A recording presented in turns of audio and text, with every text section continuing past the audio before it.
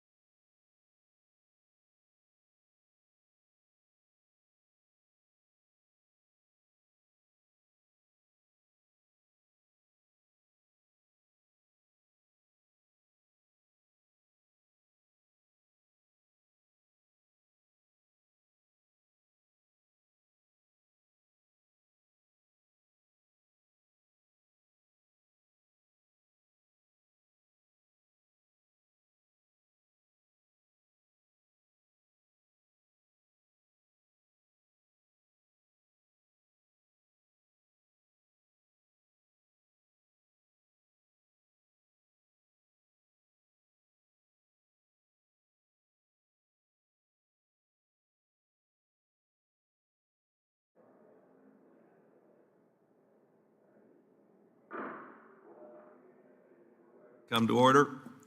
Thank you. I ask unanimous consent to authorize the chair to declare recess during the hearing.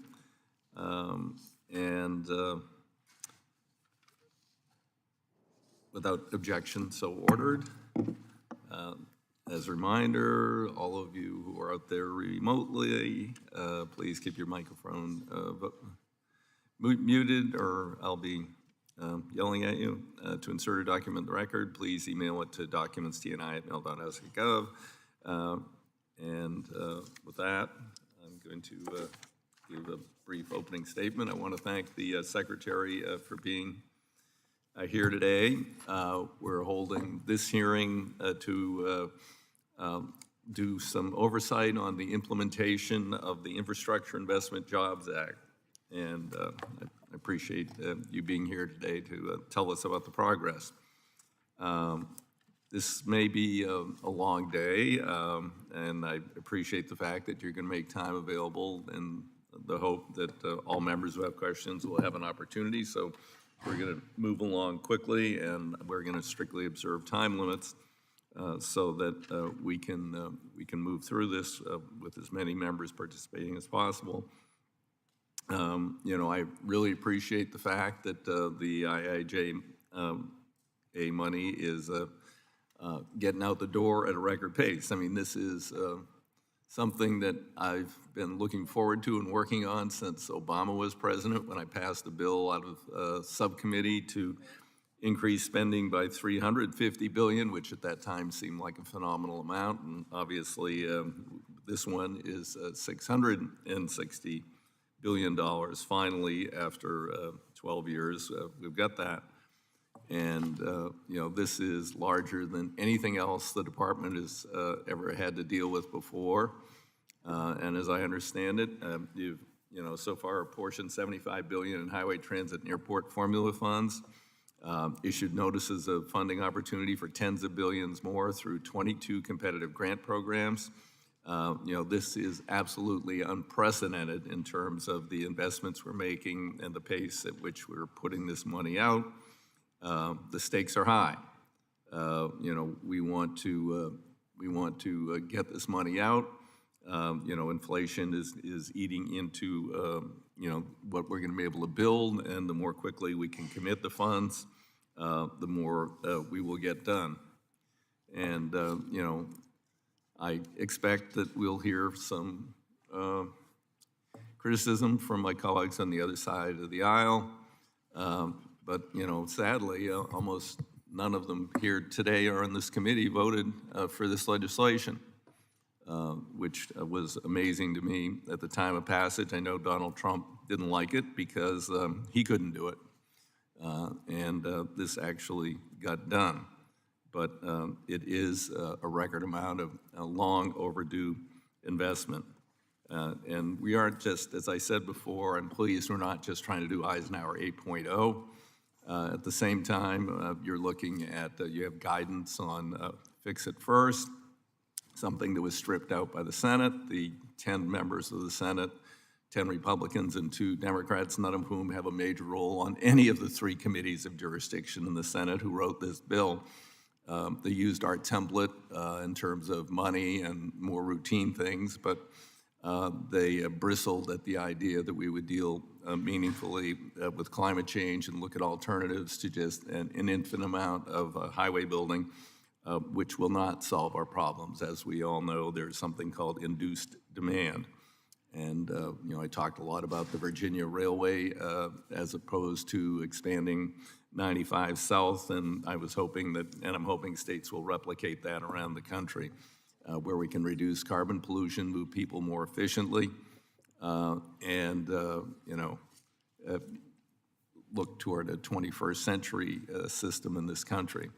I appreciate the fact that you're encouraging the states. You're not mandating or penalizing them. You're not taking away decision-making authority, but we're just asking them, and I've spoken to the Association of State Highway Officials about this, just take a look at this. Fix it first, do the critical maintenance we need to do, and then secondly, look, when you're having a congestion problem, look and see what is the best solution. Is it, attempt to build more highway miles, or is there a way to move the people more efficiently? I also appreciate the fact that, I'll be sending you a letter soon to, support your efforts to require measurement and reduction of greenhouse gases. Transportation is our single largest source of carbon pollution, and we do need to address that. With that said, I would now yield to the ranking member. Thank you, Mr. Chairman, for calling this hearing, and thank you, Mr. Secretary, for being here today. Since you last testified before the committee, Congress did pass the $1.2 trillion infrastructure package, and although many members on my side of the aisle voted against it, mostly because there was no Republican input and then ultimately no House input in the bill.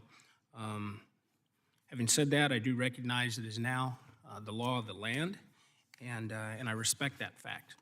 My focus now is going to be on oversight of the law and ensuring that it's implemented efficiently, effectively, and adheres to the letter of the law. And why is this important? Because our nation is dealing with crisis after crisis, from a spending crisis to an energy crisis. We have a supply chain crisis, a workforce shortage crisis, and all of these problems are feeding into an historic inflation crisis. And it's astounding that inflation has increased 550%.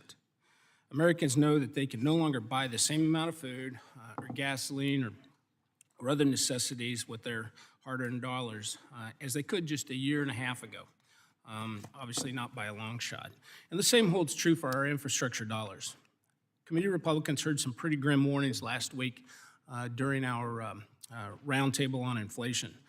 Companies working in the transportation space are struggling with exploding costs across the board, and some of these companies can't shoulder the risk of inflation, which means some of the businesses, especially smaller ones, are unable to even bid on some of the jobs.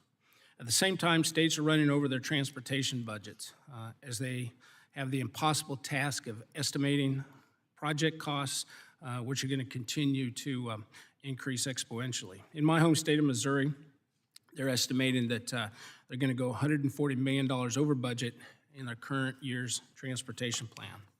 States are also receiving fewer and fewer bids on their projects. With all the regulatory red tape, they aren't able to get through the process in time for a company's proposal to stay true to their original estimated costs. And that's why it's incumbent upon the Department and Congress to make sure that every single dollar from the law counts and is directed towards projects safely and efficiently to move people, to move goods, and clear the bottlenecks that are adding to the supply chain crisis. However, many stakeholders have already expressed concerns about the administration's implementation of the infrastructure law, and I share some of those concerns. Just to highlight a few, one of the concerns to me and many others is that December 16th of last year, the Federal Highway Administration guidance memo.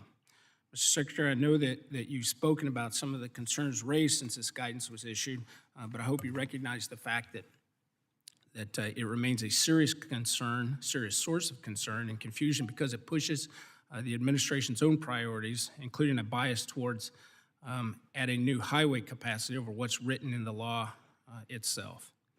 Another related concern I have is the number of the department's competitive grant notices that also include language doubling down on the federal highway guidance. The notices for grant programs like the Infra Grants, RAISE, the Mega Grants Rural, and the Reconnecting Communities, they all clearly show that the administration isn't as laser focused as it needs to be on fundamental transportation policy and projects that actually improve mobility. One additional concern I want to highlight is in regard to the one federal decision provisions which were included in the law and are critical to cutting the red tape for so many of the projects. Instead of simply implementing the OFD provisions, the administration released its action plan on project permitting on May 11th, and it doesn't seem to mention OFD. So again, here's another example of the law laying out an explicit policy which the administration appears to be ignoring in favor of accelerating projects to fit its own agenda. The result of the administration putting its agenda ahead of the law of the land, and even acting in contradiction to the law in some cases, is the infrastructure funding. Already, it's dramatically devalued by this crippling inflation, as has been pointed out, and is being diluted even further. This is not shaping up to be the infrastructure bill that Americans were promised. And now more than ever, this administration needs to focus on real infrastructure and on policies that can get us out of so many of these crises. So with that, I do want to thank the chairman again for holding this hearing, and thank you very much, Mr. Secretary. I know you are busy, but coming before Congress, it does mean a lot to a lot of members. Thanks. Thank the ranking member. Now I'd like to formally recognize the Honorable Pete Buttigieg, Secretary of Transportation. Thanks again for joining us today. Look forward to your testimony. And without objection, our witness's full statement will be included in the record. And since your written testimony has been a part of the record, the committee requests that you limit your initial remarks to 5 minutes. With that, you may proceed. Good morning, and thank you very much, Chair DeFazio. Thank you, Ranking Member Graves, and thank you, members of the committee, for the opportunity to join you this morning. Before I begin, I want in particular to recognize you, Chair DeFazio, for 36 years of extraordinary service and to congratulate you on your upcoming retirement. There are few who can claim to have done more than you to champion safety, to promote environmental justice, and to advance transportation systems to benefit all Americans. I also want to acknowledge that earlier this year we lost a member and former chair of this committee, the late Representative Don Young, who represented the people of Alaska for nearly half a century, and was often willing to cross the aisle to get things done for the American people.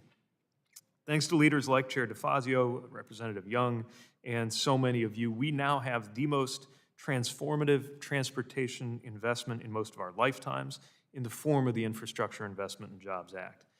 And it couldn't have come at a more important time. From delays at ports to freight congestion to shortages in aviation, American transportation has rarely confronted this many intersecting challenges at once, both immediate and entrenched. Nearly 43,000 people died in traffic crashes last year, each of them a parent or child, colleague or friend. Transportation produces more carbon emissions than any other sector at a time when the nations of the world are rallying to confront the climate challenge. And as Americans grapple with the effects of inflation, we know that transportation is the second largest household expense after housing, affecting every family budget. This is also, though, a moment of enormous opportunity, with reason for optimism. Thanks to the infrastructure law, my department has never seen a moment of greater potential than now to build transportation resources that connect everyone safely, efficiently, and affordably to the things we need and the people we love. Needless to say, we've been busy. We've already announced nearly $84 billion in grant funding from across the department. Every few days, we have another great announcement. Bridge repair programs that'll help us move more goods more affordably and people more safely. A national electric vehicle charging network with the potential to bring cost-saving technology to rural communities and help fight the climate crisis. And safety initiatives that will reduce crashes and save lives. For example, getting rid of outdated railroad crossings to prevent tragedies like the one we saw recently in Chariton County. Ranking Member Graves, my thoughts are with all of your constituents, the passengers, the families who were impacted by that derailment. And I want to emphasize that DOT will continue to support NTSB's investigation and work to improve railroad safety nationwide. From safety to reliability to affordability, name a dimension of transportation that you deal with in daily life, we have a program addressing it. All of this is going to help people get where they need to go while creating jobs and economic opportunity across the country. You all know better than anyone that passing the law is only the first step. Success means delivering good projects that improve the lives of your constituents. I'll give you just a few examples of the work we're supporting. Alpena, Michigan is a community of fewer than 10,000 people where one of the largest employers is the local cement plant. We awarded the city funding to modernize their port so it can bring in larger cargo ships. That means more business for the plant, more jobs for the people of Alpena, and better access to materials for manufacturers across the region. Within the city limits of Baltimore, it can take hours to get from home to work if you don't have a car. So we're funding 10 new miles of dedicated bus lanes to connect residential neighborhoods with major employers in a single corridor that supports more than 180,000 jobs. In 2007, Findlay, Ohio, a town of 40,000, flooded. Hundreds of homes and businesses were damaged or forced to move. Now, we're helping Findlay replace a century-old railroad bridge with a modern ballast deck bridge that will not only help people get to work, but also reduce the risk of flooding damage in the future. And these are just a sample from among literally thousands of projects that will help Americans live and work where they want, help businesses deliver better products, and help families save for the future. They can even save lives. In this good work, we will need your continued leadership and partnership, as well as that of communities across the country, organized labor, businesses, state, tribal, and local officials, and so many more. Together, we have the opportunity to improve countless lives, support good-paying jobs, strengthen America's manufacturers, modernize our infrastructure for decades to come, and cement America's position as the world's leading economy. So thank you once more for inviting me to be here today, and I'm looking forward to addressing your questions. Thank you, Mr. Secretary. I will now move on to questions. I'll first recognize the chair of the Surface Transportation Subcommittee, Eleanor Holmes Norton, for her questions. Eleanor will be virtual. Thank you very much, Mr. Chairman, and thank you, Mr. Buttigieg, for being here today. As you know, the Department of Transportation grant recipients have historically been prohibited,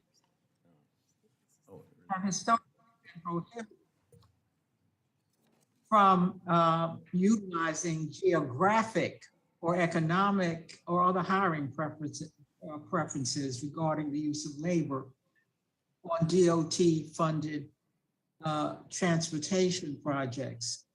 But the new infrastructure law provided new statutory authority for recipients of DOT grants to utilize local labor hiring preferences.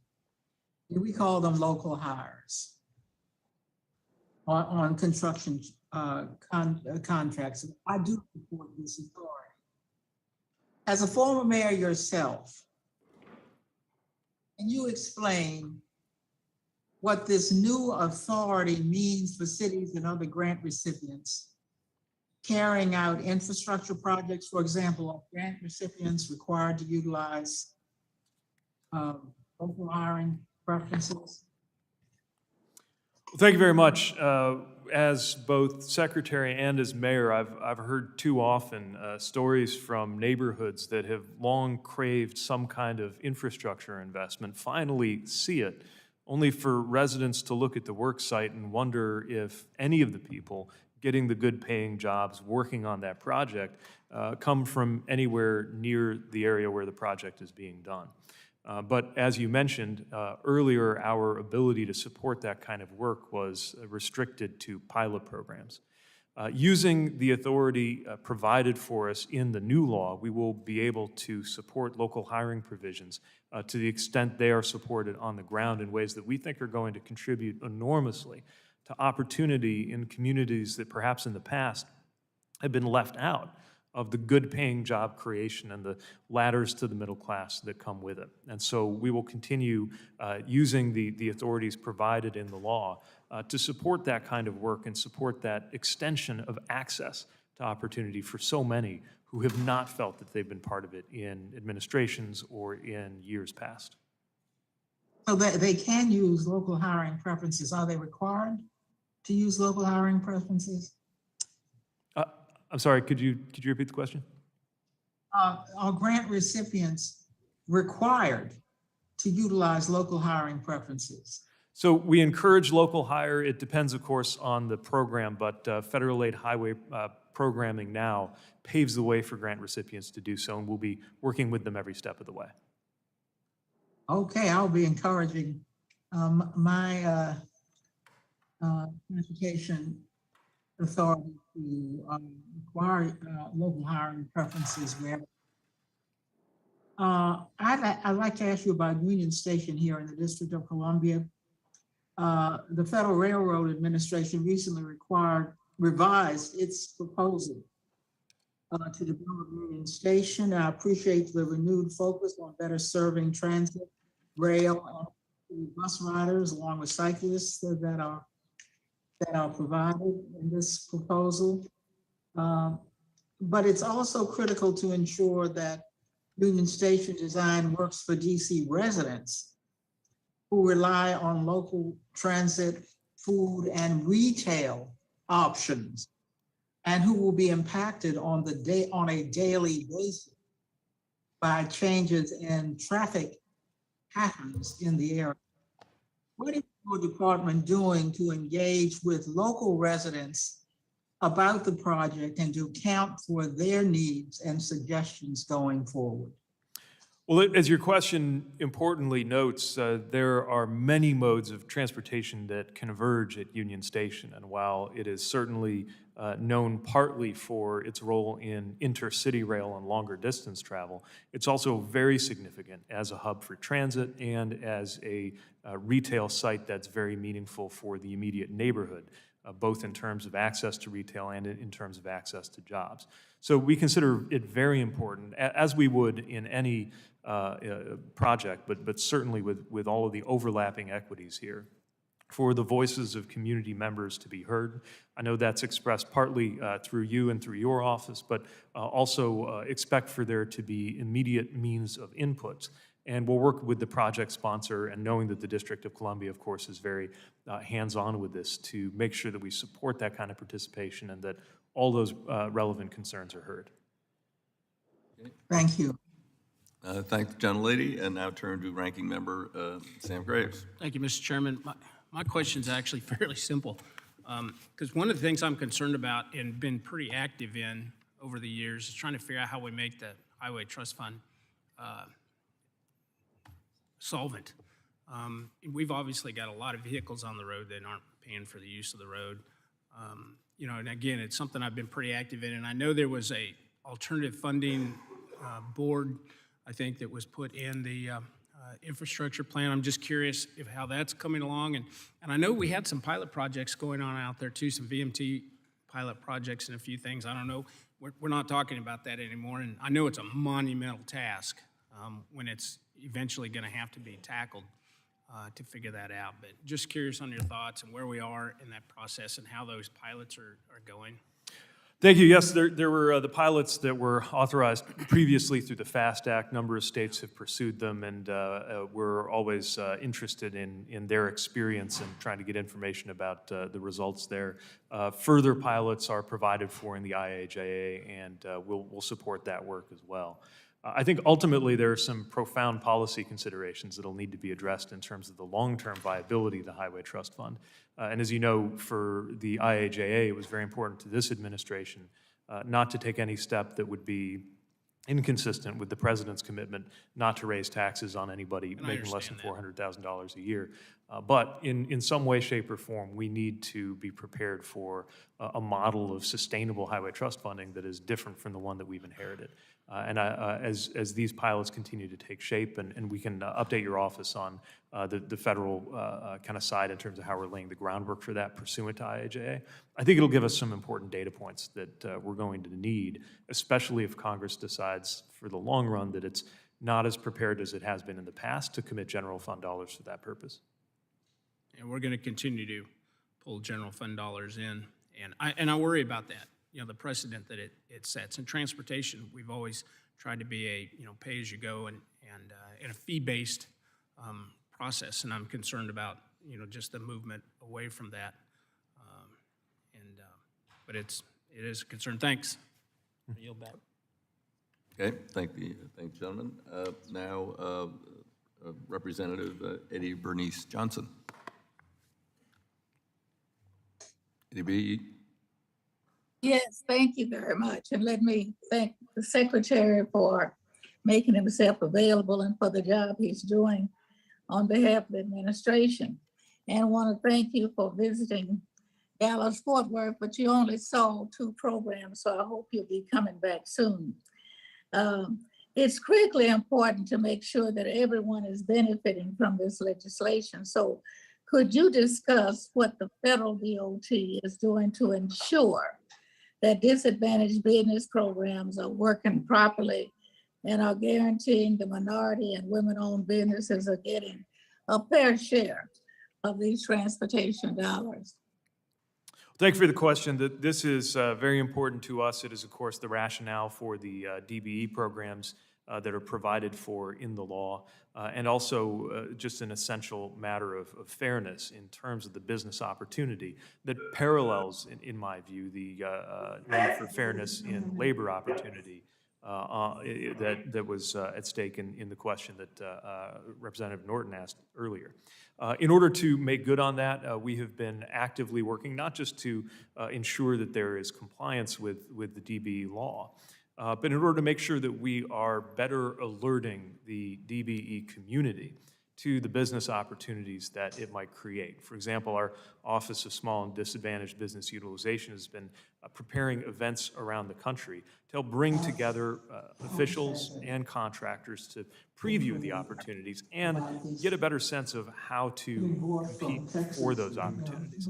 We know The that gentleman would suspend for 1 second. I believe someone's microphone's on, and I believe it might be Eleanor Holmes Norton. Please mute your microphones. Continue, Ms. Secretary. Thank you.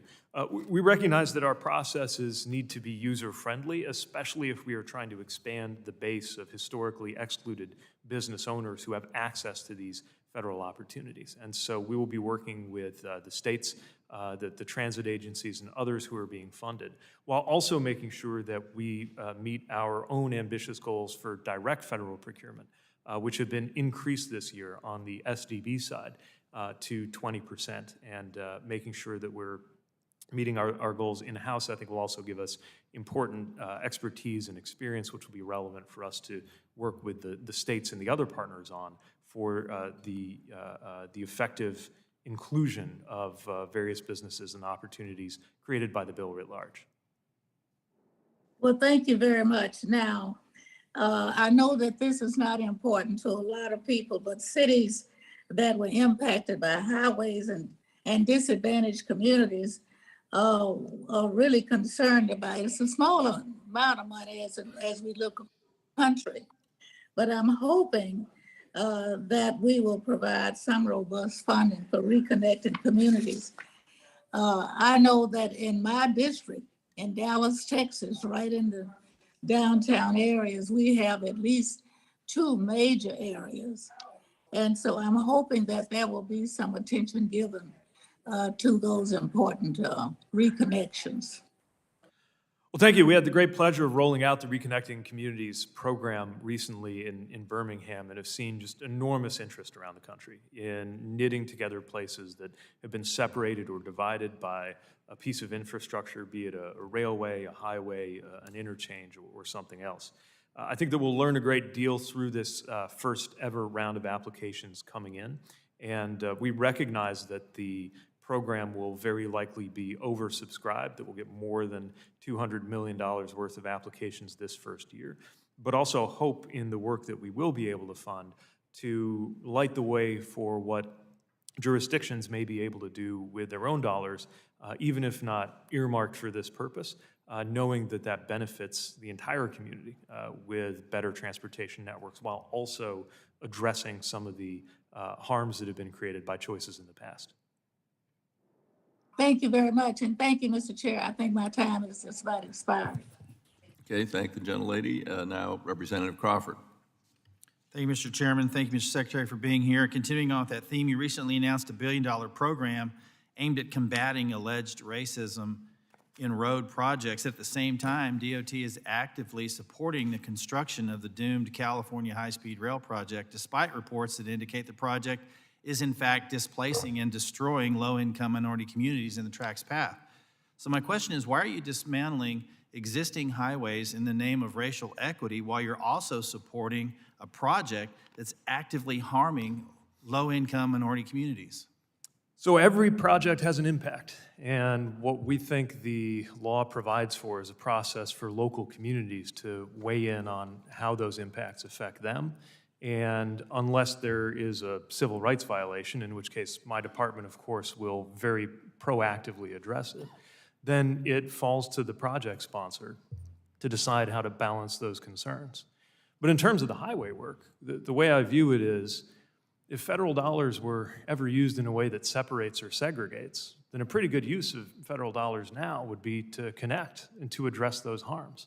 And my view also is that the entire community, not just those who were disadvantaged, is better off when a community is served by transportation infrastructure that does in fact connect more than it divides. Well, that sounds pretty good rhetorically, but in reality, what we know is that this money pit in California that's largely being subsidized by federal tax dollars is doing exactly what you purport to prevent with this $1 billion allocation. So I think that is worth revisiting at some point to determine if in fact certainly that's happening. Is that a good expenditure of money? But let me move on in the interest of time.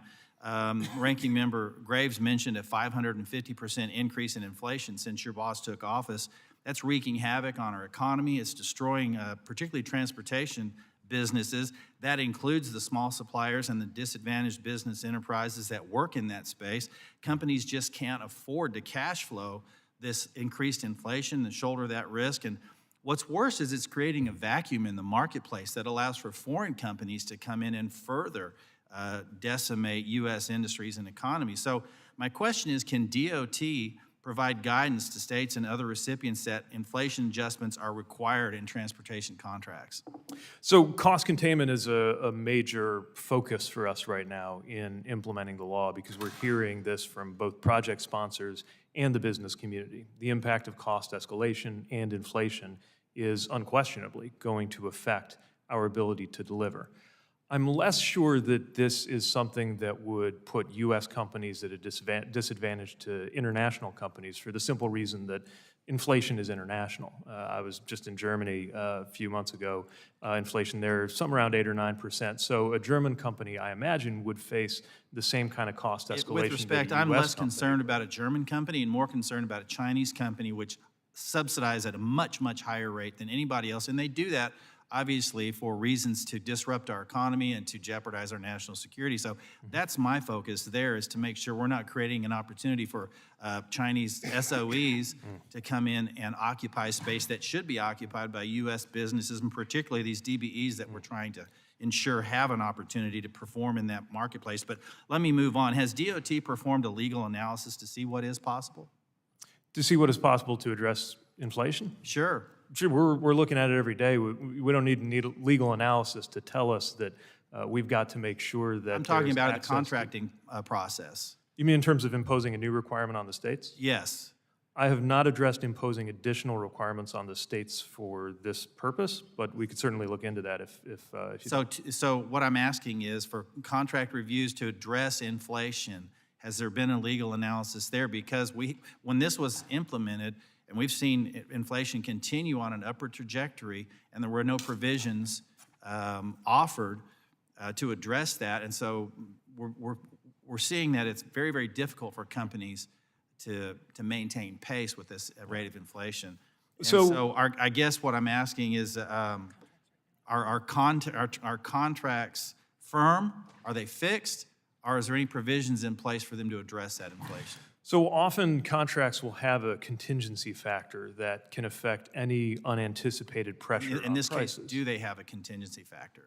Again, it would depend on the specific program involved, but would certainly welcome a chance to work with your office to see if you agree that that's adequately contemplated in the contract framework. And any other provisions being discussed about what can be done, for what DOT can do to help small businesses and DBEs continue to participate in this market? A couple of things that we think can be helpful here. One, of course, is simply doing everything we can to ensure that projects move forward swiftly, right? The greater the rate of inflation, the greater the cost of delay. And so as we're looking at everything from technical assistance to support moving through the permitting process, that's something that becomes even more important in a high inflation environment. Other mechanisms that I think could make a difference here are ones that could look at the timing of the spikes that you see in the cost of some of the different inputs. Not that you can predict the divergence between, let's say, the cost of steel or the cost of labor 3 years from now, but there may be ways to help project sponsors like transit agencies or state highway departments at least map out where some of the bulges are likeliest to occur in the availability or the restriction of supply. And I think that could make a difference too. So that's an example of the kind of thing we're exploring with them as we partner to try to make sure we get the absolute most value for these taxpayer dollars. Thank you. Yield back. Thank you, gentlemen. We now turn to Representative Larson. Thank you, Mr. Chair. Mr. Secretary, I have a very Washington State-focused question to start, and it has to do with culvert funding. We passed an $800 million program as part of the IIJA that included contributions from states, locals, and tribal governments to replace culverts. It's a big issue in our state, and when can we expect information about IIJA culvert funding program? So we're hard at work on this. It is a new territory for us in many regards. So we've been working with interagency partners like the U.S. Fish and Wildlife Service and others. I've told my team I'd like to see this guidance out by the time the salmon are finished running, and hopefully it'll be before the peak. So that's the best answer I can give you. Late summer is really. There may be no salmon running at all if we don't get the culvert funding out. We're hard at work on it. Yeah, I understand that. I wanted to underline that for us in the Northwest. Thanks so much. Changing the direction a little bit, one aspect of the equity question. We've been exploring equity issues in my district and throughout the country, and there's a lot of variety in how people define equity and so on, but there are aspects of it. One issue has to do with equity and data collection. If we don't collect good data, then we don't really know specifically the impacts on some communities, making it impossible for DOT to factor that into community efforts to address inequity. So how have you used data collection for underrepresented groups, and how is that factored into the equity action plan in the DOT? So what we're trying to do is strike the right balance between gathering enough data to set good policy and know how we're doing as far as the effects, benefits, and impacts of our policies and projects on disadvantaged communities, without creating such a burdensome framework for data collection that it's actually low-income communities or small rural communities, in other words, the ones we'd most want to help from an equity perspective, that find it prohibitive to apply for projects or to participate in our processes. I think that balance leaves room for us to gather data at a more granular level, though, and I think we have a responsibility to do that. We still have relatively little visibility, for example, on who gets the economic benefit of the dollars once they go out of our building, so to speak. And I think that, especially given what technology now makes possible in terms of managing this data, we're in a position to, in what I hope will be an administratively lightweight fashion, gather more information than we've ever had and use that for decision support. There may be examples. Puget Sound Regional Council has a data tracker on equity that we can pass on to you. We're looking at. But related to this issue of equity and small rural communities, which I also represent, got a big variety in my district. And one of the challenges that they have, and we shared with Mayor Landrieu as well, is just the lack of capacity to apply for competitive grants. Competitive grants that are called rural transportation grants, and they just don't have the capacity to get their arms around that. Has the DOT thought through this problem? Because I know Mayor Landrieu has heard of this issue throughout the implementation phase. Yes, two things were at least two things I can point to that we're doing about this. It resembles my own experience as a mayor who led a city that didn't necessarily have the resources for a robust federal affairs team, and there are communities much smaller than my hometown of South Bend trying to get access here. The first is to make the processes simpler on the front end. So when you see us taking a step like a combined notice of funding opportunity that rolls infra and mega and the rural surface transportation program into one, part of what we're trying to do is just have literally fewer pages of paper out there in the process so that it is easier to navigate for an applicant of any size. The second thing is to make sure that we're proactively engaging project sponsors or would-be project sponsors, and where possible, and we do have some funding for this, though there's always going to be more demand than we can support, the kind of direct technical assistance that can help walk them through the process, especially when you're looking at a first-time applicant. Thanks. And then on workforce issues and equity, perhaps you touched on this with discussion on DBE, but and you have in some respects, but are there other steps that DOT is taking to ensure that minority-owned businesses are in fact considered for and selected for these projects? Quite a few, and part of how I view this is that it's not only a matter of fairness, although that's reason enough, but also the volume and the pace of infrastructure work we're taking on as a country is going to demand everything that we can provide as a country as far as talent, entrepreneurial talent, and skilled work. And what that means is that we can't succeed if we leave any talent on the table. And so as you look across our programs, some of them can directly support workforce development in a way that we think benefits both labor and DBE ownership. Some of it doesn't require that, but certainly leaves space for project sponsors to do so.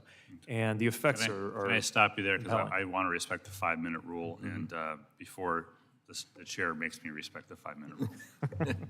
But we'll follow up with your staff with the rest of the answer. Thanks. Thank you. I thank the gentleman. Representative Gibbs. Thank you. Mr. Secretary, just to follow up a little bit on Congressman Crawford's questions. My understanding, the Federal Transit Authority recently put out guidance to at least one of their regional offices that suggests transit grants recipients through OMB regulations are allowed the federal resources to help cover material cost increases from previously negotiated contracts. Have similar memos gone out for highway and other offices? I would have to get back to you on mode by mode, how each of the different operating administrations is trying to accommodate those things that are taking place. But You can concur that the Federal Transit Authority has done that? I'll make sure, but I certainly don't know anything that would contradict that. Okay, thank you. Also, do you agree that investing in federal port infrastructure dollars in improving efficiency, including automation and new technologies, would help improve port operations and relieve supply chain bottlenecks? We strongly believe in funding port infrastructure that will make a positive difference to Okay. both the port's ability to move goods Yeah. and to the surrounding community. Are you aware that there's currently restrictions on using federal dollars for these purposes, for automation and, basically automation infrastructure? So as you likely know, there is a lot of difference of opinion and difference in the research on where automation in fact yields to productivity increases and where it doesn't. And there's quite a bit of skepticism about how that could work in the US context.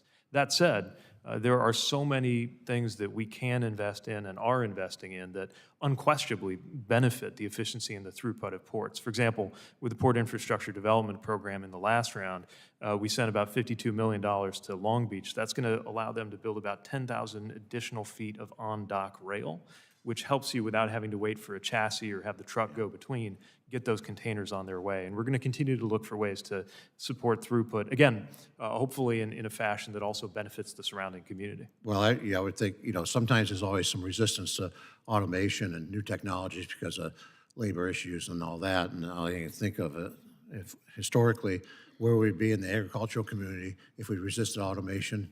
Where would we be if we protected the phone operators back in the 70s? The new technologies come about from that. So, I think historically, technology has maybe jobs have gone by the wayside, but then in addition, but the result is different new jobs, higher paying jobs for improving standard of living. So I think that's a thing to keep in the back of your head, that automation is sometimes tough, but it's usually, the correct way to go, at least historically and across many sectors of our economy. You may be aware that pipelines are one of the safest and most efficient environmentally way to transport energy. Yet I'm concerned that this administration's anti-energy agenda at the time when gas prices and inflation have reached all-time highs. Congress back in 2020 passed bipartisan legislation to boost pipeline safety and efficiency. Can you please provide us an update on the implementation of this law that was passed 22 years ago? Thank you. PHMSA has been hard at work making sure that the provisions of the Pipes Act are enacted, both in terms of making sure that we have the right kind of staffing to support it and the rulemakings that are called for in the legislation. I would be happy to get you more details, but the bottom line is that we will continue to meet our safety mission. Whatever other policy questions are being debated, and PHMSA has taken a number of steps to, I believe, enhance, even just in the time that, since the legislation was passed, to enhance our already very strong track record in terms of safety oversight. I realize in your purview, safety is in your jurisdiction, but I don't think there's been really any pipelines permitted in this administration. Might not come under your purview, might come under the Army Corps, the EPA, but restricting this pipeline permitting access to exploration in the United States is limiting our exploration and our ability to produce more energy, because if you don't have the pipelines to put the natural gas in, they can't produce the wells. And so I just make that comment. Also, the Maritime Administration permits for deep water ports, that's the only thing they have a granting permit for. There's been a release of environmental impact study. I understand the first release of the draft environmental impact study was to provide multiple language information in nearby communities, even though such information had already been provided part of the original DEIS. I guess this administration, if they meet all their permits, the applicant meet all the environmental requirements are met, will the Maritime Administration provide a positive record of a decision on this? So once applicants have fully satisfied the requirements of the EIS, then the Deepwater port can be licensed. I can tell you in the last 3 years, MARAD's engaged over 20 companies with interest in developing new facilities, with 8 deepwater port export applications that came in during that time. I believe 2 of those were withdrawn, but the remaining 6 are under review, and we'll review them according to the responsibilities that MARAD has under the law. I just hope they meet the requirements that are approved. Thank you, and I yield back. Thank the gentleman. I would now turn to Representative Napolitano. Thank you, Mr. Chair. Mr. Secretary, thank you for announcing the funding opportunity for the Railroad Crossing Elimination Program. Funding is incredibly important to my district, and the money for the Great Separations is significant, but just as significant is the effective coordination between government sponsors and the private railroad companies who can hold up these projects with excessive requirements, unnecessary private railroad improvements on taxpayer dime, and delays. How is the department ensuring that railroad companies and all stakeholders are effective partners to quickly implement railroad grade separation projects? Secondly, I greatly appreciate the administration's Justice 40 initiative that directs 40% of federal funds to disadvantaged communities. Is the Justice 40 initiative being implemented for all your grant programs, and in particular, your Transit Capital Investment Grant Program? And one more question, and very proud to have Foothill Transit in my district, leading the nation for more than a decade in electric and fuel zero emissions buses, and has invited you to visit the facilities.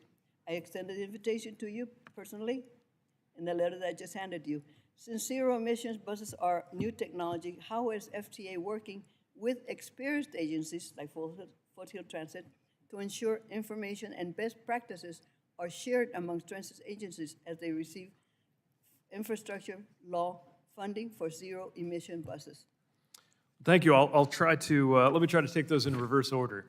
So with regard to the zero emission buses, we recognize there are a lot of agencies like Foothill Transit that already have quite a bit of expertise in this regard, and we want to make sure that that's taken on board. So FTA is doing a lot of convening through efforts like the Transit Vehicle Innovation Deployment Centers Initiative to try to bring the different players together. And actually, I believe Foothill Transit was among the agencies on an advisory panel in a position to share their expertise on this, because we do need to make sure that more agencies understand and are equipped to take advantage of the funding and to make these clean vehicle deployments that are going to be so important for their future.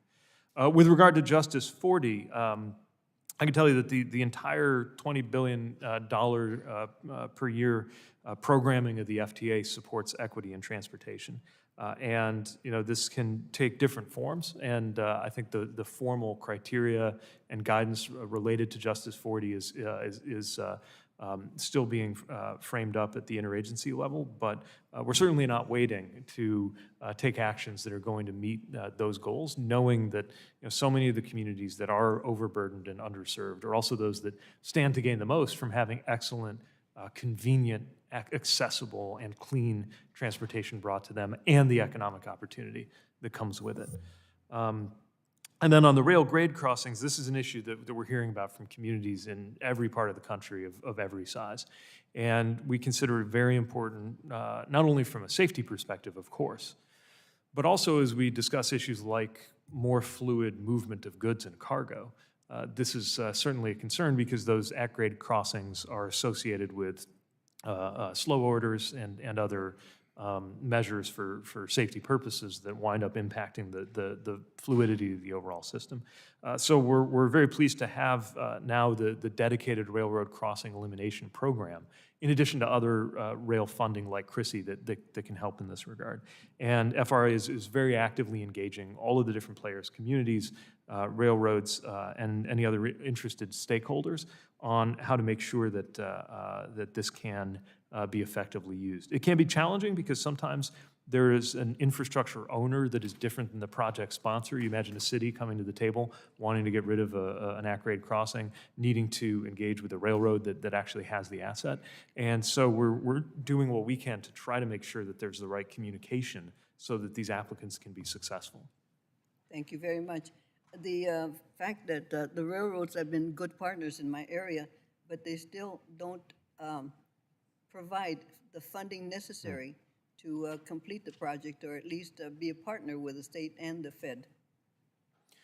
And then on the grant program, how about the Transit Capital Investment Grant Program? Sorry, what about the capital investment? That was on the Justice 40.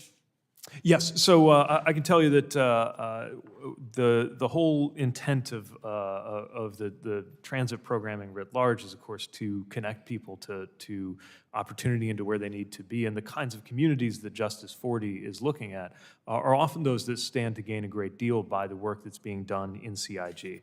And so again, what I would emphasize is, even in those areas that may or may not fit the formal or technical definition of Justice 40, they will already, certainly CIG will already have criteria that are relevant to the spirit of that program. Thank you very much, Mr. Secretary. Thank you. Thank you, gentlelady. Now, Representative Webster. Thank you, Chair, and thank you, Secretary, for appearing. We really appreciate it. As you know, the revenue from the Highway Trust Fund is not sufficient to meet the transportation needs, and so over the years, since maybe 2007, 2008, we put money in, and that money is being spent, and it's going to be spent up again here in the next few years. We'll need to do it again.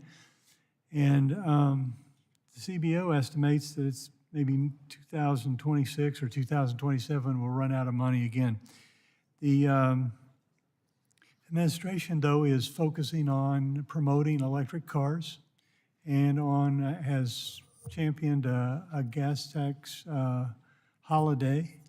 Those are things that take away revenue, not add to it. So my question is, do you have something that wouldn't negatively affect revenue that we could kind of put our teeth into that would rebuild what's there, including maybe something that would tax electric vehicles? So first, I do want to emphasize that when the President asked Congress to consider the gas tax holiday, he called for a means of doing it that would hold harmless the Highway Trust Fund. But certainly the larger point is well taken, that as we continue the transition toward electric vehicles and zero-emitting vehicles, it means that we're going to need to have other means for filling gaps in the Highway Trust Fund. Up until now, Congress has been prepared to do that through general fund transfers. That's certainly a legitimate way to fund our highway needs. It's not the only way, and it's not consistent with the past practice of a user pays principle. How to enact an alternative. These are the kinds of things that the FAST Act law provided for exploring in the pilots. Some states have begun doing that. And pursuant to IIJA, there can be more work in that regard, too. I think that will get us more technical insights, but I think ultimately this will be not a technical decision, but a policy one. And that largely comes down to whether Congress will continue to hold to the user pays principle or seek an alternative means for funding. Have you considered some sort of toll facility which every vehicle would pay if they had to go through the toll booth? Is that something that's an option? You know, I grew up in northern Indiana where 8090 is funded as a toll road, and certainly that's something I think we're accustomed to on certain heavily trafficked roads, especially if they were built or maintained with that in mind.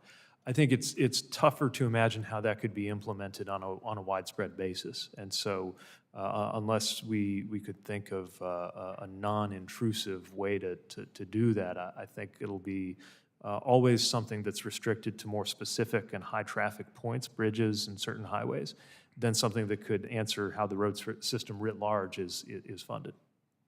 So how about using private money to do that? Using highway money to erect the toll booths? No, or- private money like. Oh, sorry, I thought you private said inve- highway money. Private investment. We do think that there continues to be a place for private investment, if you look at some of the work our Build America Bureau has done to unlock some of that private value, it holds a lot of promise. I would be less confident that that could answer a question as large scale as how to keep the Highway Trust Fund in order. Thank you very much. Yield back. Thank you. Thank you, Jim. Representative Cohen. Thank you, Mr. Chair. Mr. Secretary, I thank you for coming before the committee and for your introductory remarks recognizing the outstanding service of our chair, of our former chair, Mr. Young, who was a dear friend, and the work of this committee. Last time I think we spoke, you called me about supporting the bill from the Senate, and I told you I couldn't do it because I was supportive of my chairman and the hard work of this committee. Forget about all that. I voted for the bill. We had a hearing last week on highlighting the impact of outdated road design in the highway safety crisis. We learned the speed is a factor, both in increasing the risk of crashes and the severity. Certain high crash risks locations are responsible for a disproportionate number of fatalities and serious injuries. Memphis, unfortunately, was recently rated the third worst city for pedestrian injuries and accidents. Senator Markey and I got the Complete Streets Act passed, and as part of got it into the Jobs Act, and so a certain percentage of money has to go toward those projects. How will Complete Streets planning initiatives included in the Jobs Act change the way we design our roadways and prioritize safety and access for all users over speed? Well, as you correctly point out, speed is a factor in so many of the roadway fatalities that we experience in the U.S. And having an approach to road design that recognizes that not only what's in the car, not only who's in the car, but the road itself and how it's designed can play a major role in safety. We think we have a safety responsibility to support Complete Streets. And indeed, there are a number of provisions in the bipartisan infrastructure law, as you know, that encourage state, tribal, and local governments to develop Complete Streets standards or policies and plans that prioritize Complete Streets projects. I would point also to the economic benefits of that. Certainly was my own experience in my hometown where we applied what you could think of as a Complete Streets treatment to a downtown thoroughfare and saw a lot of benefit to small business from there being more foot traffic because people felt safer walking along the street once it had gone through those upgrades. We have delivered the report to Congress that was called for, called Moving to a Complete Streets Design Model, which offers the Federal Highway Administration's guidance and identifies some of the resources that can be helpful here. We don't aim to prescribe all of the details about what makes for a good complete street. We know that local jurisdictions will come up with their own ideas, but we wanted to provide a framework and provide support. And I would also emphasize, among other funding sources that would be a legitimate application for complete streets. Certainly with the Safe Streets and Roads for All program, which is $1 billion annually over the next 5 years, I think that's one area where a well-considered complete streets plan will score quite well. Thank you, sir. I just hope that you would concentrate or put specific focus on road corridors that are the most serious problems based on high risk, and of course that would include Memphis, but I know you'll do that. Can I go to lightning rod round here? Passenger rail is important for the people in my city and my state. We'd like to connect Memphis and Nashville. Those are two of the iconic large cities in the South that are not connected while most are.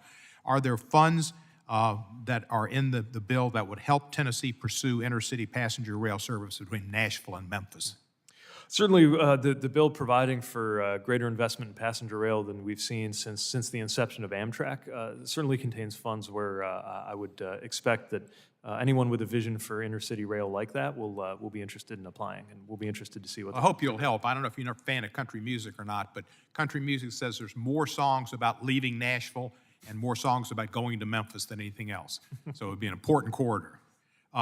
Airports are important too. And unfortunately, we do not have a direct flight from Memphis to Nashville any longer because we're no longer a hub city. We applied for an airport grant, and I appreciate your nonpartisanship in giving $5 million to Chattanooga and getting that money out, but it detoured, it didn't get to Memphis. Can you give me some kind of an idea about what Memphis might be able to do to receive a second round funding? Our airport is older. It's in a seismic zone with the Madrid fault and possible earthquake. And we have a very poor population and a low income. Memphis is an ideal city to get help. Can you give me some idea about how Memphis might receive that? Yes, there are several funds that have become available through the infrastructure law in addition to the ongoing availability of the Airport Improvement Program. And so would certainly welcome applications from those applicants who didn't make it in the last round of the airport terminal program. We've got several more rounds to go, and it was certainly oversubscribed. We'd love to fund as many of those projects as we can, as well as that's where most of the passenger-facing investments would be out of the airport terminal program. But for other improvements from tarmac to apron to runway to tower, there are a lot of additional resources now available thanks to the infrastructure law that could also be areas where they might want to apply. Thank you. My time's expired, but I want to re-thank you for coming to Memphis when the bridge closed down and for visiting FedEx and for getting part of the underrides bill and implementing it in the bipartisan act. Thank you, and I yield back the balance of my time. Thank you. Thank you, gentlemen. Representative Massey. Thank you, Mr. Chairman. Secretary Buttigieg, I've been driving an electric car for 10 years, and I've had solar panels for 15 years, and I'm really bullish on technology and the way it could help make our country energy independent or more energy independent. But I'm really alarmed at sort of the naivete of those who are promoting rapid adoption of these technologies with our existing infrastructure. President Biden signed a non-binding executive order stating that 50% of vehicles sold in the United States should be electric by 2030. Do you support that? Yes. And he also said that by 2035 that 100% of the federal government fleet should be electric. Do you support that? Yes. So which uses more electricity? We're talking about residential electricity here. A refrigerator when it's running or an electric car when it's charging in your garage? I would expect a car. Would you say it uses twice as much or 25 times as much? I would think closer to 25 times as much. Yeah. It's actually 50 at the instantaneous moment, but over the course of a year, if I take the numbers from the U.S. Department of Energy about the average household, how many vehicles they own and how far they drive, over the course of a year, an American household would use 25 times as much electricity for their electric car as they would for their refrigerator if they had 100% adoption. And the average family has 2 vehicles, and this would be if the average family had 2 electric vehicles. Do you think it would strain the grid if everybody plugged in 25 refrigerators in every household? Well, if we didn't make any upgrades to the grid, sure. I mean, if we had yesterday's grid with tomorrow's cars, it's not going to work. It's one of the reasons why we believe that infrastructure includes electrical infrastructure and argued for that to be included, as it thankfully was in the bipartisan law. Do you think by 2030, which is when Biden says 50% of cars sold should be electric, do you think the grid will be capable of handling electric cars? It's going to need to be, and we're working with the Department of Energy every day. We've established a joint office of energy and transportation to map out some of the needs. Obviously, some of this gets outside of my lane, and we've been discussing with, for example, the truck stops that are looking at what their power needs would need to be at an interchange where today they're mainly filling up on gas in order to accommodate that. And then, as you mentioned, a lot of the scenario for this is also residential. But it's also worth pointing out that while a typical driver who adopts electric is using more electricity, at the end of the day, they're using less energy because of the efficiency benefits of getting that energy produced at utility The problem scale is, instead of we burning don't, we don't have the fuels in your car. capacity to produce that energy. You aptly use the word need. You could say want as well. There's needs and wants to make this fantasy work by 2030, but the reality is the capability is not going to be there. The average household uses 17% of their electricity for air conditioning. And that would mean the average household uses 1,870 kilowatt hours per year for air conditioning. If that average household plugged in electric cars, do you know how much more electricity they would use in comparison to the air conditioning that air conditions their whole house? No, but again, I would emphasize it will Well, let me be help you. less Let me help energy you with overall. that first before we go on, because the numbers are important. It would take 4 times as much electricity to charge the average household's cars as the average household uses on air conditioning. Do you think that could be? So if we reach the goal by 2030 that Biden has of 50% adoption instead of 100% adoption, that means the average household would use twice as much electricity charging one of their cars as they would use for all of the air conditioning that they use for the entire year. Do you think this could contribute to rolling blackouts and brownouts in areas of the country where air conditioning is basically considered essential? Not if we prepare. Look, the fact that people who have electric vehicles are going to use more electricity can't be a reason to give up. The idea that America is inferior to the other countries that have figured this out just doesn't sit well with us in administration, and I'm that's not why we're saying- investing in a better grid. In the time that I have left, let me say, I'm not saying we shouldn't prepare. I told you at the beginning of this, I'm bullish on this technology, but the numbers and the rate of adoption has been developed using political science, not engineering. They're impractical, and if we blindly follow these goals that Biden has set out, it will cause pain and suffering for the middle class. And I yield back, Mr. Chairman. Thank the gentleman. Representative Johnson. Georgia. Thank you, Mr. Chairman. Thank you, Mr. Chairman, for holding this hearing, and good to see you, Secretary Buttigieg. Thank you for your time and your testimony. For decades, communities of color and low-income communities have been ill-served by our transportation system. Our communities face a higher burden of pollution and fewer affordable, safe transportation options. One means to address this is to build more high-quality transit lines, such as the Atlanta Area Transit Agency, MARTA's proposal for the South Lake Bus Rapid Transit Project, which will serve an area made up of 93% minority individuals. The South Lake BRT project is in the pipeline for the Federal Capital Investment Grants Program. The Federal Transit Administration is currently developing new guidance for the SIG program, which will significantly influence which projects qualify and receive funding in the future. Mr. Secretary, how will your department ensure this new guidance and the SIG program generally will support equity and deliver real results for underserved communities?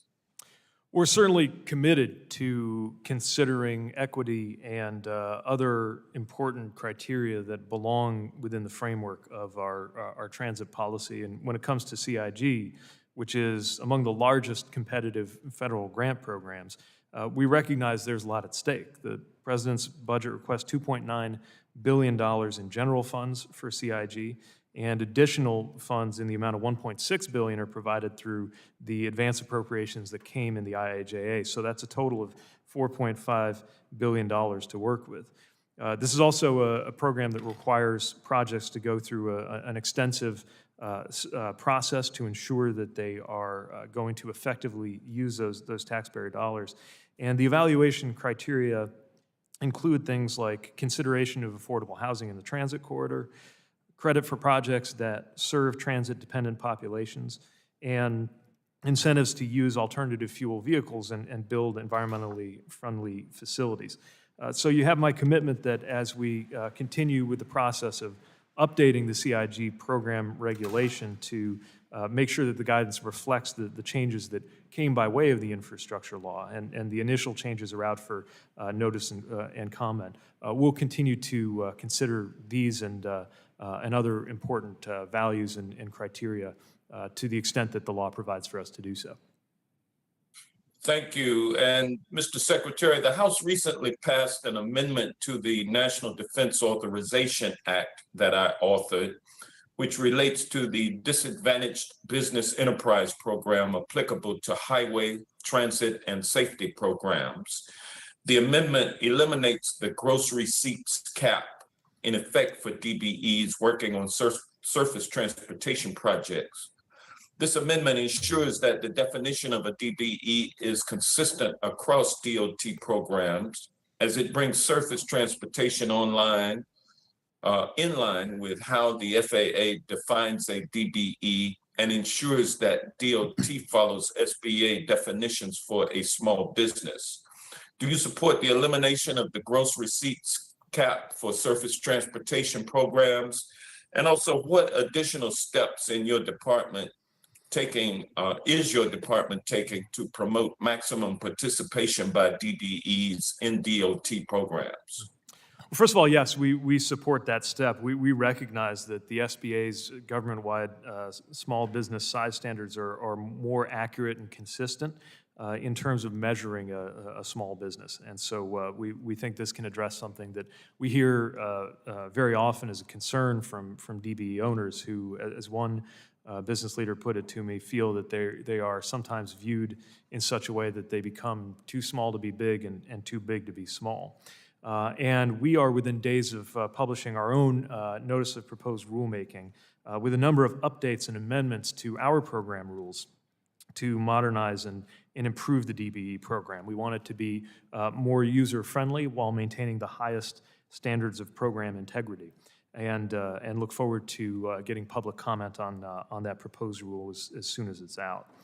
I'll also say, in addition to the formal requirements and rules pursuant to the program, we're also just doing a lot of engagement and communication, making sure the DBE community knows about the opportunities that are coming and understands where to go in order to become more involved. And we'll be engaging the incumbent and larger firms as well about what we consider to be the importance of them being good partners with these smaller and disadvantaged companies too.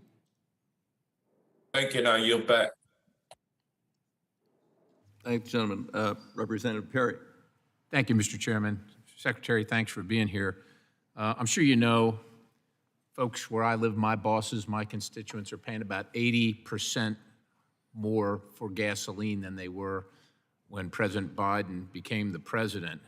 And I think the response, I mean, I think it's fair to say that even you have implied that they should buy an electric vehicle and absolve themselves of that 80% increase per gallon.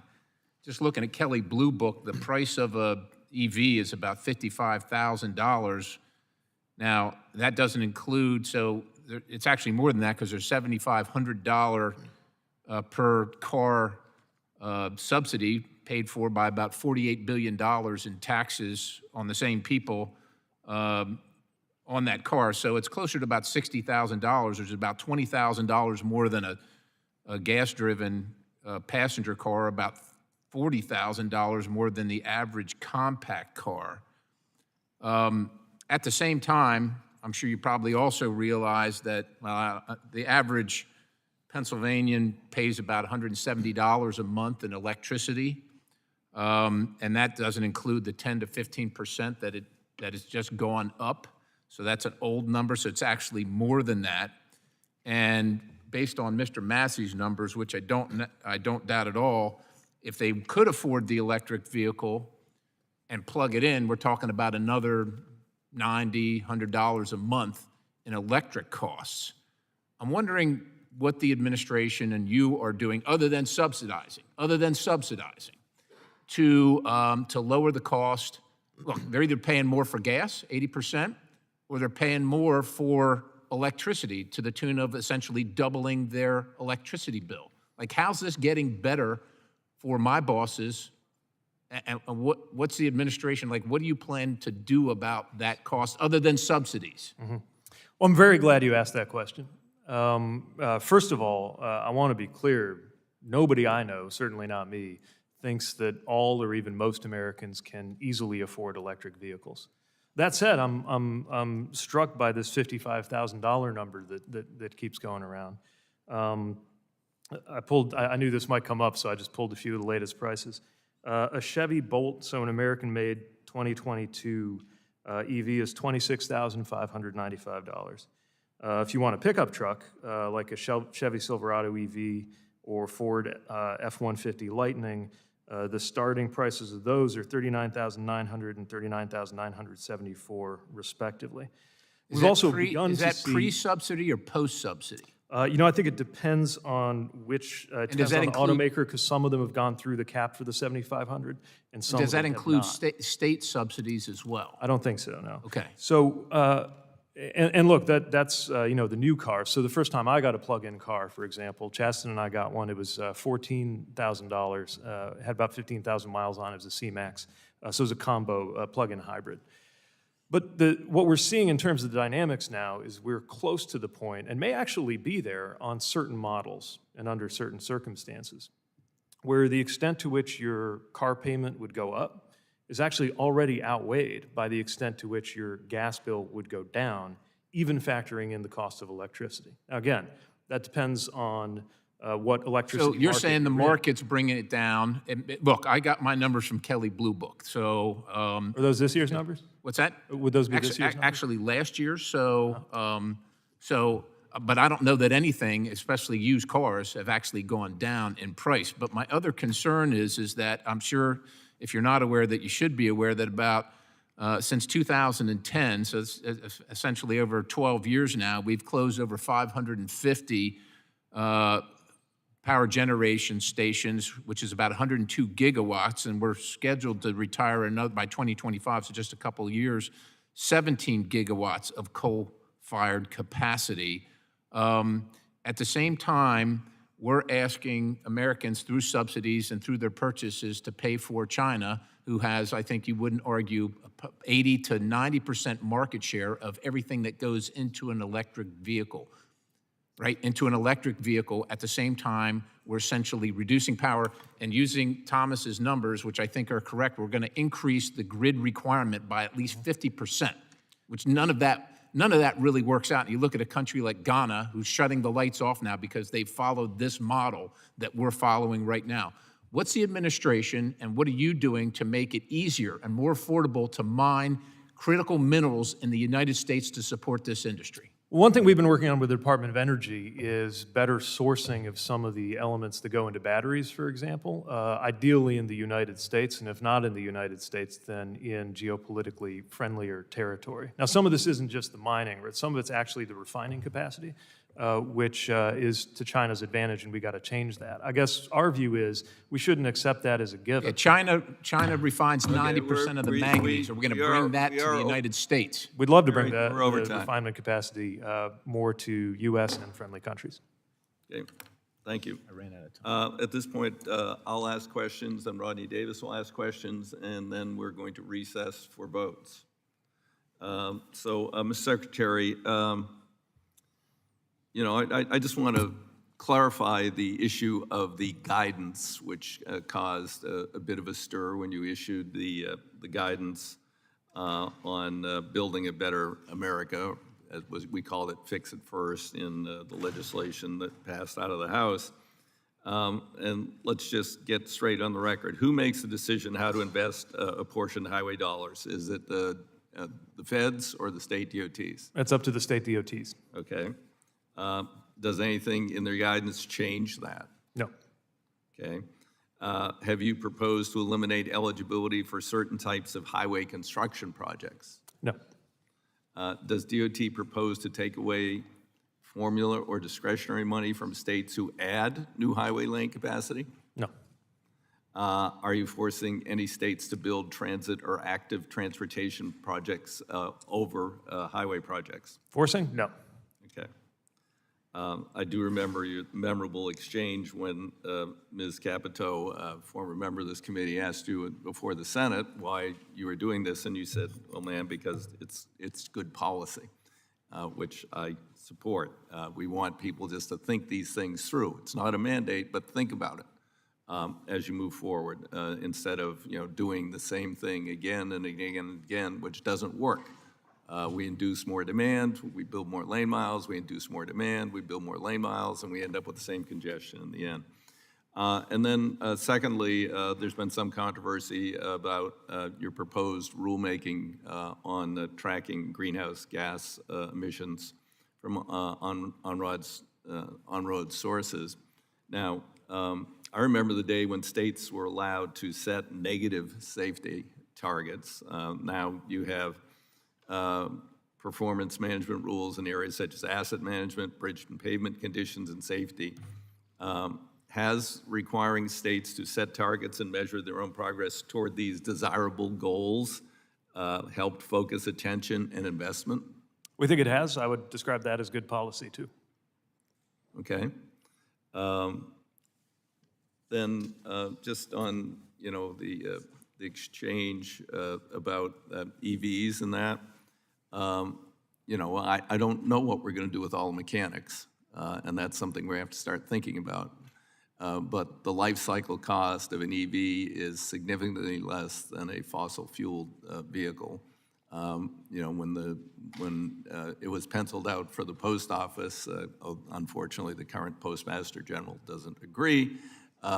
They would have saved a phenomenal amount of money, even though there was more upfront cost if they had moved to an EV fleet. So I think that's something that needs to be taken into account.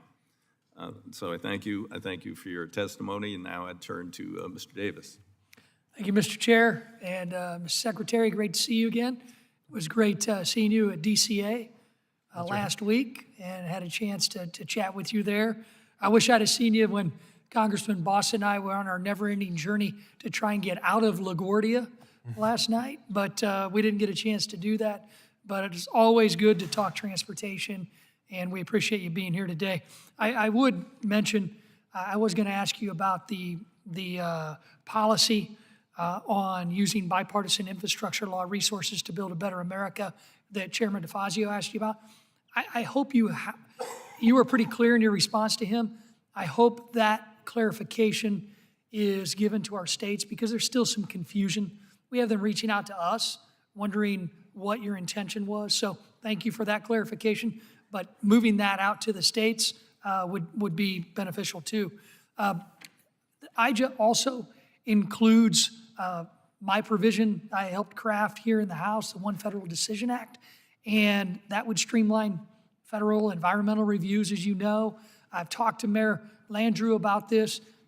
Many of my colleagues are worried about getting those dollars out the door. You can't do that without streamlining the review process. What's going on there, the deadlines, including for consulting agencies regarding categorical exclusions. Can you please update me on implementing One Federal Decision? Thanks. Yeah, we recognize the importance of a swift and prompt process as things are going through, especially federal requirements on permitting. And as the earlier exchange highlighted, that's even more important in an environment with inflation adding to the consequence of things taking any longer than they have to. With regard to the consulting that you mentioned, our department got to work right away on that. It effectively allows one department to engage in other departments' categorical exclusions when they qualify. So as called for in the legislation, DOT completed a review of our categorical exclusions. We found 4 areas where we could collaborate with other departments, accelerating the process on projects, especially that are helpful with things like post-disaster resilience. And that's, of course, just one of the requirements pursuant to the One Federal Decision provisions in the law. We are committed to making sure that we address all of them. Sure. I would envision if the majority changes here in the House, any legislation that is passed into law would likely have more environmental review provisions like One Federal Decision. So implementing it with IJA now could be a barometer in how you do it in the future too. Mr. Secretary, Amtrak has laid out some ambitious goals. Last year, it released a Connect US plan that outlined a 15-year strategy for expansion that would, according to it, connect dozens of city pairs. Of the corridors mentioned in its 15-year strategy, are you aware that any are ready to move forward and be put into action? So if I'm recalling correctly, the corridors are laid out in such a way that some of them are an expansion of service on existing physically constructed lines. Others would require more work. I don't have handy the timeline of which could be ready by when, but my understanding is it's a mix of things that could be done relatively quickly and things that would take more extensive work. So when you say relatively quickly, has Amtrak or anyone at your agency done any environmental reviews for some of these proposed routes? So depending on the route, we'd have to see if it would qualify. I think often it could qualify for a CE because it'd be along existing right-of-way, but I don't know that we have gotten as far as any new right-of-way being proposed and ready for an EIS or something like that. So if you don't have new right-of-way, you probably haven't reached any agreements with landowners on any of the proposals? I haven't seen it advance to that level yet. If you have, will you get back to, have your team get back to us? Sure. Also, I know you get lots of letters of support for the RAISE grants. Clearly, I know you think mine are the best.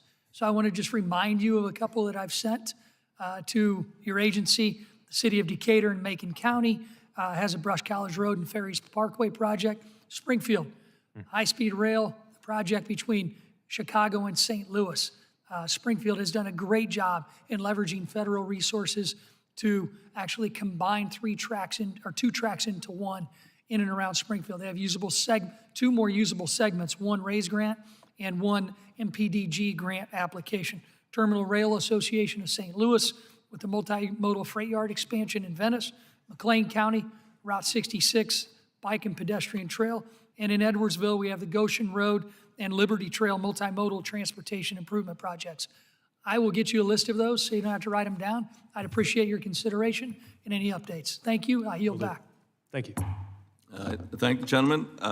Since we have votes on the floor of the House, the committee shall stand in recess, and we will return and start again as quickly as possible.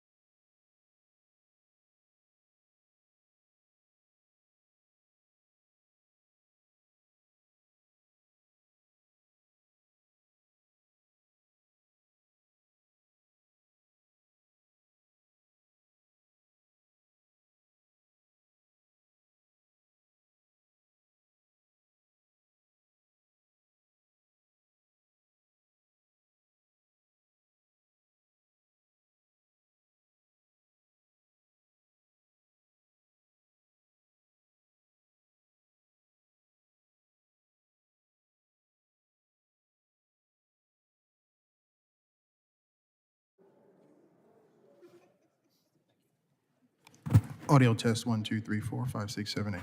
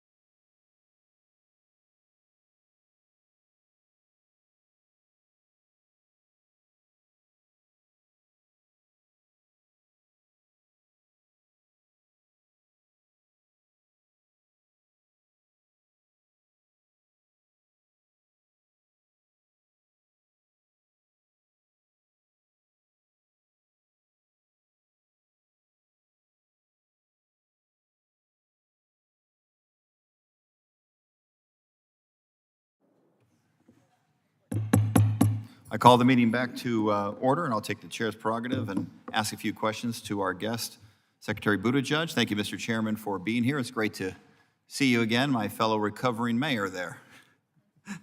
Phoenix Sky Harbor Airport received a build grant for its Northside Rail expansion project to allow the airport to meet its growing needs. However, as you know, a series of challenges stemming from various departmental requirements have hindered progress, and as a result, the airport is seeking to scale the project to focus solely on the 24th Street overpass.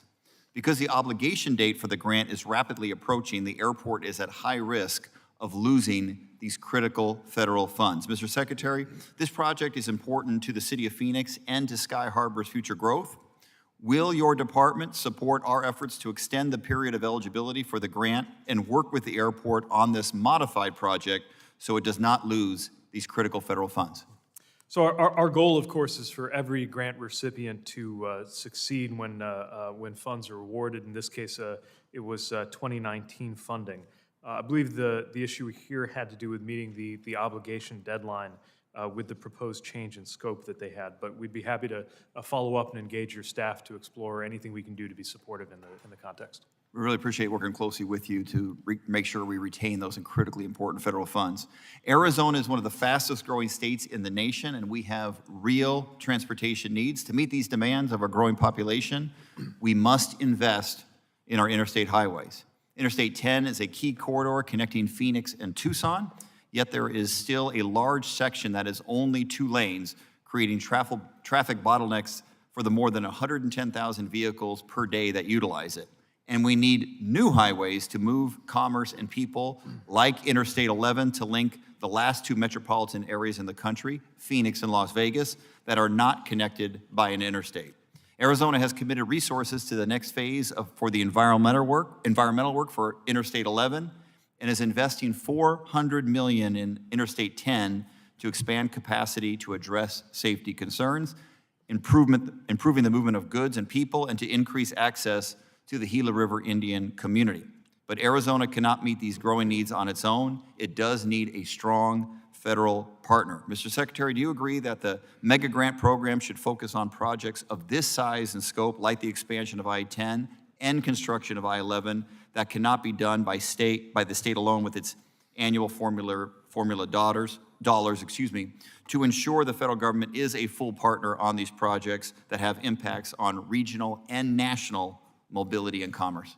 Thank you. Certainly the intent of the MEGA program and our goal in administering it is to make sure that projects that are too large or too complex in their scope to be supported through traditional means, very much too large to be shouldered by a state alone, get the federal support to help see them through. And so while taking care, of course, not to prematurely comment on any application, I would certainly say that we intend to be supportive of as many qualifying projects as we can, knowing that the scales that you see with some of these efforts are exactly why it was necessary to have an additional source of funding as provided in IIJA over and above what we've had to work with in the past. All right, Mr. Secretary, I want to talk about one final issue, and that is passenger rail service. Phoenix is the largest city in the United States without access to passenger rail service. As other communities have gained access to passenger rail, they've experienced significant new economic opportunity. But my state, unfortunately, has missed out. I'm hopeful that will change, and there is reason for optimism. Amtrak has proposed connecting Arizona's two large and fast-growing metropolitan areas, Phoenix and Tucson, with frequent and reliable passenger rail service. Mr. Secretary, in your opinion, what can we do to best support the Tucson-Phoenix West Valley rail line? Well, the framework that I think will allow us to support efforts like this is the fact that the overall funding for passenger rail includes a set of funds that is specifically for looking beyond the Northeast Corridor. Of course, a lot of the attention is on the Northeast Corridor, but a lot of the need is elsewhere. So the FRA has issued a framework for a corridor identification and development program. This came out in May, and the first project pipeline should be issued within a year, so next May. And that's one of the places I think would be natural to look in the context of the federal-state partnership that got extraordinarily enhanced funding through the Infrastructure Investment and Jobs Act. I've had the pleasure of arriving by train in Flagstaff, and certainly understand why there's a need and appetite for that kind of service further south. Thank you very much, Mr. Secretary. My time is completed, so now the next up will be Congressman Babin. Thank you, Mr. Chairman and Ranking Member Graves. I want to thank you for your time today, Mr. Secretary. Mr. Secretary, despite the administration's best efforts, oil and gas don't seem to be going anywhere but higher. So if you really wanted to help Americans move our transportation goods, I would think that you might want to consider right now as working with the president to combat high gas prices. That's number one. And doing something doesn't mean blaming President Putin of Russia or begging the Saudi crown prince for relief or calling the oil and gas companies of America evil and stifling their production. However, instead of calling on the president, who is your boss, to do everything in his power to address skyrocketing gas prices, I've heard you prioritize the use of taxpayer dollars to push a message of social justice, fighting racist highways and equity in transportation. And I'm struggling to square your priorities with economic reality that we're facing in the United States today. You say communities of color are oppressed by racist roads, and while at the same time, you're ignoring the fact that these same people are being disproportionately oppressed by rising gas prices.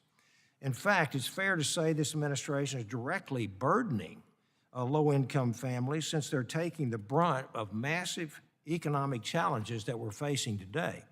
And Mr. Secretary, you've recommended that Americans who cannot afford a $6 gallon of gas should buy an electric vehicle. And I'm going by the Kelly Blue Book of $55,000, but even at your statement a while ago at $39,000, I'm not sure how you can justify making that ask to folks who can barely provide for their families, especially Black and Hispanic households bringing in an average of $45,000 and $55,000 respectively per year. How on earth would they be able to buy a car that costs almost as much as they make in 1 year? And I really think that if you want to do something, I think we need somebody who is serving as secretary that would be laser focused on supporting transportation capabilities. and not pushing social agendas in this country from your position. We have serious issues going on in the United States. Flight cancellations, worker shortages, sky-high fuel prices, unprecedented supply chain challenges. But unfortunately, I see more headlines about your positions and stances on abortion and on your thoughts on gun rights than I do on plans to improve our transportation and our infrastructure. I think Americans want lower gas prices and policies that will end this inflation and this economic hardship that we have today. Not a woke social agenda such as a $1 billion pilot program that you launched last month to combat, quote, combat racially disconnected roads. That's $1 billion, and that's $1 billion right out of the taxpayers' money. And I think Americans know that your administration, that the Biden administration, have mismanaged much of our natural resources, our economic activities, and sound policies, which has caused this inflation and pushed us to the verge of a recession, which we are teetering on right now.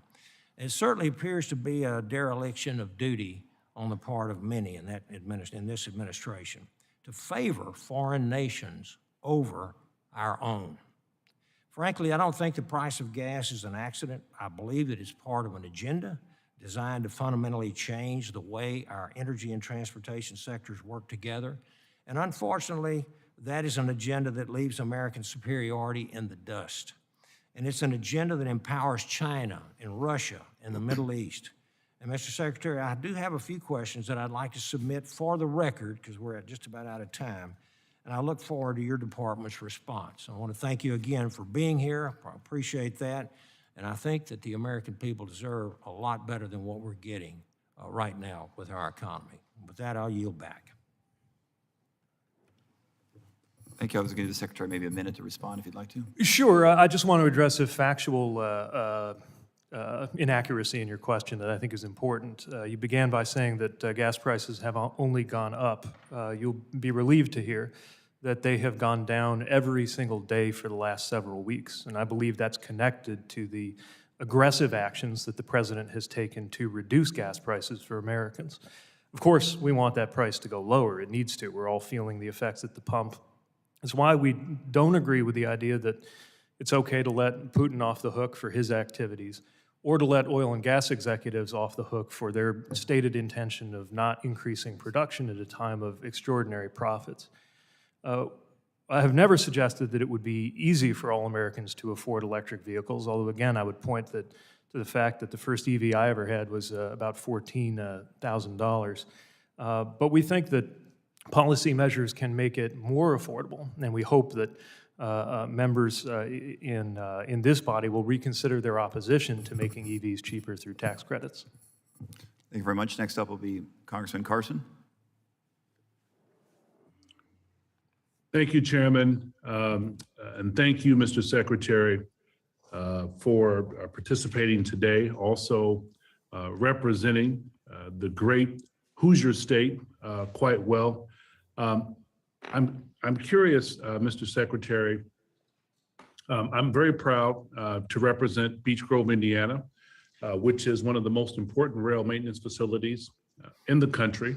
And unfortunately, there have been more reports of efforts to effectively downsize or outsource maintenance to improve the quality of passenger service.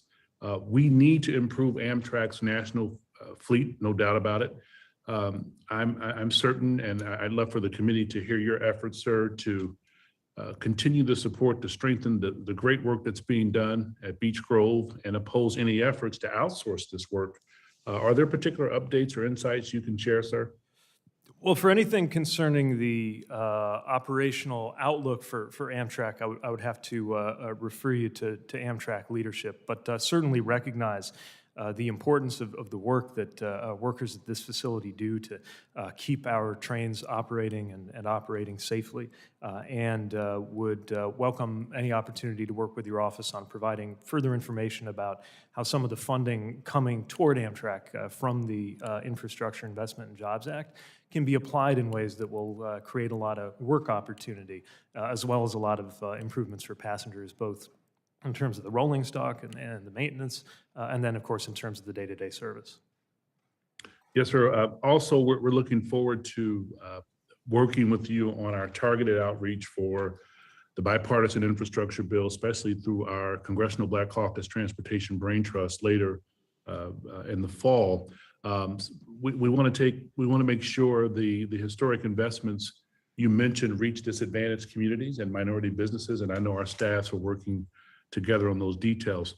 Secondly and lastly, I'm very concerned about the worsening problems of blocked rail crossings, especially in places like downtown Indianapolis, where major intersections have been blocked for hours.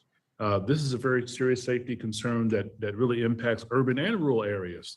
I believe there has to be more that needs to be done statutorily to address this issue. Mr. Secretary, do you agree those additional authorities could help alleviate the frequency of block crossings, and what more can our committee do to address this issue? Thank you. We would welcome further opportunities to work on the issue of railroad crossings, both the effects that happen when they're blocked and the safety concerns that they present. I want to thank you for the support for the infrastructure law, which provides for the railroad crossing elimination program. We're hard at work getting those dollars ready, because we know that that's going to have a benefit, as you mentioned, both for rural and urban communities alike, where people have had that experience of being blocked or delayed by a crossing, but also, in addition, of course, to the economic and convenience effect, the simple safety dividend of having fewer such crossings. Highway railroad crossing incidents and trespassing have contributed to 900 deaths in fiscal year 2021 alone. And so we want to do everything that we can to prevent train vehicle collisions and to use the resources that we have to create fewer places where those conflicts can happen in the first place, and would certainly appreciate continued attention from Congress on this. Thank you very much, Mr. Secretary. I yield back, Chairman. Next up will be Congressman Graves from Louisiana. Thank you, Mr. Chairman. Mr. Secretary, thank you for being here. Good to see you again. Mr. Secretary, you and I have spoken in the past about strong concerns we have related to how the administration is prioritizing the allocation of grants. And you have large programs like Infra and RAISE, nearly $1 billion each. I mentioned to you that I had actually written much of the amendment, had negotiated with other members the amendment that puts in law the right criteria for prioritization. So when the administration came out and said that racial equity, climate change, environmental justice, and enhancing union opportunities were going to be the driving factors, I had strong concerns, because those are things that y'all are just deciding are priorities. They're not things that are actually in the law. And so then I said, okay, well, we'll wait and see how the grants are actually allocated and decide if this is a problem or not. Mr. Secretary, I remind you, I represent South Louisiana. We have one of the most at-risk states for sea rise. We have one of the highest African-American populations in the nation. We're at the bottom of the largest watershed, taking in runoff from Montana, New York, Canada, and everything that's in that water. And so I think if you go through and look at your criteria, we should be number 1, 2, and 3, really up there at the top. Yet when you allocated funds under the infra program, I think it was 15% of the money. 15% went to the state of California. You had about $555 million went to blue states, only $350 million went to red states. Under the RAISE program, $162 million went to bike and pedestrian paths. So I want to ask you a question. If you look at TomTom, the navigation company's assessment of congestion, most congested areas in America, they said that New York was number 1. They said that Los Angeles was number 2. They said that Miami was number 3. Do you have any idea what number 4 was or is? I don't. So, would be the metropolis of Baton Rouge, Louisiana, which puts it ahead of Chicago and San Francisco and a number of other significantly larger places. 62 hours a year, time lost just sitting in traffic. No one would have expected that be the case. So if you look at the two grant programs, $1 billion each, you would think that with us being the state that should be performing top under your criteria, top under the criteria that I wrote because I'm incredibly biased, yet we got one grant, and this is what it was: $18.5 million to improve fare collection for New Orleans Transit. It's kind of hard to understand, really hard to reconcile. I tried to get him to find a better snapshot on Google Map traffic, but it's normally dark red. This is the bridge. It's the only place in America where the interstate funnels down to a single lane. And it's not because we were innovative and came up with a great idea that nobody else could think of. It was idiotic, and proof is that we have 62 hours we sit around and waste in traffic. And here's the last slide, is just a picture here showing the bridge that looks like a parking lot because people are just sitting there. This is I-10 connecting California to Florida. So I want to ask, how are you prioritizing, and how can projects like this not get funded when you're putting money toward bike trails, putting money toward, transit systems got $263 million under one of the programs, over a quarter of the funds, whenever we gave transit tens of billions of dollars during the COVID relief packages. The highways didn't get anything. So I guess I'm just trying to understand, what are we doing, and why aren't we putting money toward true national priorities that will relieve congestion, reduce emissions, improve time saved in traffic, and other things that I think we would share? Well, our shared priorities, I think, are very well served by the things that we funded in the infra program and in the RAISE program. But I'll acknowledge that for every dollar we were able to give out, there were probably about 10 that applied. So we had a lot of worthy projects, many, I'm sure, from your district or your state and from all around the country, which qualified, but we were only able to work with the funding that we had. Of course, thanks to the Infrastructure Investment and Jobs Act, we have more funding than before, which means we'll be able to say yes more often, and we love nothing more than saying yes to a good project or a good program. I think if we start ranking, how much is going to highways, we need to include the highway formula funds in that, right? Which is the bulk of the dollars that go to those purposes. And you have, of course, certain things like CMAQ that are, specifically by the very core of the program, directed toward congestion mitigation. Although there's no reason why that can't be a benefit coming off something like a RAISE grant or another piece of legislation. I will say, one of the things we tried to do is really make sure that these dollars in infra, for example, got around the country regardless of, certainly regardless of politics. And one thing we were proud of is I think there was a 25% floor for rural projects. We did almost double that. We were in the 40s on supporting rural communities. I know that for every project we were able to say yes to, there's several more that would be, folks would be disappointed we couldn't get there. right. But again, thanks to this. Secretary, I'm out of time, and I appreciate you being here and answering questions. I look forward to following up with you on this, and I would like to ask, Mr. Chairman, if it's okay, if you could please provide the committee with the metrics for how you have measured those 4 criteria that I mentioned. I would appreciate it. Thank you very much. Next up is Congresswoman Titus. Thank you, Mr. Chairman. Thank you, Mr. Secretary. I want you to know that in Nevada, we share your enthusiasm for the funding that is going into infrastructure. I just point out a couple of things that we're doing.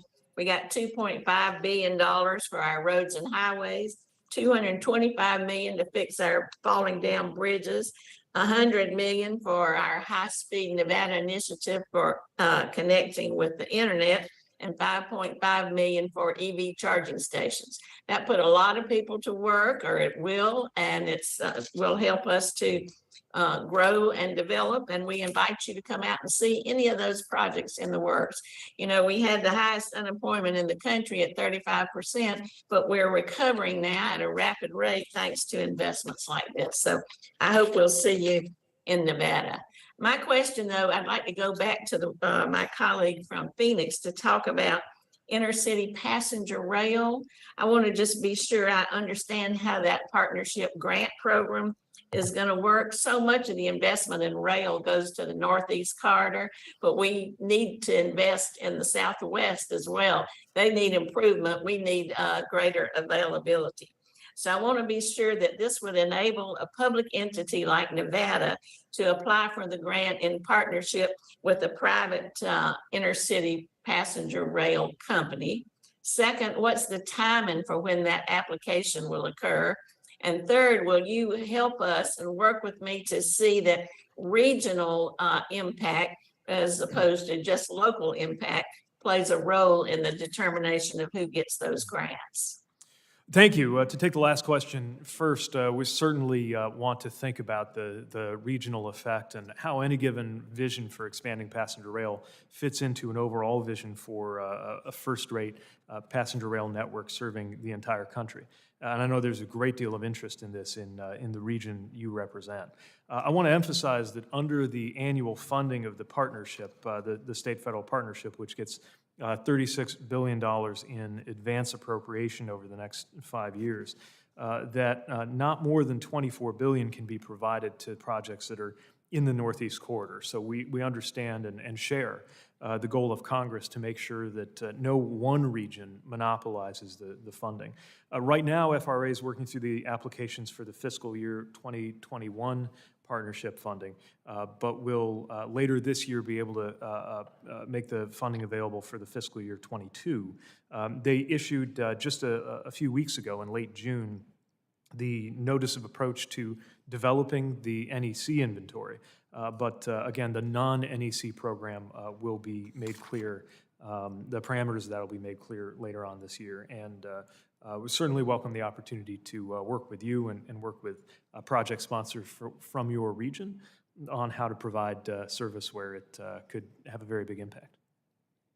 You know, if you look at I-15 from Los Angeles to Las Vegas, on the weekend, it's like a parking lot going one direction or the other. We believe a speed train along that same corridor would carry people in both directions.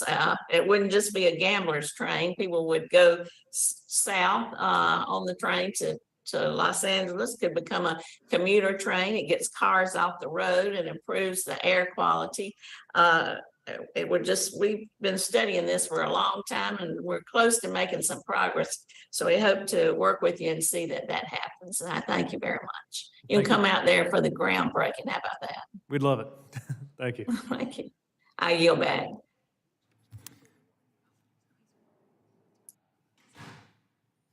Thank you very much. Next up will be Mr. Lamalfa. Perfect time.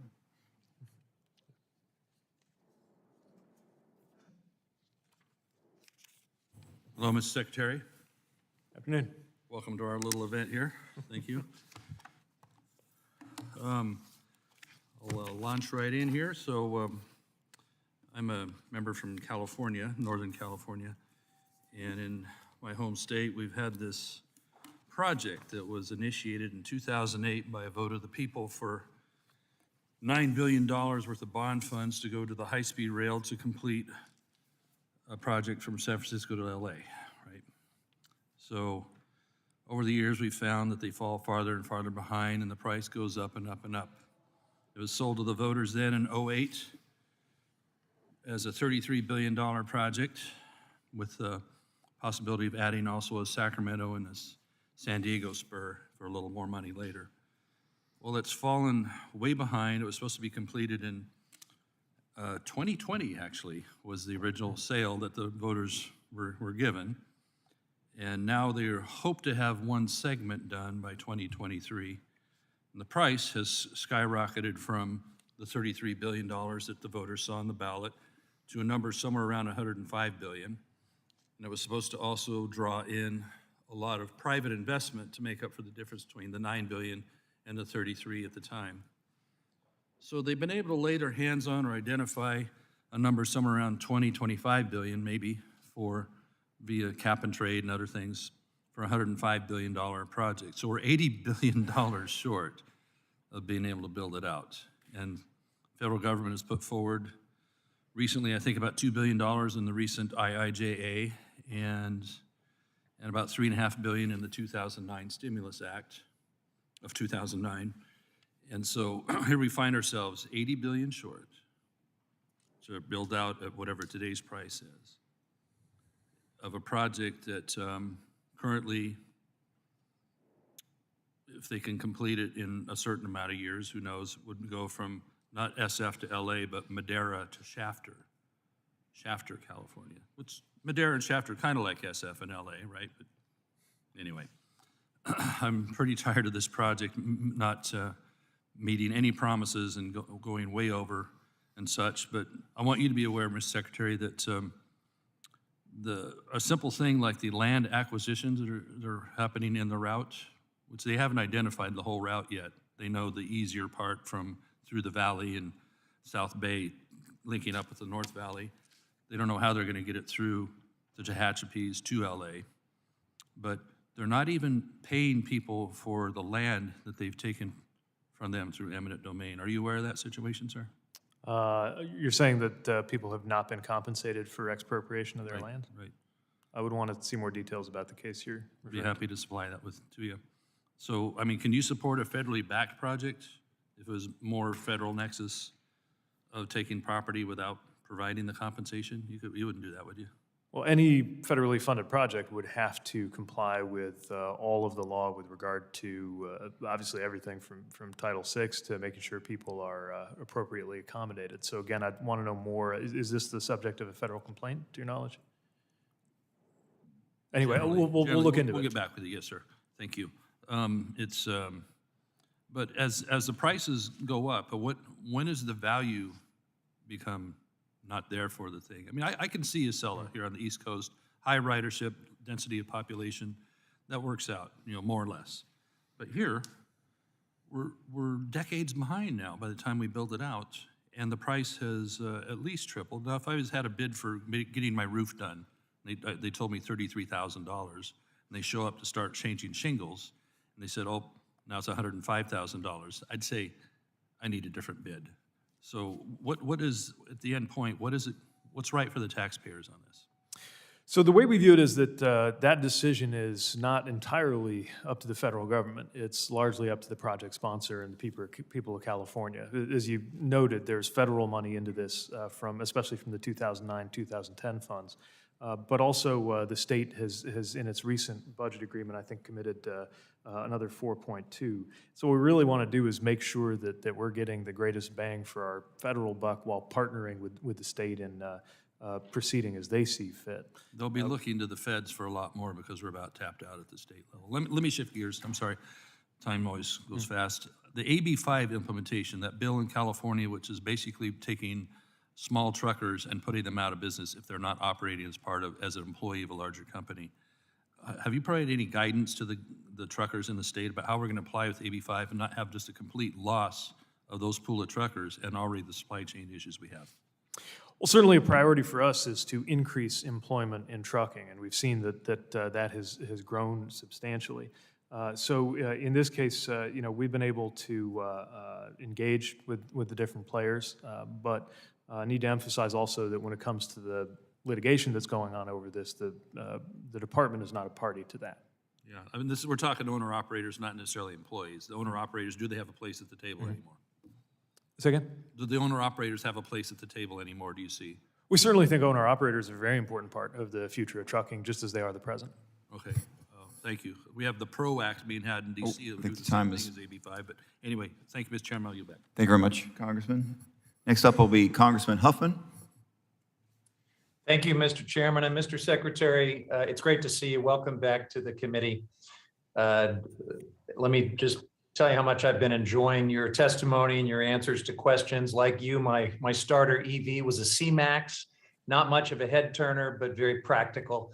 I appreciate your sensibilities and also appreciate the calm and factual way you have debunked a few of the things that have been thrown at you by our colleagues, whether it's the price tag of EVs or conspiracy theories about government taking without compensation. We appreciate your leadership. One of the great things coming from a coastal California district that I believe is in the bipartisan infrastructure laws, the historic investments that allow communities to build greater resilience and adaptation. And of course, my district is on the front line of climate impacts. So this includes the $8.7 billion from the newly created Protect Grant program as well as new eligibility in the National Highway Performance Program to mitigate against sea level rise, projects that mitigate against sea level rise. So in my district, that's really important because it allows state and local transportation officials to plan and design and build differently. Instead of highway widening projects from the 1970s, it invites them to anticipate impacts we know are coming in the next 20 to 30 years. But it does require a change in approach, some institutional changes to shift away from doing things the way they've always been done. And I just wanted to ask you about that. Is the Department of Transportation helping to guide or plan with local and state transportation officials to make sure that they are looking decades down the road and not building projects from the 1970s? And I do realize that the chair asked you about whether you're forcing states and locals to build certain ways, and I appreciate your answer that you are not. But are you offering guidance and help for them to plan in the way we need them to plan? Thank you for the question, and it's especially timely given what we're seeing in terms of climate impacts on American infrastructure. And we know when we are building something new that we might be making, or the project sponsor might be making a 30, 40, 50 plus year decision, which means that we've got to be prepared to build for the world as it will be, not the world as it has been. So for that reason, we are stepping up our efforts to collaborate with different project sponsors on being able to take those kinds of considerations that you raise into account. And I also want to stress our appreciation for the robust funding in the PROTECT program specifically dedicated to enhancing resilience. That's $7.3 billion over 5 years. And 1.4 of that in this fiscal year. That's out of the formula program plus a discretionary program too that we look forward to rolling out soon. All of which we think will help to put our money where our mouth is as a country on the idea of building resilient infrastructure and preparing for all of the impacts ahead.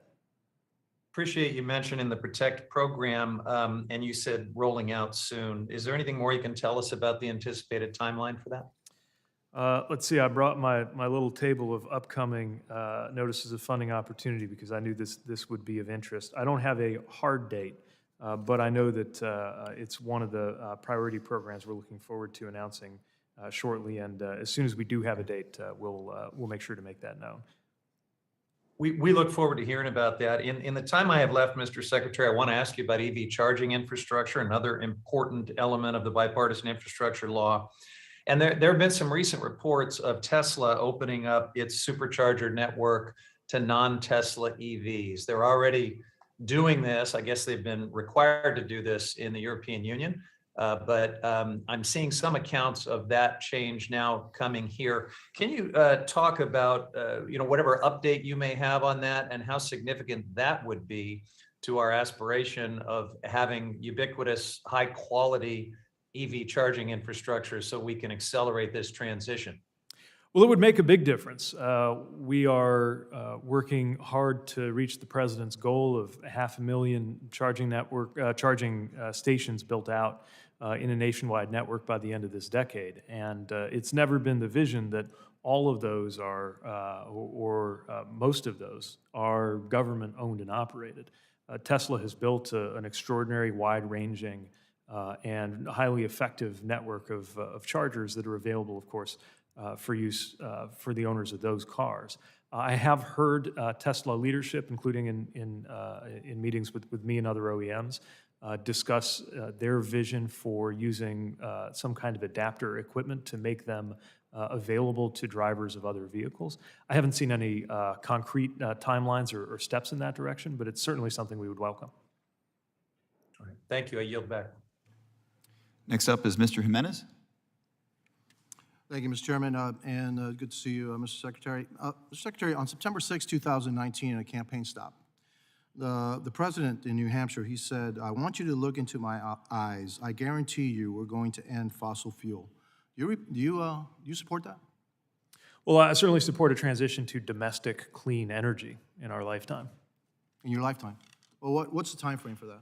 For my lifetime, only God knows the answer to that question, sir. Okay, all right. What steps are you taking to bring this along? What steps do you want to see the demise of fossil fuels here in the United States? We want to see the rise of domestic clean energy production. It's creating a lot of jobs alongside fossil fuel industries, which of course are still a very important part of our economy.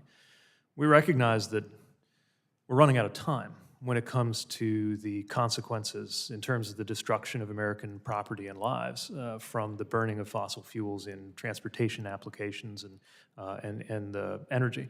We're pursuing a policy that's going to create more domestic clean energy production because we think that'll lead to a better economy and it'll save those lives and that property.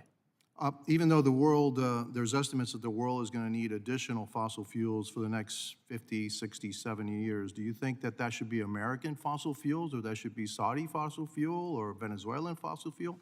Our preference, again, is American-made, domestic, clean energy production, and that's well, you what keep our saying policy clean is energy. moving towards. Excuse me. You keep saying clean energy. I'm talking about fossil fuel. I'm talking about natural gas. I'm talking about gasoline, et cetera. Are you in favor of additional production here in the United States, or do you want to see that limited? Well, as you know, we've proposed, for example, that oil companies that have decided not to produce right now be faced with a choice. They can either produce on the permits that they have, or they lose access to those. And that's an example of, I think, the administration's recognition that, at least in the short term, we are working with what we have, even as we're seeing a transition through. On a different tack, I looked at the F-150 you said, both the electric and the gas-powered one, and there's a difference of about $20,000 between one and the other. And when you look at the $20,000, if you estimate about 20 miles a gallon, it's going to take about, at today's prices, it takes about 80,000 miles in order for you to break even. I'm not even talking about charging costs. I'm just talking, no charging costs. And so, if you actually put that down to about $2.50 a gallon, which was the price of gas before the Biden administration, that you don't break even until about 160,000 miles.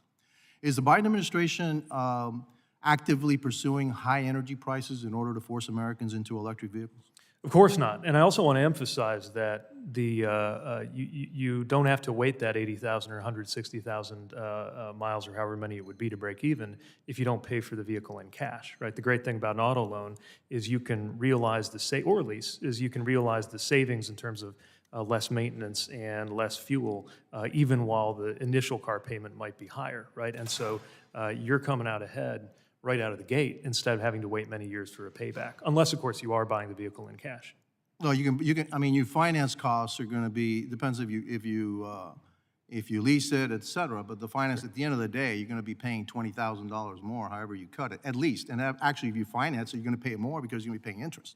All right. So at the end of the day, again, you're going to take either 80 at $5 a gallon. It's 80,000 miles to break even. And then, by the way, have you figured in the 10-year lifespan of a battery that you have to change? So if you have 160... Yes, we have. I mean, the estimates that are showing that this is reaching parity and pointing toward a savings, depending on the model, do account for things like that. But you would agree that the higher the price of gas, then the faster you reach that parity. Of course, the more pain we are all experiencing from the high price of gas, the more benefit there is for those who can access electric vehicles. It's why we're hoping you and your colleagues might reconsider opposing the reduction of EV upfront prices with tax credits.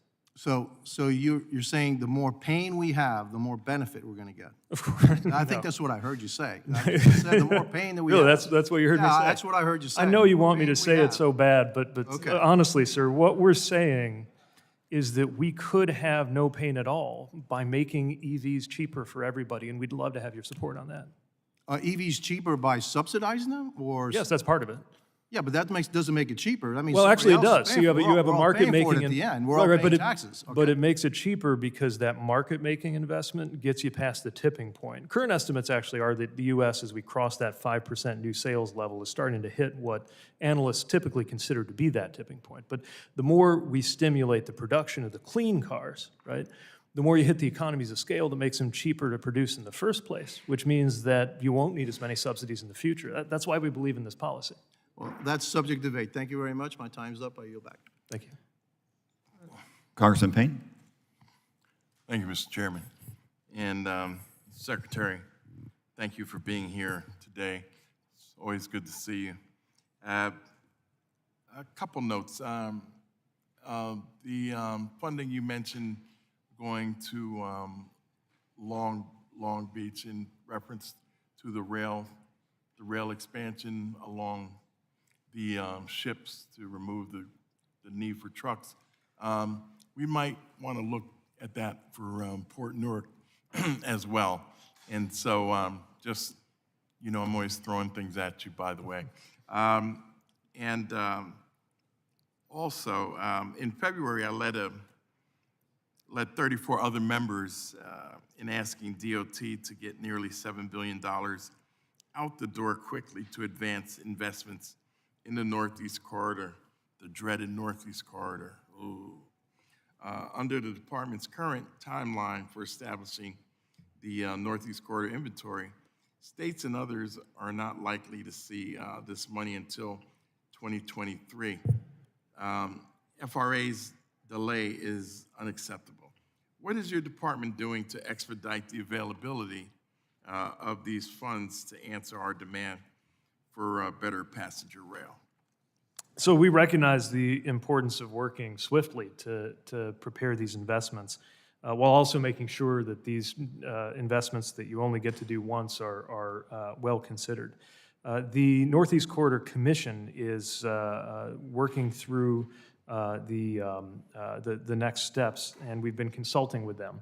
On June 25th, the FRA published a notice of approach to develop the NEC project inventory and opened up a comment period to get input from the stakeholders on the commission. And we want to continue that consultation with the commission, but that process is one, again, that happens not without a sense of urgency. And so we remain on track to publish the inventory by the statutory deadline, which is November 15th of this year. Thank you. On my taking over the chairmanship of Railroads, Pipelines, and Hazardous Material, found at the FRA that there was no DBE program, and the Federal Railroad Administration has studying if discrimination exists in the passenger rail industry. I can answer that, which would suggest the need for a disadvantaged business enterprise program. It's critical that the study is completed both thoroughly and promptly so that if a need is shown for the FRA DBE program, Congress can respond quickly to guarantee that the IIJA rail funding creates a fair playing field for disadvantaged businesses. When do you expect the disparity study to be completed? And do I have a commitment that this remains, as you told us last year, as a top priority for you? Yes, it is very important to us to deliver on this priority, and we've undertaken a number of actions to move forward with this program and provide Congress with a package of material for consideration. I can tell you that the team is working hard to complete the study. It's a top topic every time I sit down with our FRA administrator, and as soon as it is fit for delivery, we will have it in your hands. Thank you. Well, I think that's all I have, and I yield back. Thank you. Thank you, Chair. Next up will be Mr. Mast. Yeah, thank you. Mr. Payne, you could have yielded me your time. I would have. Mr. Secretary, thank you for being here today. I want to ask a very specific question, and this is about hours of service for truckers. Do you feel as though that you are endangering the lives of any American on the roadway with the hours of service waivers that are being given for truckers that are hauling something related to COVID or, Clorox or automobile parts? Well, we think the waivers are justified, or we wouldn't enact them. I do think that over time we're going to learn from the data that come back on what effect, looking back on these years, the waivers will have determined to have. But of course, if we didn't believe that they were a responsible way to strike the balance, we wouldn't pursue them. Agreed with you, Secretary. If we didn't believe that they were responsible, they wouldn't be in place. So there are hours of service waiver for allowing truckers who carry food, fuel, products to fight COVID, livestock, car parts, a host of things on that list. And they can basically set their own flexible driving schedule that they otherwise wouldn't be allowed to, as long as they take a 10-hour break each day. So it's far more simple than what they otherwise fall under without that waiver. So I would say it in this way. I think you and I could agree that a trucker is not a safer driver because they're carrying Frosted Flakes that might be on the waiver list versus laundry detergent. That would be an agreeable statement?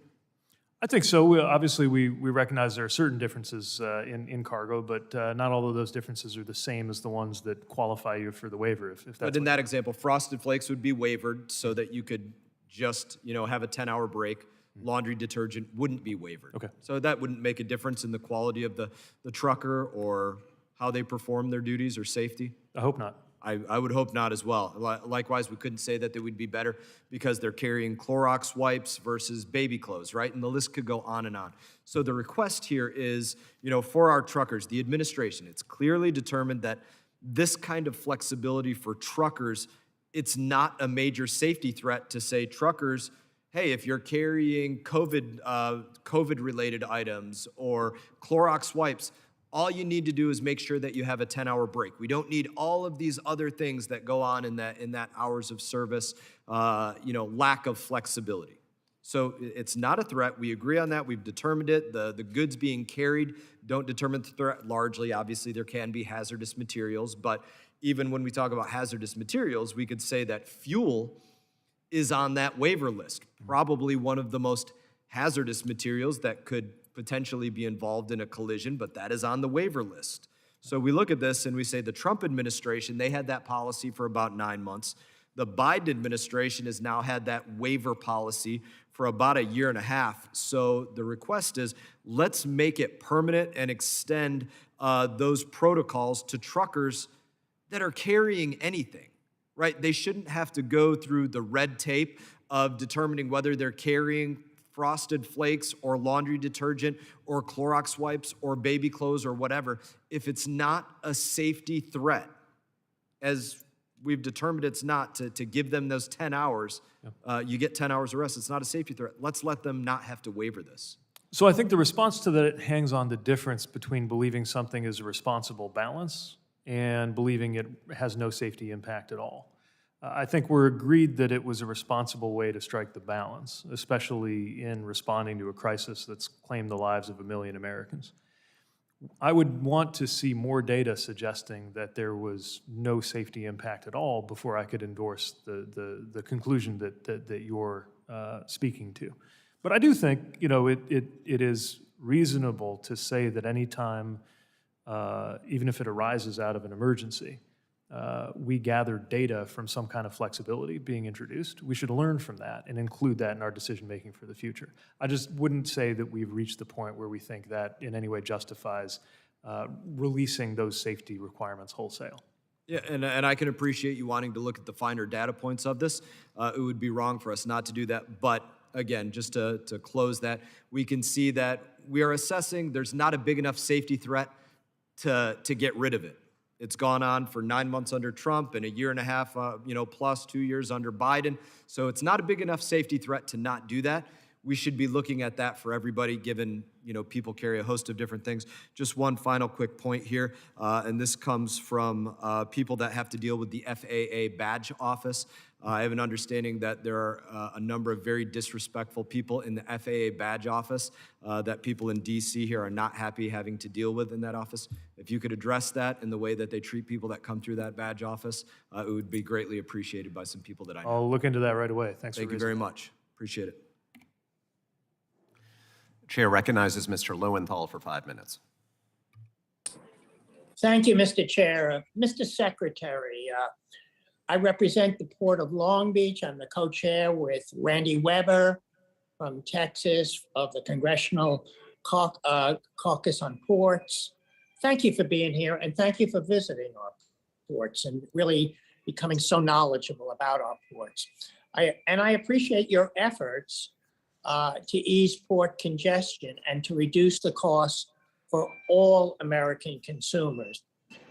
The IIJA Port Infrastructure Development Program, or the PIDP, is among the most critical tools to make freight move more efficiently, to strengthen our supply chains, and tackling the shipping costs. In addition to the legislation, measures like expanding gate hours at ports, pop-up container storage sites, ensuring more transparency and data for freight exchanges have been so important. And there's important signs of progress. For example, freight rates from China to the West Coast have fallen almost 50% in the last 2 months. I want to stress how critical it is that we ensure that the PIDP is allocated as quickly as possible, and that these funds support the electrification projects needed to increase efficiency and to reduce the environmental impacts which our higher freight flows have had on our climate and on our frontline communities. We also need to prioritize the funding available under Section 11402 of the IIJA to reduce truck idling at ports.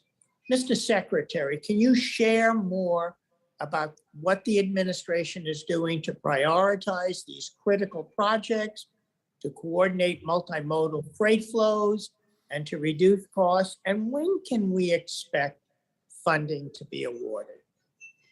Thank you very much for the question and for the attention to the importance of efficiently and smoothly moving freight through our ports. As you mentioned, we've seen a lot of gains in terms of sharp reductions in the number of ships at anchor and in terms of improvements in shipping rates, although they are still, of course, higher than their pre-COVID levels, and we know there's more work to be done here.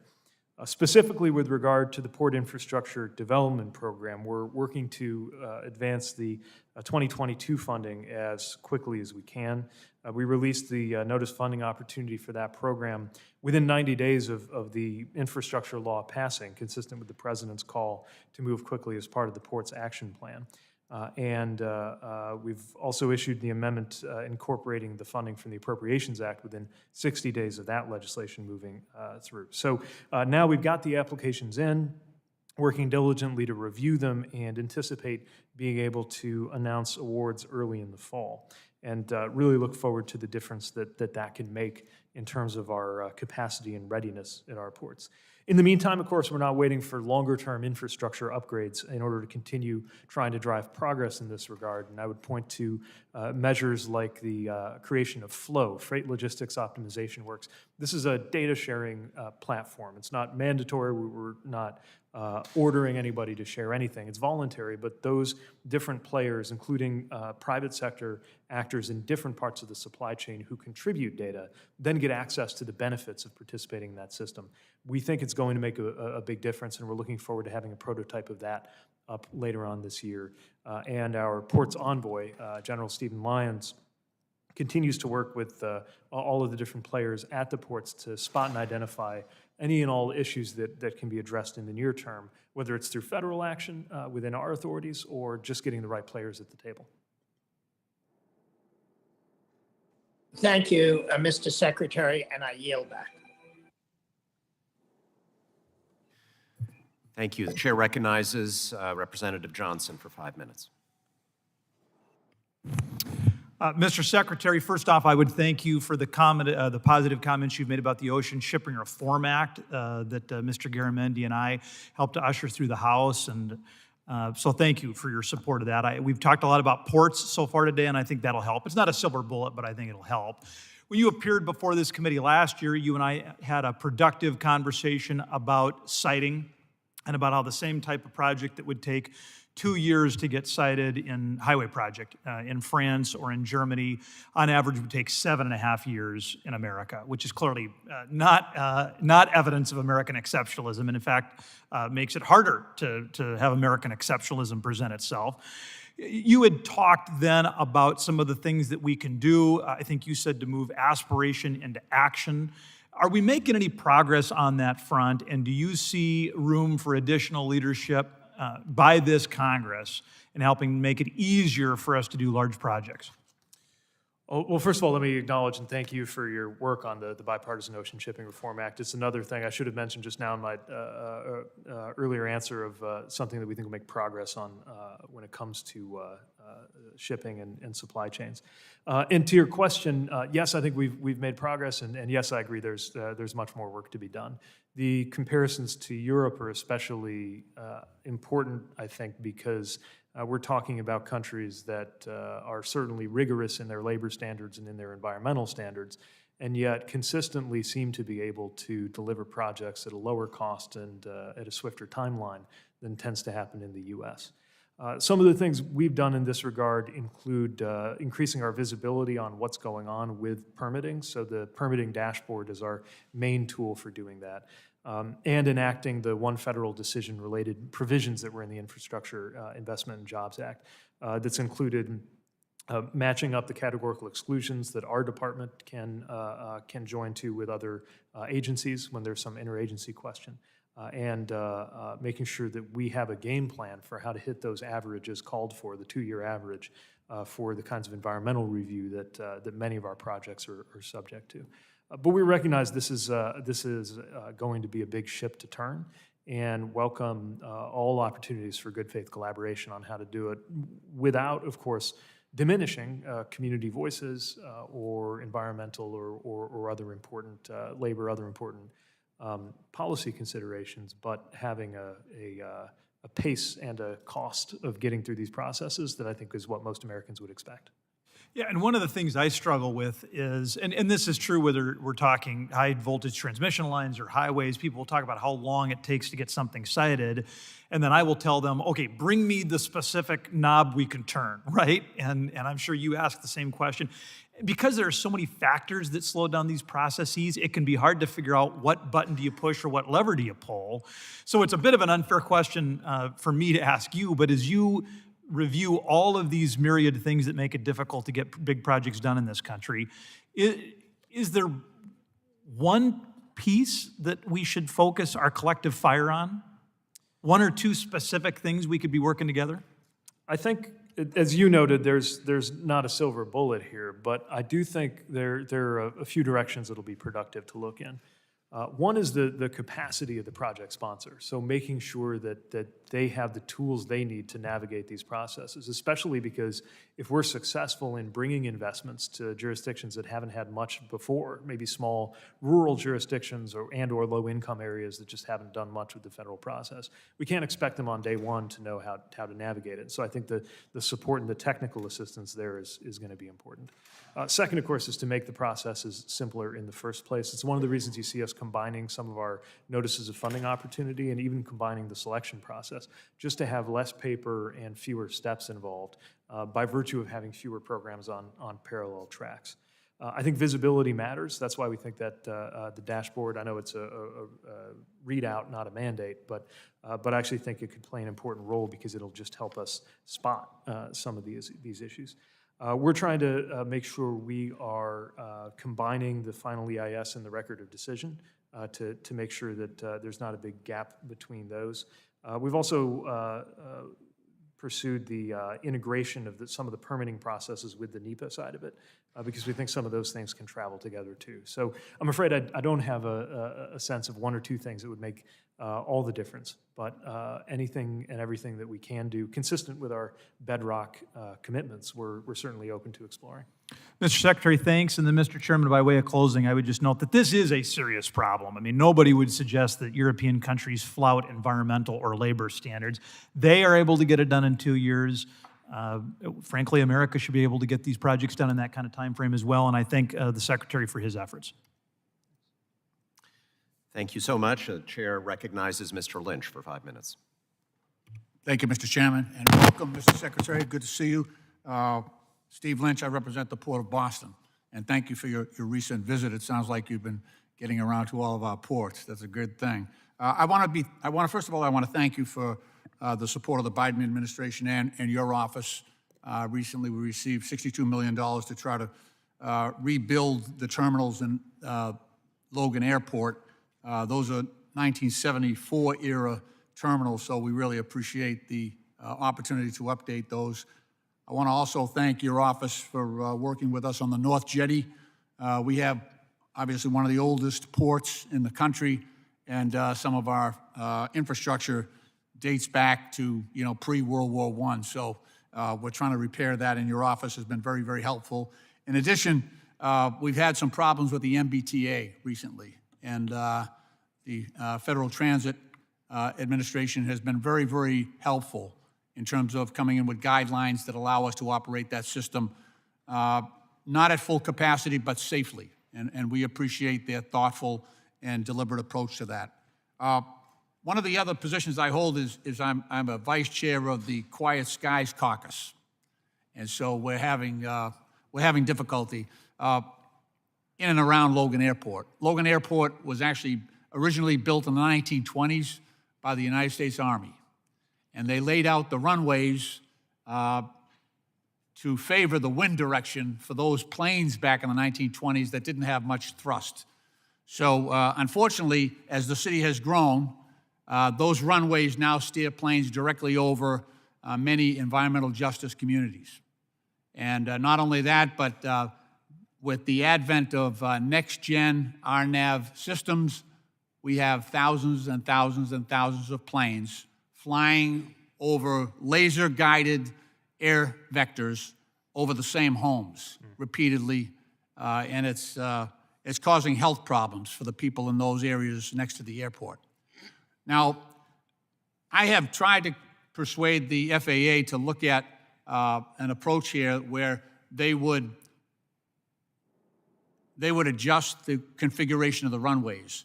We have an entire port area where they could be bringing in flights and having flights take off completely over water, not flying over these densely settled, as I say, environmental justice neighborhoods. But I have had great difficulty in persuading them to do so. I'm wondering if your administration, your office, would be willing to work with us on that. We obviously have a great need in the area, but this is critical to the quality of life to the people in my district. Well, I want to recognize your leadership of the Quiet Skies Caucus, and certainly we recognize that as the FAA moves to modernize the national airspace system, there is a risk that these efforts can result in changes to the flight pattern that effectively concentrate the route and concentrate the noise. And this, of course, concentrates the impact on the residents who live directly under them.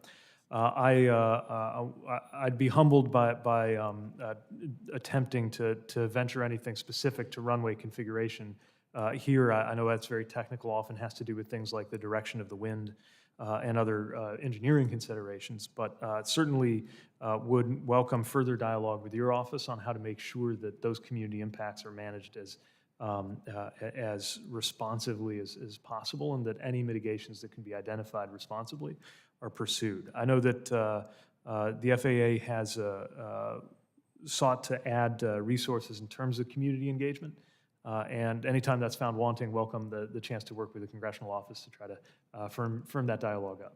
That's great. Thank you, Mr. Secretary. I just want to point out that periodically we do have to redo the runways. We just had one of the major runways redone over a year ago now, and we shut it down and we moved the flights to another runway. So logistically, we could do this if we had the.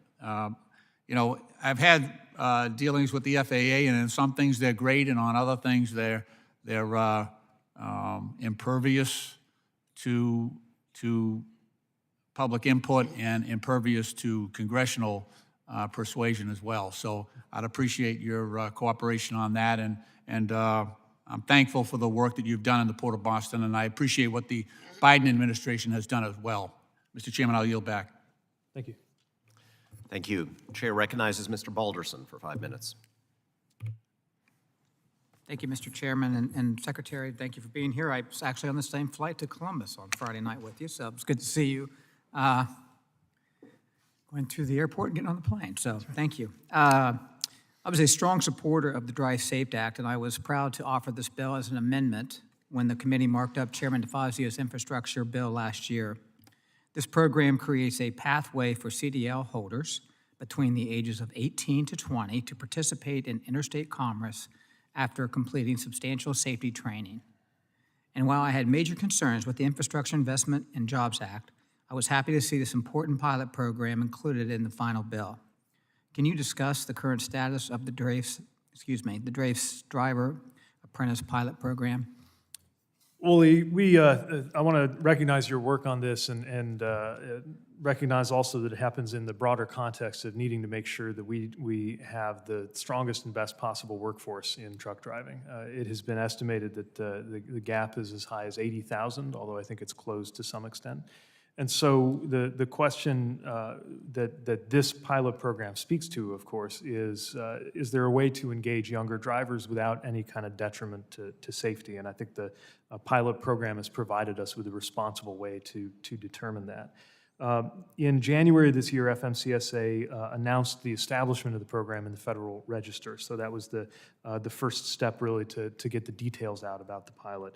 And they're now completing some of the other administrative tasks they'll need just because it's a new program. But I do believe we will be able to begin to accept applications into this program by the end of summer of this year. And then we'll be watching closely, of course, to see how it unfolds and to ultimately gather the data that'll tell us what, if any, safety impact there is. Okay, thank you very much. I appreciate that answer. Mr. Secretary, last month I sent you a bipartisan letter signed by 67 of my colleagues regarding several issues facing motor fuel carriers and those transporting hazardous materials. One of these issues is the costly background check, redundancies within the Transportation Worker Identification Credential, hazardous waste endorsement, and the TSA pre-check programs. I've heard from drivers across industries that streamlining or harmonizing these credentials, which largely require the same information, would go a long way in reducing cost and unnecessary burdens on drivers. I understand this issue is under TSA's jurisdiction, but since you're the co-chair of the Supply Chain Disruption Task Force and you're the primary regulator of the trucking industry as Secretary of Transportation, I'm curious if you have any thoughts on this matter or if you've heard anything from TSA or DHS on efforts to reduce these redundancies. Well, I don't want to preempt the process of replying to your letter just because we do want to make sure we coordinate with DHS on that, given TSA's role. But let me affirm the general principle that whenever the government's gathering information from the same person twice, we have an opportunity. And provided we can find ways to meet this concern that don't have any adverse effect on safety and security, we're very open to examining what we can do. Okay, thank you very much. And anytime you're in Columbus, Ohio, again, let me know. I'll get a nice dinner arrangement for you. So thank you, sir. And Mr. Chairman, I yield back. Thank you so much. The chair recognizes Representative Carbajal for 5 minutes. Thank you, Mr. Chair. Secretary Buttigieg, welcome. I commend you and the Biden administration for your leadership in helping us to advance the historic bipartisan infrastructure law. This represents some of the largest investments to bring our nation's roads, bridges, transit, broadband, and waterways into the 21st century, and at the same time, create good-paying jobs for many Americans.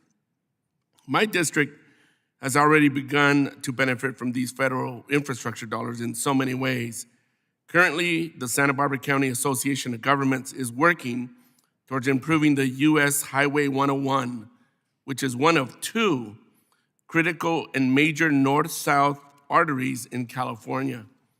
This May, they apply for federal mega infra dollars to reduce congestion along the portion of the US 101, encourage a shift of mode of transportation, strengthen job accessibility, and reduce harmful pollution from greenhouse gas emissions. I worked on this project when I served in local government on the Santa Barbara County Board of Supervisors. And I can tell you, this project is a win-win-win, not only for our local region, but for the entire state transportation system. There is $810 million, almost $1 billion, in state and local funds, yes, I said local funds, currently pledged to this project, which means approximately 80% of this project is coming from non-federal sources. So I think it's fair to say that it's time for the federal government to step up. Can you provide an update on the time frame for when your department will be making determinations on these applications? Well, thank you for the question, and certainly we recognize and the former mayor in me recognizes that state and local jurisdictions have been asked to shoulder too much for too long. It's part of why the Infrastructure Investment and Jobs Act is so welcome. And part of what we've sought to do with the particular program you're referencing, the combined infra-mega rural NOFO, is to position ourselves to deploy these dollars as quickly as we can. When the deadline closed for this combined notice of funding opportunity, we had more than 450 applications. So we're working through those right now and should be able to announce selections in the fall. And looking forward to funding as many deserving applications as we can, and this will certainly get full and fair consideration. Great, thank you. Again, 80% funded with non-federal dollars. As a member of the Climate Solutions Caucus, I supported the inclusion of the carbon reduction program in the bipartisan infrastructure law. How are you working towards reducing harmful carbon emissions? Well, the carbon reduction program is going to give us $6.4 billion of resources to help communities and states and jurisdictions in this work. And we're looking forward to seeing the plans as they begin coming through on how states aim to use that. I should emphasize the bulk of this is formula dollars that the states can program as they see fit, provided it's consistent with the basic outlines of what Congress calls for in the legislation. Of course, that's not all there is to the opportunity to mitigate carbon through this infrastructure law. Just about anything you do in transit, almost by definition, will lead to reduced carbon pollution. That's doubly true for things like the low and no emission bus program and other things that help transit, which is already presumptively carbon reducing to also operate on a cleaner basis. And I think across all of the programming you see, even or especially when we're meeting other goals, like enhancing our supply chains or giving commuters or passengers a more convenient and efficient experience, that we're going to be making a major difference on carbon as well. Thank you. Let me just close by reiterating my standing invitation to you to visit my district. As you can see, that 101 major project is a very significant effort going on in my region, but there's many others, and I hope you'll consider coming out. I know my constituents would love to showcase all that we've done and continue to do in regards to transportation and infrastructure. So please come out. Some of us call my area paradise on earth, which you would be remiss to not come out to. Thank you. I'd love it. Thank you. He does have a very nice district. I can, as chair, attest to that. We'll now recognize Mr. Katko for 5 minutes. Thanks. Thank you, Mr. Chairman. I just want to correct the record and say that Syracuse, New York is paradise on earth, not Mr. Salud's district. But Mr. Buttigieg, I want to thank you very much for being here today, and it's good to see you again. The last time I saw you, I think we were in the White House a year ago in the Oval Office in February, speaking about infrastructure with a small group of individuals, with the president and vice president there as well. And lots happened since then, and I'm thrilled to say that I was the very first Republican to cast my vote in favor of the Infrastructure Investment and Jobs Act. It's a culmination of many years of work on my part and others. And it started back in 2017 with the Problem Solvers Caucus. I chaired the subcommittee that issued an infrastructure report. We updated it in 21. We presented it to a group of governors, senators, members of Congress, and it caught fire and went from there. So I'm thrilled that we finally got it across the finish line, and I'm glad to be able to talk to you about it here today. In Central New York, as you know, is going to be a major beneficiary of this act because of the Interstate 81 rebuild that's going to be going through the heart of the city. And that money is sorely needed there and elsewhere across this country. Providing stable and dependable federal funding for infrastructure was one of the reasons I came to Congress. And I was proud to do my part to make that a reality by supporting this infrastructure bill. In addition to providing billions of dollars for a wide range of other physical infrastructure priorities, New York State is seeing a significant increase in its apportionment of federal highway aid under this law, which is welcome news. From major highway projects to addressing wear and tear on rural roads, this funding makes a huge difference top to bottom across our state. And unfortunately, along with many of my constituents, I'm concerned about how far this money is going to go in the near future due to the dramatic rise in inflation. I want to note that the infrastructure bill is not the problem here. And it's not the inflation driver. There's not an expert who says it is. In fact, according to experts from the American Enterprise Institute, the infrastructure bill actually eases inflationary pressures in the long run because of its focus on improving productivity over the next decade.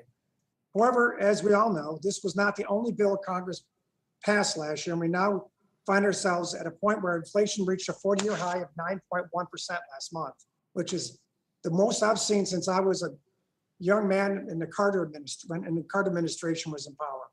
Inflation has impacted prices in every sector, but of specific interest to our conversation today is the prices of construction materials and fuel, which are both through the roof.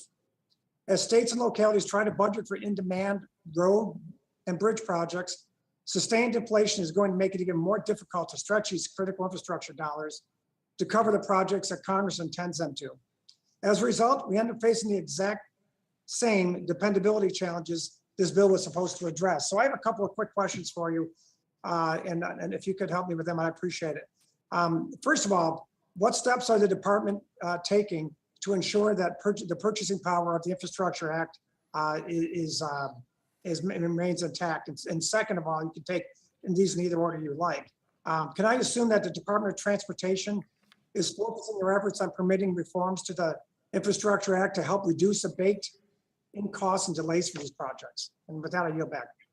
Well, thank you, and let me recognize your support and leadership when it came to this infrastructure law coming together, and strongly agree with you and with the economists who have indicated that seeing it through is going to ease inflationary pressure. For that reason, we feel a great sense of urgency about making sure that we effectively use these taxpayer dollars. And there's no question that the increased cost of input to building infrastructure represents a challenge for us in implementation.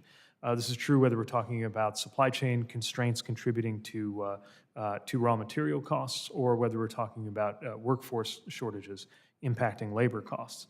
So several things that we are able to do, and one thing I would point to is the collaboration that we have with project sponsors to share best practices from what we've seen around the country and even around the world on how to effectively keep those costs under control, use technical assistance to provide that kind of support, and of course continue working the root causes of the issue through efforts like the Supply Chain Disruptions Task Force.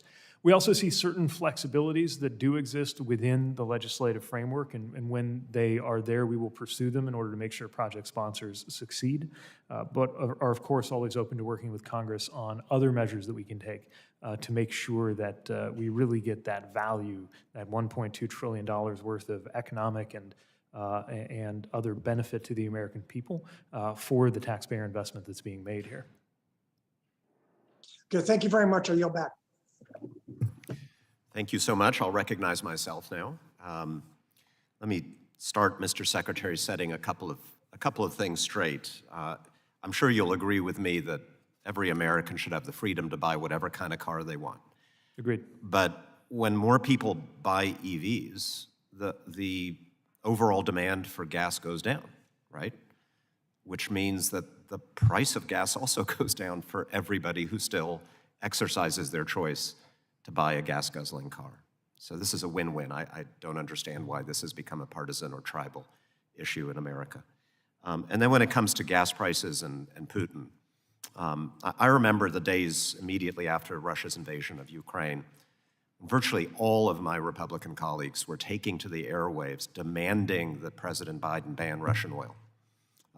Every single speech on the House floor and committee hearings confronting administration officials coming to brief us, and all of us knew perfectly well that this would result in gas prices going up. You cannot take the #2 world's exporter of oil offline in a day without having that effect. And in those days, I drafted a House resolution that would have urged President Biden to do exactly that, to ban Russian oil, but in the text, acknowledging that there would be economic sacrifices for the American people, hoping that we could come together as Democrats and Republicans patriotically urging the president to do the right thing, but taking common responsibility. And I couldn't find a single Republican to sign on to that resolution because apparently some people wanted the president to do it and then to blame him for the consequences. And unfortunately, we're still seeing that today. With that, I want to ask you about what I always ask you about, which is the Gateway program for New Jersey and New York. We've made such extraordinary progress working with you and your team. We ended the Trump-era policy that made it harder for states to finance their portion of big infrastructure projects. We finally got the environmental impact statement done for the tunnel. We secured an improved project rating from the Federal Transit Administration. We signed a full funding grant agreement to replace the Portal North Bridge, and we'll be breaking ground on that essential project in the coming days. And just 2 weeks ago, New Jersey and New York agreed on how they're going to split the costs of this incredibly important project at the state level. And then, of course, we passed the infrastructure bill that will fund this. But just as I pushed really hard to get us to this point, I'm going to push just as hard to get this done faster. And I understand these projects are complicated. They don't get built overnight, but I'm sure you won't be surprised to hear my constituents are not going to be happy to hear statements like this could go until 2035. It's not going to be acceptable. So I actually want to echo Mr. Johnson's question to you about why infrastructure project delivery in the United States takes so long and costs so much in comparison with other wealthy countries that have equally strong labor and environmental standards as the United States. What are we going to do about it, and how can we apply those measures to this project, the Gateway project for New Jersey and New York? Thank you. Well, thank you. First of all, let me share your enthusiasm for making sure that the Gateway project is a success. It holds the potential to ease congestion, to provide better service, to create stronger redundancy and availability for intercity rail, and a whole number of other issues that will be very important for the Northeast Corridor and represent such an economically significant set of transportation activities that the entire country will benefit. And in particular, I want to applaud the agreement that was reached between New York and New Jersey, knowing that it's never a small or easy thing for two states to agree on cost sharing. And I called Governor Murphy and Governor Hochul to express my appreciation for their leadership on that. It is a project or a set of projects that will, I think, test us in terms of our ability to reduce the gap between the cost it takes to deliver a project in the US and the cost you see in a lot of other Western countries. While I can't point to any single factor that explains the difference, there are a number of things that we know contribute to it. Part of it is the complexity of aligning the different parties, and so that's why we're so pleased to see the states collaborating in this regard. Also, the Gateway Development Commission now has its executive director named. That's also, we think, a very positive development because it gives you the unified leadership that you need. We also want to inventory best practices from other countries or other parts of the US that have been quicker than others while maintaining project quality. And we are driving ourselves very hard internally to try to make sure the process is as smooth and as straightforward as possible. We think that with the right level of intentionality, we can buck the trend of very large, very complex projects to go longer and cost more than they should. Thank you so much. I yield back my time and will now go to Mr. Westerman for 5 minutes. Thank you. Thank you, Chairman. Thank you, Secretary Buttigieg, for being here today. Count me among one of those members of Congress who didn't vote for the what I would call the world's largest infrastructure spending package in the history of the world, one that was more than enough money to completely rebuild the U.S. interstate highway system in today's dollars. But the big issue was that not only did it not come before this committee, it went before no committee and had no markup in the House of Representatives. But it is the law now, and as we look to do oversight on it, I noticed that last Friday, FHWA proposed a notice of proposed rulemaking to require state DOTs and metropolitan planning organizations to establish declining carbon dioxide targets and develop a system for measuring and reporting greenhouse gas emissions. This is kind of in line with the President's executive order in January of 2021. However, nobody voted on this in the IIJA because it wasn't in there. So in light of the Supreme Court's recent ruling on the EPA's authority over power plant emissions, do you have any concerns that the administration may be overstepping the law and putting this out? And plus, the amount of time, this is a big issue, And I've already had my state DOT contact me about, not having enough time to comment on it. We're very confident in the congressional authority for this rule. It actually dates back to 2012 when Congress passed MAP 21, which provides for the Federal Highway Administration to put out performance measures. We've used that authority, or I should say the department, because much of it's before my time. But the department has successfully used that authority on a number of different issues. And this is part of that tradition, and I think one that comes at a very important time. The clear, obviously the evidence on climate change and the destruction of American lives and property due to climate change is beyond any doubt. We also know that the largest sector in the U.S. economy contributing greenhouse emissions is the transportation sector. And we've been very mindful of the limits on federal authority in crafting this proposed rulemaking. It doesn't, for example, mandate any targets. It's really about the states being able to track their progress toward their own targets. But with this being such a central issue of importance for the world and for the American people, what would it say about us if we couldn't even measure it? And so we're trying to get those basic standards in place. And if your state DOT has any concerns in terms of their ability to comply, this is certainly the time to make those known through the NPRM comment process, but also we'd be happy to engage with them directly. Thank you. And you talked about climate and carbon. It's something that I work on. I'll work on a lot of natural climate solutions. But you had mentioned earlier in the testimony, I know you have a goal, or you're bought into the goal of, I think, replacing half of the fleet by 2030 or half of the new car sales. And you just mentioned that transportation is the largest sector of climate emission or carbon emissions. So what percent of the world's carbon emissions is the United States accountable for? I think at this point we remain in the top 2, if I recall correctly, and are in the neighborhood of 15%. 15%, and that transportation being the largest part of that, what percentage of that 15% does transportation? Depending how you count, something like a third. Okay, a third of 15%. I think the number is actually closer to 27%, but that's all of transportation.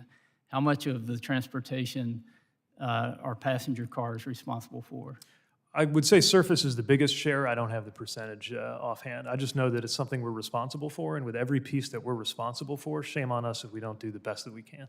Yeah, and if you go through the math, you find out that if every electron going into an electric vehicle, if all passenger cars were electric vehicles, you're offsetting less than 1% of global greenhouse gas emissions, which that's nothing to laugh at, but it's just not the panacea that I see folks on the left claiming that it is, and it's a huge cost to our country. Do you think there's other areas maybe we should, with all the challenges with electric vehicles? And I heard you talk earlier about how we're developing the minerals and elements, the copper wire, the lithium. Well, you're saying that, and then I'm the ranking member on the Natural Resources Committee, and I see bill after bill to withdraw mining from federal lands where these resources lie. So if we're developing them here in this country, I sure don't know where we're developing them.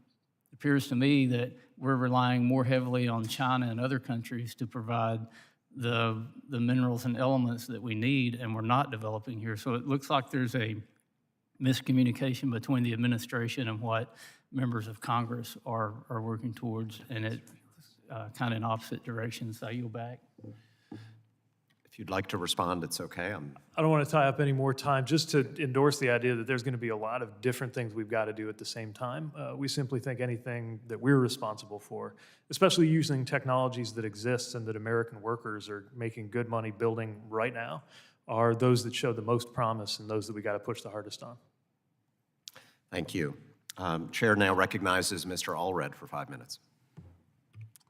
Good afternoon, Mr. Secretary. Thank you, Mr. Chairman. I want to thank Chairman DeFazio for holding this hearing. Secretary Buttigieg, it's great to see you. Thanks for coming to Dallas and seeing some of the good things that we have going on there. I want to thank the department for getting the historic funding from this bill that I was proud to vote for out as quickly as you have. These dollars are making already a monumental impact on my community and communities across Texas. In fact, last month, the Texas Department of Transportation released its plan to build out an EV charging infrastructure throughout the state to support 1 million electric vehicles. Thanks to the IIJA, the state is expected to receive about $407 million over 5 years to do that. Now, as you know, you've been to Texas, it's a big state, we've got some big distances involved. I'm wondering, how you propose working with state DOTs that are similar to Texas, they build a reliable network of stations that addresses range, anxiety, that maybe some consumers have, and allow us to really make this a success. Well, thank you. We recognize that for your community, communities across Texas and many in the U.S., the ability to successfully participate in the EV revolution, to get the fuel savings that come with owning an EV, are only as good as your opportunities to charge them. And especially if your work or your commute requires you to cover long distances on a regular basis, we've got to make sure that it is as certain that you'll find chargers where you need them as it is that you'll find gas stations where you need them on a road trip today. With the funding that Congress has provided, we have formula dollars going to every state. This year's slice of that, $615 million, to make sure that there is that backbone across the highway network. And I'll say this was crafted with a lot of regard for the differences between the states. We don't know what the right way is to lay it out in every particular, so we've asked the states to prepare their plans and then file them with us by August 1st. As long as they meet the legal requirements, then we'll be off and running on funding them, and look forward to seeing what Texas and the other states prepare for us. Yeah, I think it's exciting. In a former life, I was an NFL player, and I was interested to see in the last Super Bowl, every car commercial was for an electric vehicle, right? I mean, this is what I think people are excited about, but for states like Texas, for us to move into that future, we need this charging infrastructure. And so I think it's an incredibly important aspect of this bill. I also want to talk about aviation. As you know, DFW is home to one of our busiest aviation sectors. We're home to the second busiest airport in the world, Dallas-Fort Worth International Airport. In 2016, it received recognition as the first airport to become carbon neutral in North America. Recently, DFW received $35 million from FAA to increase terminal sustainability and assist the airport in reaching its net zero emissions goal by 2030. And I'm wondering how the department envisions airports using the Airport Improvement Program funds from IIJA to help build capacity at the airports, and if you believe these funds will help with some of the delays that I certainly have been hearing about and also experiencing as somebody who flies twice a week, most weeks, and cancellations that I think so many folks here in the country are feeling. Thank you. Yes, we were very pleased to support DFW's application through the terminal program that's going to help them with the power plant, and I think yield not only air quality improvements and sustainability improvements, but also I think cost savings for the airport in the long run, which means whatever those fees do go to maybe are more likely to be passenger facing than if they were just going into the heating and cooling bill, which we certainly welcome. You mentioned the other program, the Airport Improvement Program, AIP, which is funded to the tune of $3.35 billion in the President's fiscal year 23 budget request.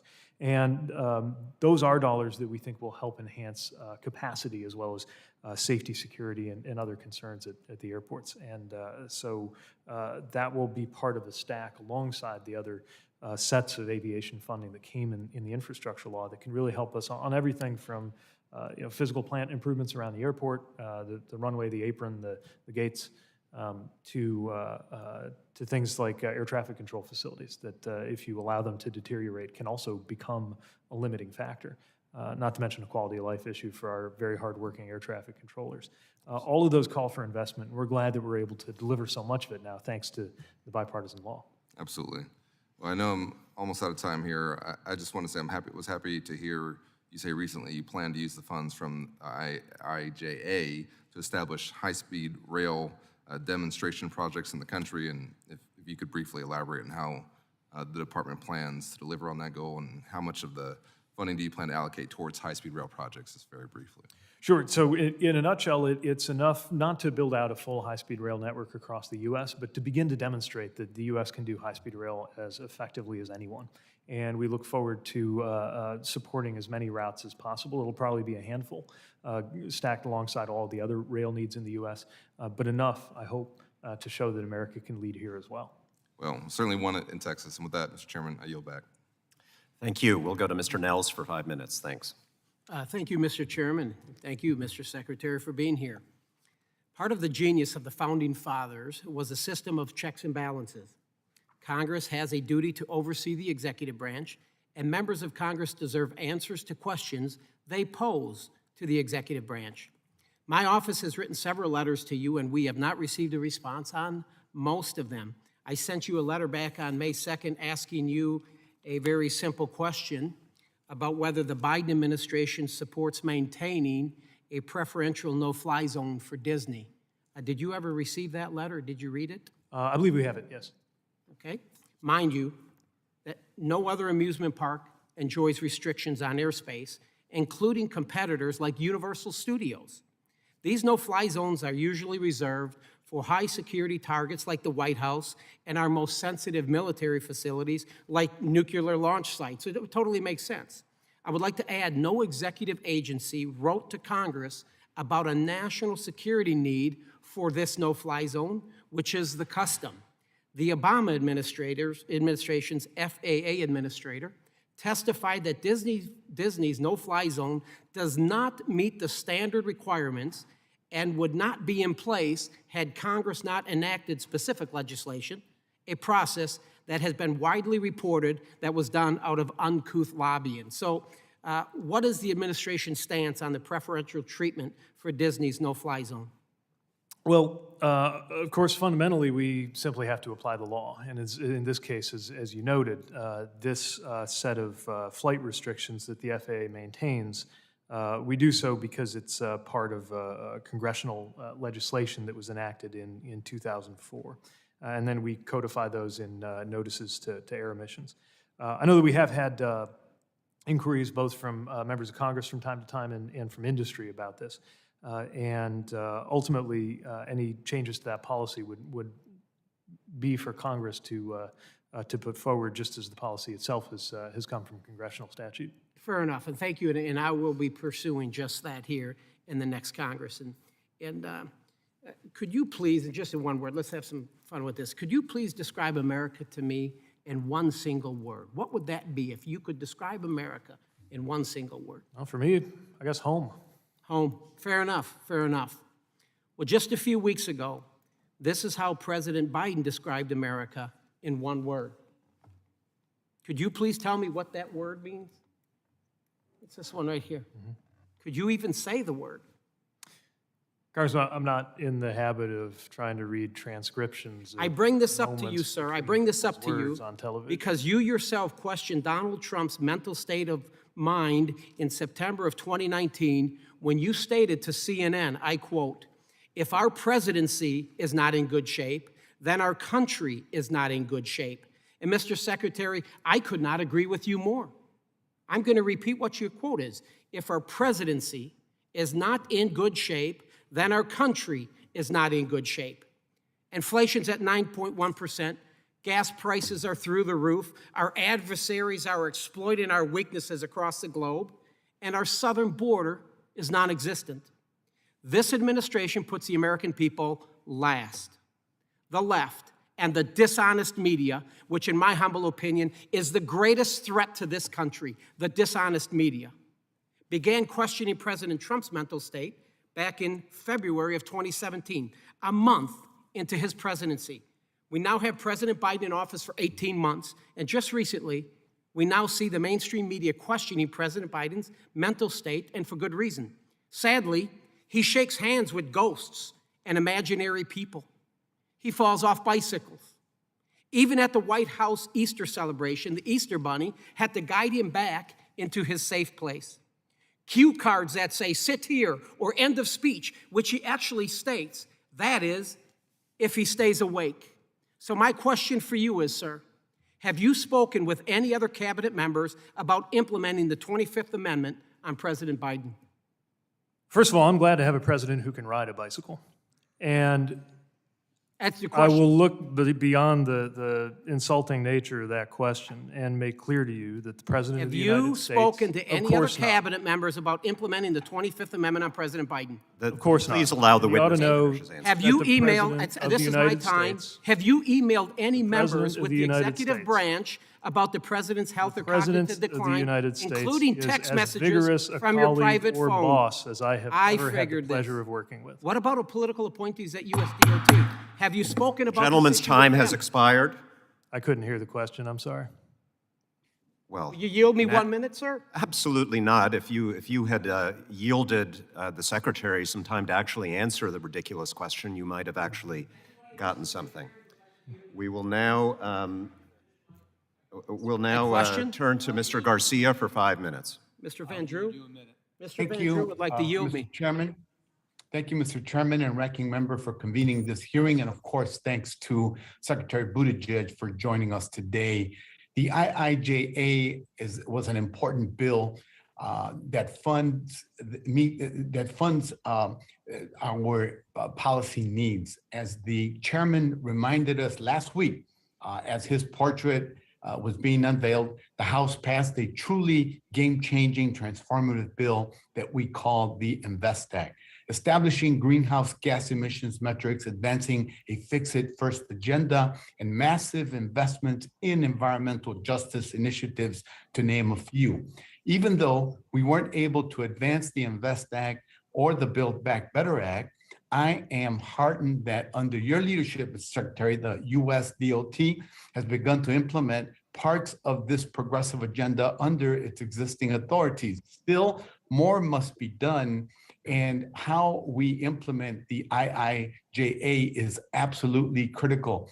For far too long, transportation policy has been disconnected from the broader social justice debate. Yet it determines access to jobs, clean air, clean water, affordable housing, and the fate of our climate. Mr. Secretary, I represent a working class immigrant community in Chicago and in the Cook County suburbs. And as you know, Chicago is a hub for rail, air, and truck transportation. Our communities deal with both the good and the bad of that. My neighborhood, Little Village, has some of the highest asthma and respiratory diseases in the country. And unfortunately, pollution from our transit corridors plays a big role in that. We have to be honest about the policies that led us here and deliberate about setting a new path. Mr. Secretary, approximately how much of IIJA money is going to expand highways and add lanes? So I'd have to pull the exact funding, and of course, some of that will depend on how the states and project sponsors choose to allocate funding that can go either toward transit or highways in the formula case, and on the discretionary side could go toward projects that are more or less highway intensive. But what I'll say also is that this legislation gives us the means to look beyond the 1950s, 60s, or 70s mentality about transportation that often really subjected any mode other than single occupancy vehicles to the back burner. And when we do, as you wisely note, the benefit is not only in terms of more convenient, equitable, and decent ways to get around, but also the physical health of people who aren't subjected to as many emissions when we have more thoughtful and more wide-ranging options for people to get around, including active transportation and excellent public transit. Excellent point.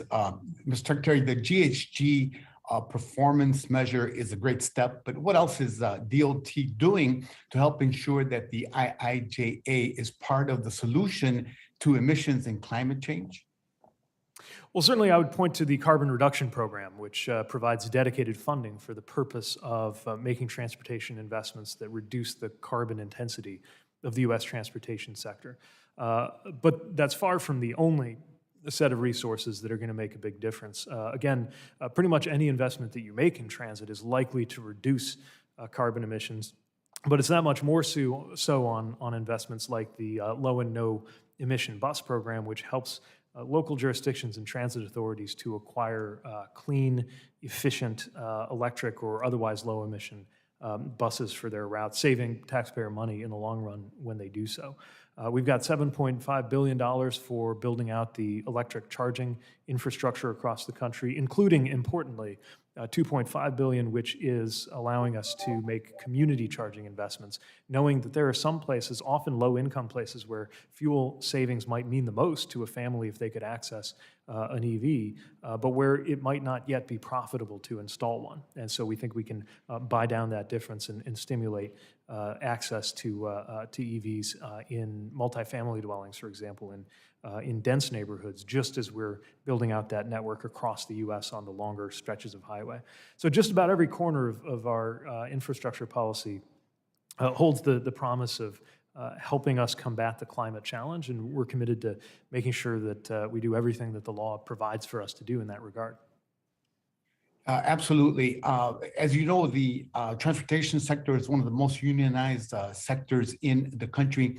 Can you speak to how US DOT is going to put those principles into practice?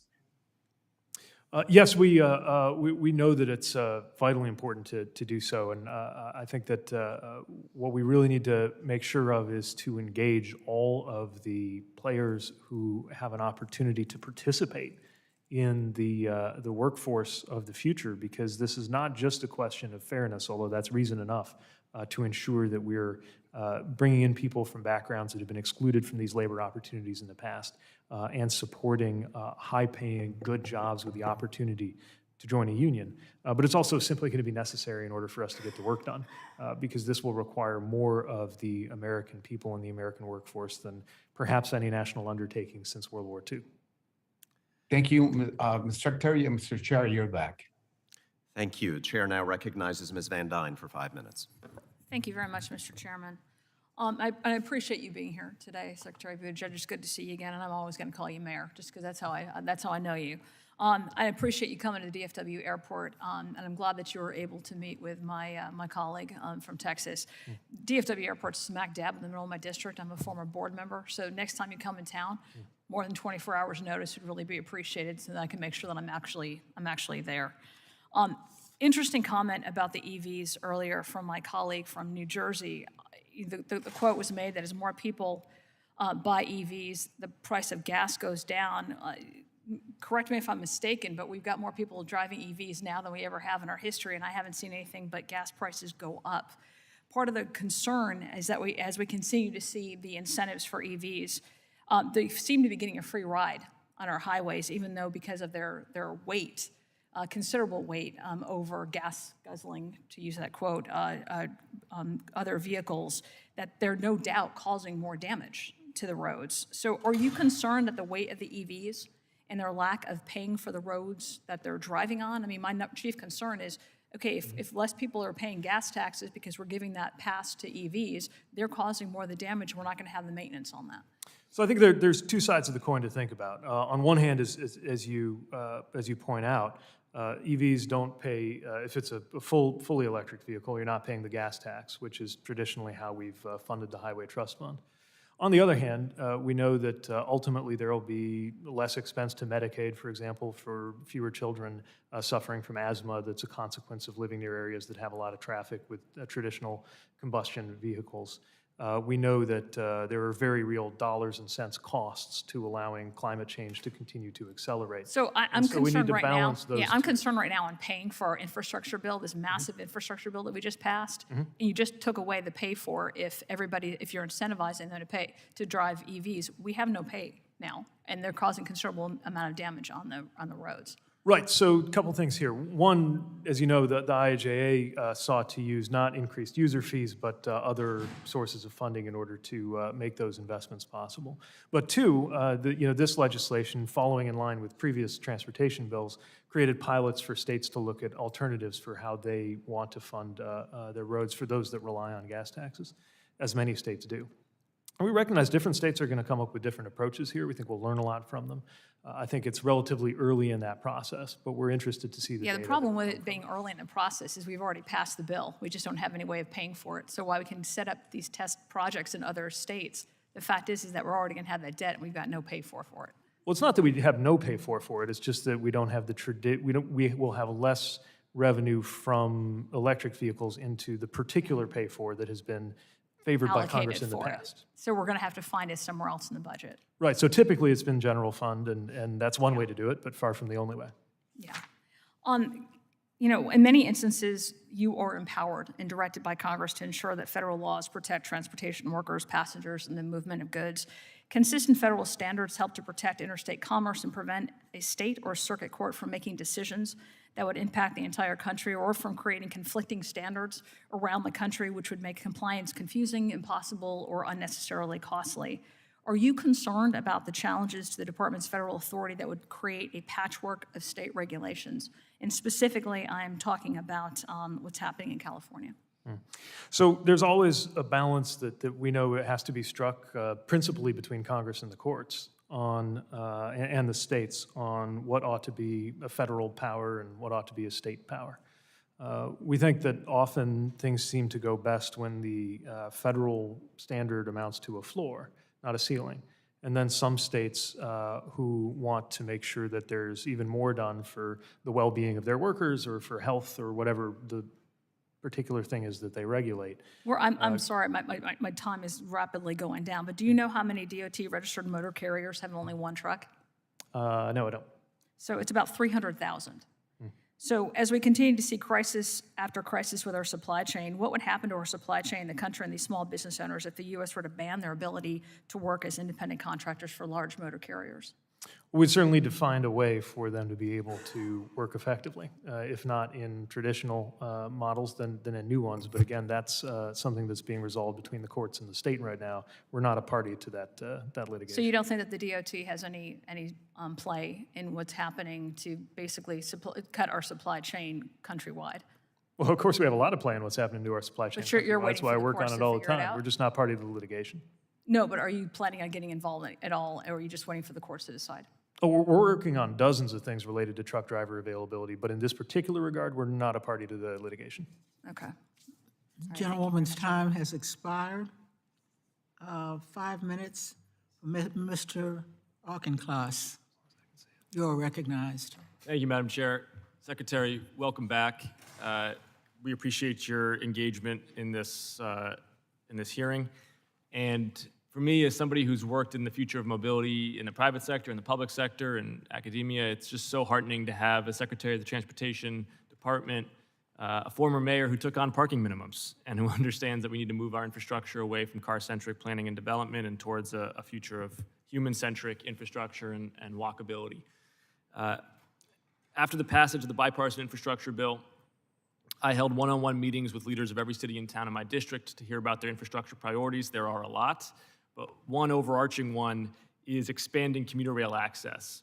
And in Newton, Massachusetts, the commuter rail there, the 3 stations that comprise it, is not currently fully ADA accessible. As your department prepares to issue your NOFO for the All Stations Accessibility Program, can you discuss both the timeline for applications as well as the criteria that you'll use beyond local, state, federal alignment? Well, thank you. The All Stations Accessibility Program is going to provide unprecedented dedicated resources to help upgrade legacy rail stations for people with disabilities. And it's worth noting that a great many legacy rail stations that were built before 1990 and the ADA are not accessible. In fact, about 25%, so that's 927 stations across 17 systems, remain inaccessible. It's one of the reasons why we understand the sense of urgency about putting these dollars to work. This year's slice of the program, based on the funding Congress provided, will be about $350 million, and we're close to being able to put out the notice of funding opportunity. Matter of fact, I think by the end of the month, we'll be able to do that. It's a new program every time, and we have over 40 new programs. Of course, it takes a little more time to bring together than new iterations of the programs that have been there all along. But I still believe we'll be able to make award announcements by later on this year. And the NOFO will have more information about how we're going to prioritize, but I expect we'll get a lot of applications because we know the need is very great. Well, Secretary, I'd welcome you in the district to come tour the Newton Commuter Rail Station and see the opportunities inherent in improving it. I'd like to also ask you about microtransit. This technology has helped transform communities by providing affordable and flexible transit solutions. often by ensuring critical connections to pre-existing transit hubs and filling so-called transit deserts in underserved urban and rural areas. And earlier this year, 14 of my colleagues and I sent you a letter urging you to provide flexibility in the IIJA programs for the inclusion of on-demand transit. I'd appreciate hearing your thoughts on how the department's going to support and encourage the use of microtransit across the country as you implement the IIJA. So we've seen how beneficial and how filled with potential microtransit is. I think it's also safe to say it just wasn't what folks had in mind when most of our U.S. transportation policy and legislation was set up. So part of what we're trying to do is find ways to flex funding within existing programs to make clear when we're confident that the law will allow for it, that jurisdictions can do this. A good example is CMAQ, the Congestion Mitigation Air Quality Funding, has a lot of flex eligibilities. But working with federal highways, we think we can do that in a number of existing programs like the Highway Safety Improvement Program, and work it into some of the new ones we're bringing online, like the Safe Streets for All program. We've seen successful micro-mobility programs all over the country, including, I would note, not just in cities where I think people easily imagine scooters or e-bikes being used, but also in rural areas from Alabama to Delaware. And we also have some FTA research and demonstration funds that in certain circumstances can be used to help here. And I think this really is part of the answer for the long run on how that first or last mile works for people interacting with the transit system going forward. So we want to do everything we can to be flexible and supportive here. That's terrific. And I would also add that in addition to micromobility, on-demand transit as well to fill those transit deserts is critical. I want to give you, Secretary, the last 30 seconds just to talk about airline staffing. I know you're frustrated. My constituents are frustrated. I'm frustrated about the cancellations. You've been on top of it. Can you explain what you're working on this summer? Thank you. We were especially concerned after the Memorial Day travel weekend and disruptions that happened here. And it's clear that while we welcome the fact that demand has returned, passengers are going back on those vacations that they had put off, either because of financial or direct COVID concerns or both, we're seeing now that the airlines aren't prepared to meet that demand in many cases. I'll say we've seen a number of steps since those conversations that I had with airline leadership that I think are very positive. We've seen increased pay, including a lot of regional carriers, which have struggled most to hold on to pilots. We've seen more attention going into customer service and staffing customer service. And on the FAA side, we're working on anything we can do to make sure that air traffic control resources are allocated in ways that are helpful too. Secretary, there's a long way to I'm go. over time, so I have to cut you off there. Maybe another member wants to give you some time more to talk about airline staffing, but I yield back, Madam Chair. Thank you. The gentleman yields back. I recognize Mr. Rouser for 5 minutes. Thank you, Madam Chair, and Mr. Secretary. Great to see you. It's good to have you here in person in the committee. In fact, I think this might be one of the first committee hearings we've had where the witnesses have been here live, or the witness is here live. So thank you for being here. I'll get right to the point, but I'll preface it with this. We all understand that you need to have rules for the road, but you don't necessarily need a stoplight every 10 feet.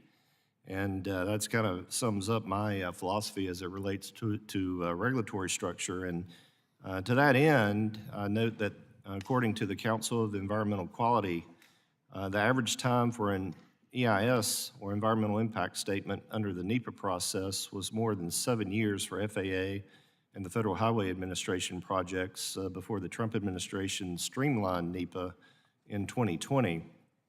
But of course, as you know, this administration has reversed those efforts as it relates to NEPA.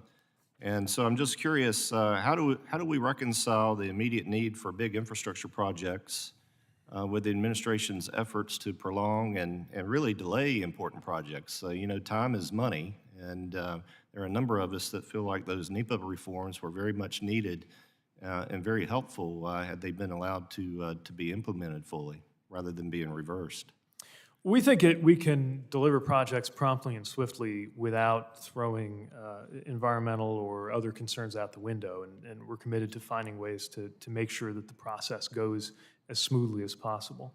The bipartisan infrastructure law provides a lot of the terms for doing that, including starting a short clock on a process that we met, I think, within 60 days on categorical exclusions, as well as things that are going to be more long-term in terms of measures to make the process easier to navigate or make it simpler in some way.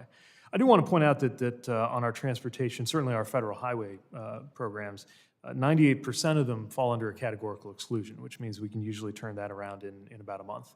But there are those longer EIS and EA processes where as you say, time is money, and it's very important while meeting the requirements of the law and making sure that the processes have been followed, that there's no unnecessary delay or redundancy. And I think, again, the infrastructure law sets us up for that by calling for that 2-year median or average. We're working to make sure we're on track for that.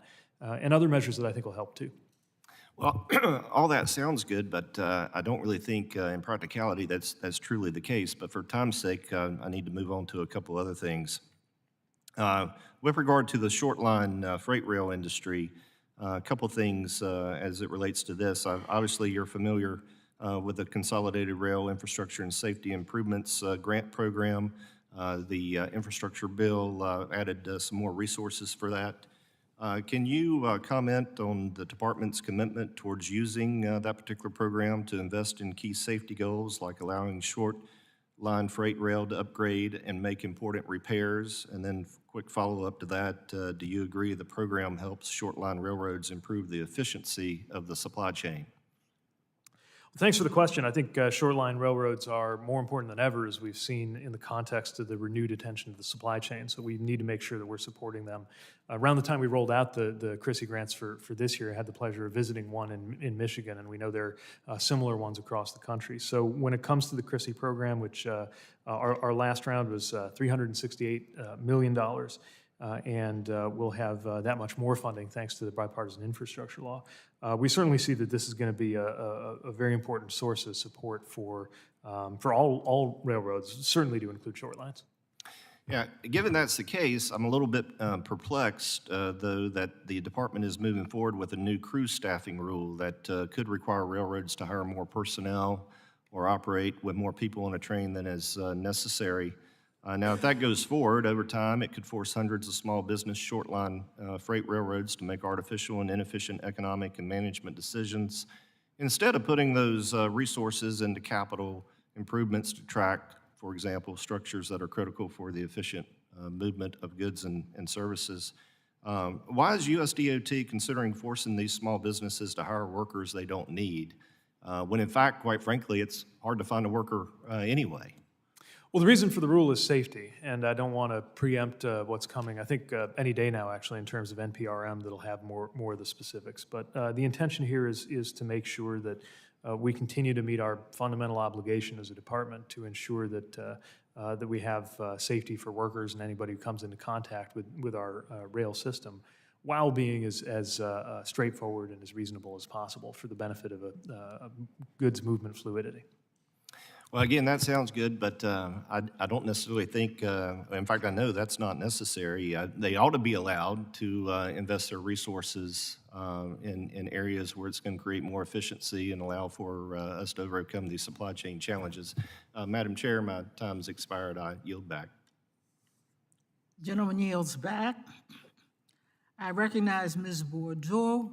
Ms. Bordeaux, you are recognized for 5 minutes. Okay, thank you so much, and thank you, Madam Chairman, Ranking Member, for holding today's hearing, and thank you, Secretary Buttigieg, for being here today. Mr. Secretary, I want to start by thanking you for visiting Georgia's 7th Congressional District last summer. It was a pleasure to have you and show you all the innovative work going on at Peachtree Corners around autonomous vehicles and electric charging, and please know that you are always welcome back. Last year, members of this committee and our colleagues in the Senate came together to pass the Infrastructure Investment and Jobs Act, a historic and bipartisan once-in-a-generation investment in our nation's physical infrastructure. Like many of my colleagues here today, I was proud to support this legislation, and I'm grateful for the administration's partnership in getting the money out the door to our partners on the ground. There's a lot to talk about here, but just to focus on a couple issues that are really important to Georgia's 7th Congressional District. One is microtransit and the other is electric vehicles. I know that you have already answered some of my questions about microtransit when some other my colleagues asked them earlier. I just want to reiterate, it's very, very important. My district is a suburban community. It's been hard to get consensus around bus rapid transit and other forms of transit. And so microtransit is very, very helpful, particularly for our cities, which form these important hubs all over the district. And I hear from people all the time about how much they really appreciate the microtransit we've been able to get in and how much more they would like to see of that particular innovation in our community. Talking about electric vehicles, I'm very proud of the National Electric Vehicle Infrastructure Program, and glad to see that the state of Georgia received nearly $20 million in fiscal year 22 as a part of $135 million over 5 years to support efforts to expand EV charging across the state. So just touching on that for a few minutes, could you talk a little bit about whether there have been hurdles getting the new National Electric Vehicle Infrastructure Program off the ground? And then also how the administration has prioritized consumer experience to ensure it is easy, consistent, and mirrors their current experience at the pump. Well, thank you. First of all, thank you for the great visit we had to Georgia and some very impressive things we saw, both in terms of policy and in terms of technology on the ground. As your question hints, there's tons of opportunity, but a lot of challenge in getting it right with this electric vehicle infrastructure, especially because we've not had something like this at scale in the U.S. It's very different from the infrastructure for fueling gas cars, and we need to be mindful of that as we go. One thing we're thinking about in particular with regard to the consumer experience is making sure that these charging stations are interoperable and are available. You can imagine if you're taking a road trip and every third or fourth gas pump didn't work, or if you had to be a member of a particular gas station chain in order to even use the pump, that would not be a positive or efficient experience. But in some places and in some cases in the past, that's what some EV drivers have faced. And so we need to make sure that we're not only getting the dots in the right places on the maps, but paying attention to the quality as well as the quantity of these EV charging stations, especially those that would be supported with taxpayer funds. So those are some of the things that are on our mind as we work in close collaboration with my colleagues at the Department of Energy through these issues. And I have to say, it is, in my view, a remarkably positive example of interagency cooperation to see how the Department of Energy has teamed up with the DOT to work through these issues, some where we have more expertise, some where they have more expertise, put our heads together and get a good plan going to meet the president's goals. Okay. And just to follow up on that, we recently had a company, Siemens, that rolled out some innovative new electric charging infrastructure that can be easily deployed to gas stations or convenience stores. But the challenge is the grid and the ability to plug into the grid. So we can get the basic technology on the ground. What is going on with that? How are you all thinking about integrating the overhaul of the grid that's required in order to support electric vehicle charging? Well, there's no way we're going to be able to run tomorrow's cars on yesterday's grid. And it's one of the reasons why we're thankful for the ways that the infrastructure law contemplates and supports upgrades for America's electrical infrastructure. And here I'll yield to the Department of Energy, which has more of the day-to-day expertise on this work. But again, we're integrating it with our work on the EV side through that joint office. And we know that's vitally important because we need to have the the backbone of electric infrastructure to support the electric charging infrastructure that we're funding. Gentlewoman's time has expired. I recognize Ms. Steele for 5 minutes. Thank you, Madam Chair, and thank you, Ranking Member Graves. Once again, California, a state that has 40% of nation's imported goods and 30% of the nation's exported goods moving through just 2 of its ports, Los Angeles and Long Beach. It's implementing AB 5, a law that will worsen the nation's supply chain crisis by abandoning the independent contractor model used by the trucking industry. Mr. Secretary, as AB 5 would impact 70,000 truckers alone just in California, what is your department doing to lessen the impact of this bill on our national economy? Well, the availability of trucking workers is a critically important part of the supply chain challenge. It's one of the reasons why we've been working on this from day one, taking measures both to help recruit new truck drivers and to support the kind of job quality improvements that we believe will help us to retain more truck drivers in the career. Our Bureau of Transportation Statistics estimates that some 300,000 people leave the profession on a yearly basis, and we've taken steps that we think have successfully helped to move the needle on some of those systemic challenges. So we're going to continue those efforts. They're all in line with the President's Trucking Action Plan, and we'll continue doing that as we wait for more information and guidance from the state of California about state policies.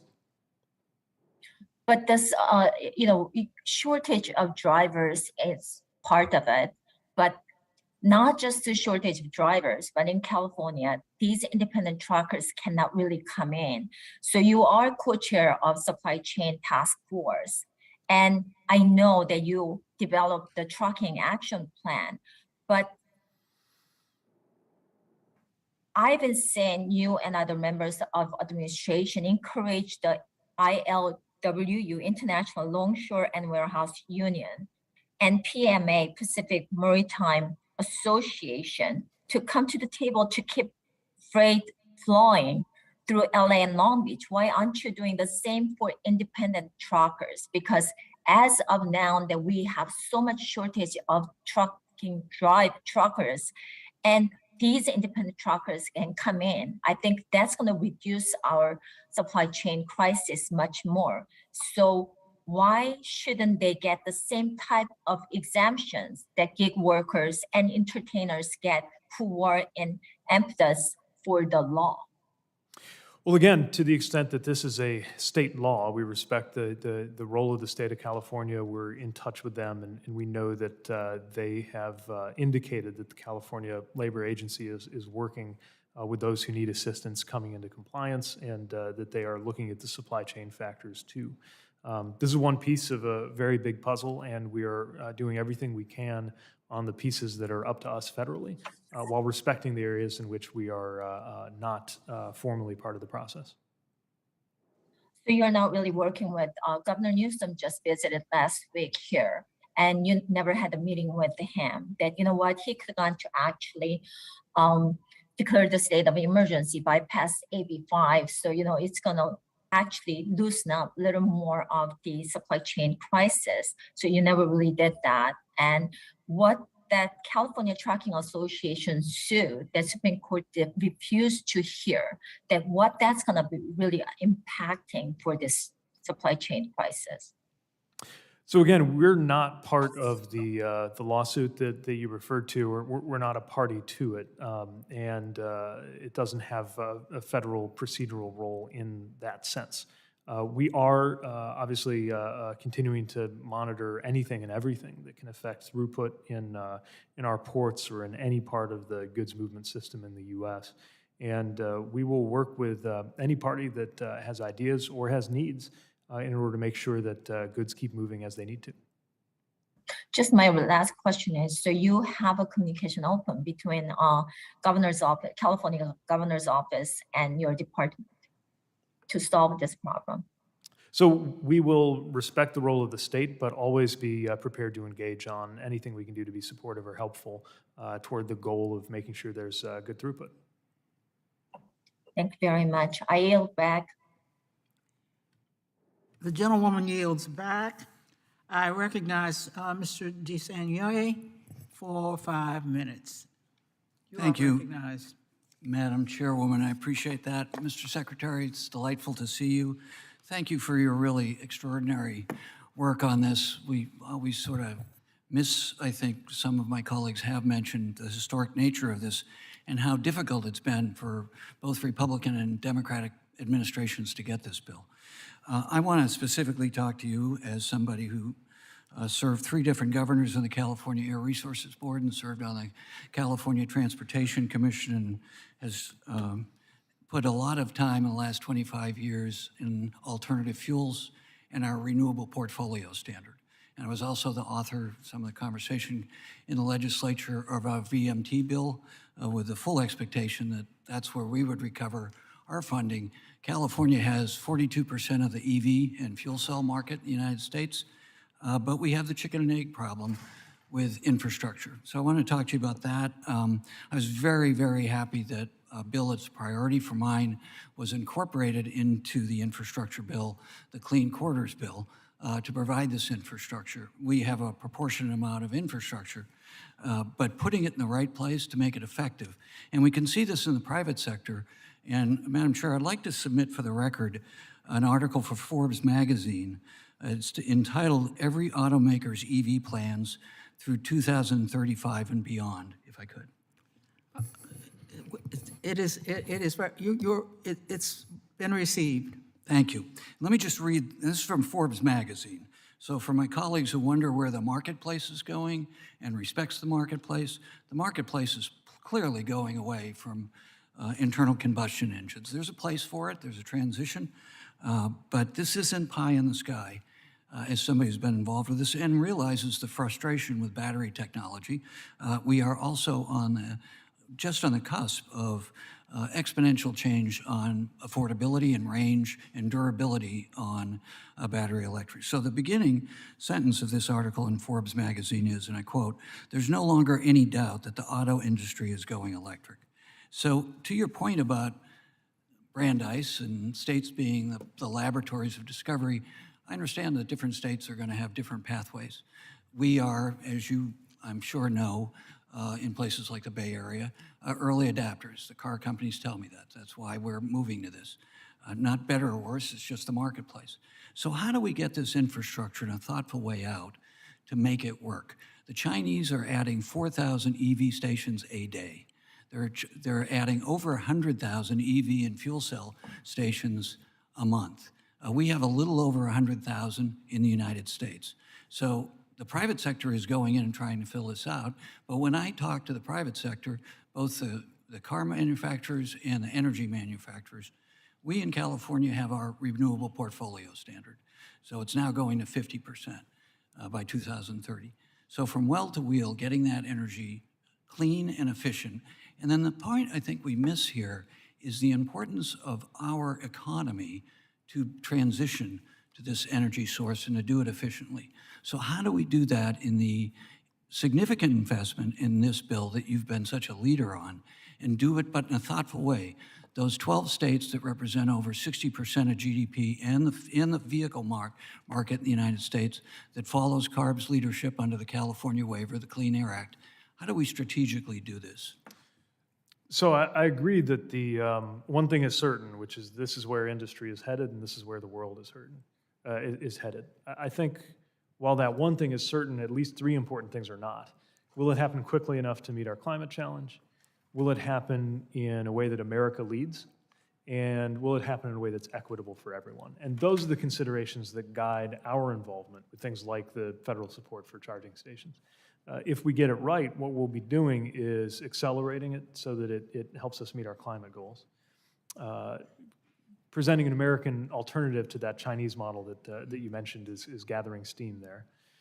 And reach people who might otherwise be left out of the transition, at least in its early stages, knowing some of the upfront costs that are involved, knowing that charging infrastructure isn't often available in lower income areas, even though provided they could afford to purchase or use an EV, it's low income drivers who would benefit the most from the fuel savings that come with having one. So those are the principles that guide the way that we're framing both the $5 billion in formula funds that the states will execute according to their plans, and then the $2.5 billion for discretionary work that we'll do to effectively fill in the gaps in communities. And we think taken together, we have the tools that will allow us to then stimulate that much more private sector involvement too, which can help make sure we actually do this as quickly as the economy and the climate need us to. Thank you. Exciting. I yield back. Thank you. Gentleman's time has expired. I recognize Mr. Weber for 5 minutes. Thank you, Madam Chairman. Mr. Secretary, good to see you here today. I want to quote some of the things you said in your comments at the very end. Together, we have the opportunity to improve countless lives, support good-paying jobs, strengthen America's manufacturers, modernize our infrastructure for decades to come, and cement America's position as the world's leading economy. All good goals. And we recognize the administration's aim at reducing GHGs and coming down to as many renewables as possible. I'm from Texas, Gulf Coast of Texas. We produce about 65% of the nation's jet fuel through my 6 ports that I represent, more than any other member of Congress. So energy for us is a big deal. Texas is the #1 wind energy state in the country. And I think you might have even alluded to it, or somebody else did. We are #2 in solar panels, right behind California. But we're working on that. We'll get there. We'll get there. So I appreciate you being here and bringing this all up. I want to bring a couple of projects to your attention that are called seaport oil terminals. What they do is they move product through a pipeline, pardon me, out off the shore. It could be 20 miles, 15, 20, 30 miles. And so what happens then, pardon me,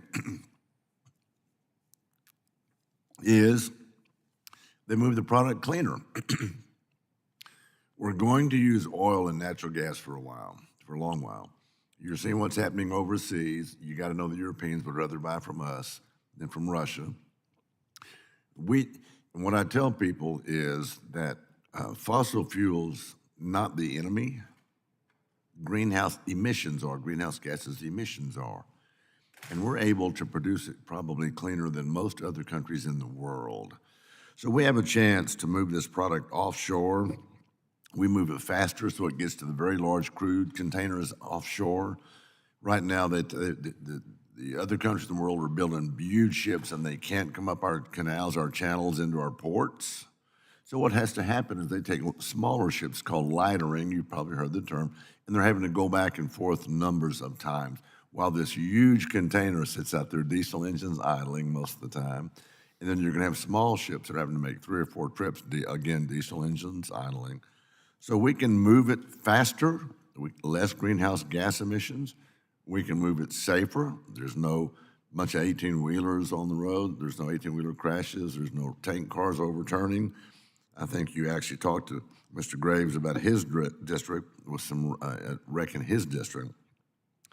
And you have to know that our allies across the world would like this. It helps us with our imbalance of trade. We actually get to refine product and sell it and move it around the world. With decades to come, we're going to have a lot of natural gas, clean natural gas, and you know this, a lot of these ships are converting to LNG. So we want this ability. All that to say that a couple of these businesses have been in contact with your chief of staff. I believe it's Laura Schiller. And is she with you today? She's not here today, but she is our chief of staff. She had good enough sense to stay away from this place, didn't she? And then I think your general counsel, John Putnam, is he with you today?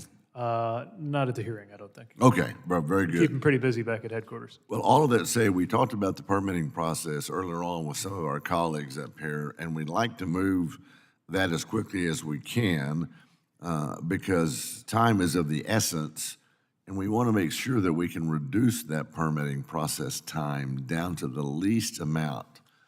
Everybody wants a clean environment. You probably don't know this about the Gulf Coast of Texas, but we've got a lot of hunters and fishermen and stuff like that. We want good, clean, pristine lands to do all of those things to pass on to our kids. So what I'd like to do is to give you, this is actually a report on what we call SPOT, the Seaport Oil Terminal, project in the national interest, because we can produce it cleaner, faster, helps us with our imbalance of trade, and actually does a good job for the economy while protecting the environment. And then see if I could follow back up with you in the coming days to see if you can kind of get me an update on where both of these projects are. And any questions for you? We got 23 seconds. I'd be happy to do that. We've got, I know a lot of permits or license requests in with the Maritime Administration, and I'd be happy to find out where these two sit among those, and certainly appreciate the complexity of the transition you're describing. Well, thank you, Mr. Secretary. Thank you for being here, and I'll get this over to you, and I yield back. Gentleman's time has expired. I recognize Mr. Moulton for 5 minutes. You're recognized, Mr. Moulton. Thank you very much, Madam Chair. Mr. Secretary, good to see you. Thank you very much for being here. The IIJA appropriated more money for investing in rail than ever before in our nation's history. Now, President Biden vowed to, quote, make sure that America has the cleanest, safest, and fastest rail system in the world. Will this indeed be the administration's legacy? How will you fulfill the administration's promise, the president's promise? Well, thank you. We are enthusiastic about the opportunities here for passenger rail. As you know, in any other administration, I might count myself the biggest enthusiast, but I'll only ever be second place in this administration in terms of readiness and commitment to seeing America have the highest quality rail. As you mentioned, we've got unprecedented resources to work with here, the most since the inception of Amtrak itself.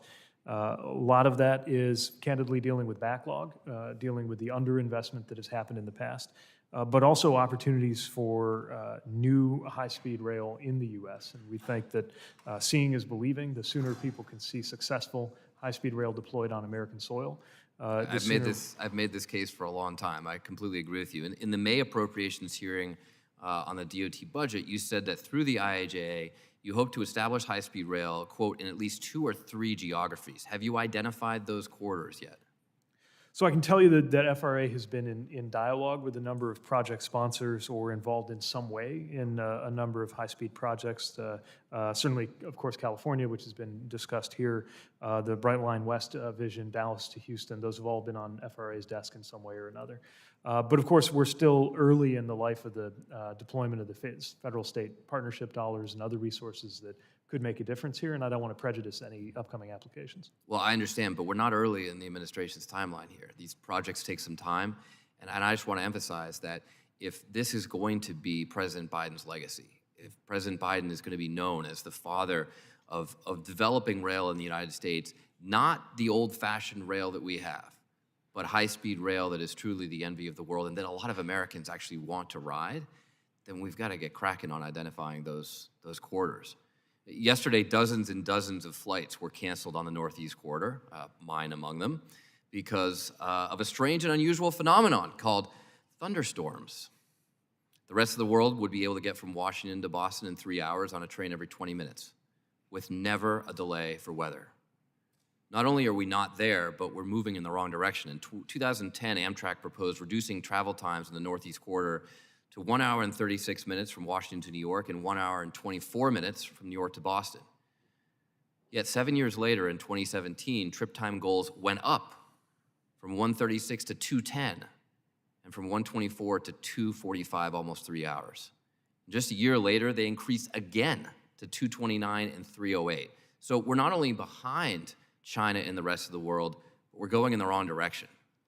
I mean, at this rate, the goals Amtrak sets 10 years from now will be worse than how long it takes to travel that roller coaster ride on the Northeast Corridor today.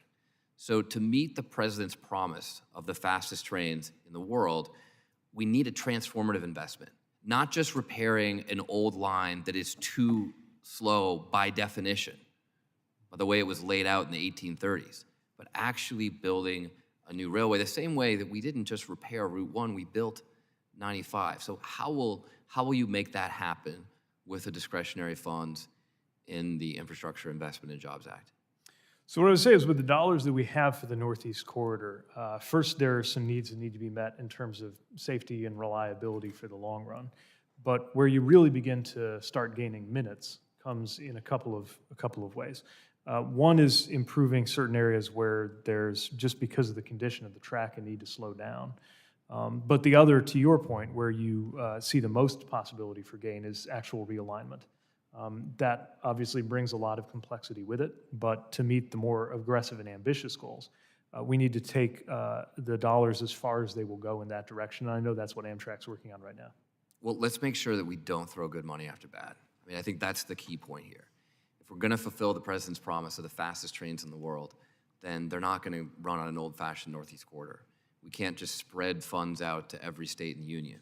We've got to pick a couple of high-speed rail projects that will succeed, and so that Americans can see the value of high-speed rail, whether you live in California or the Northeast, or in Texas, or in the Southeast.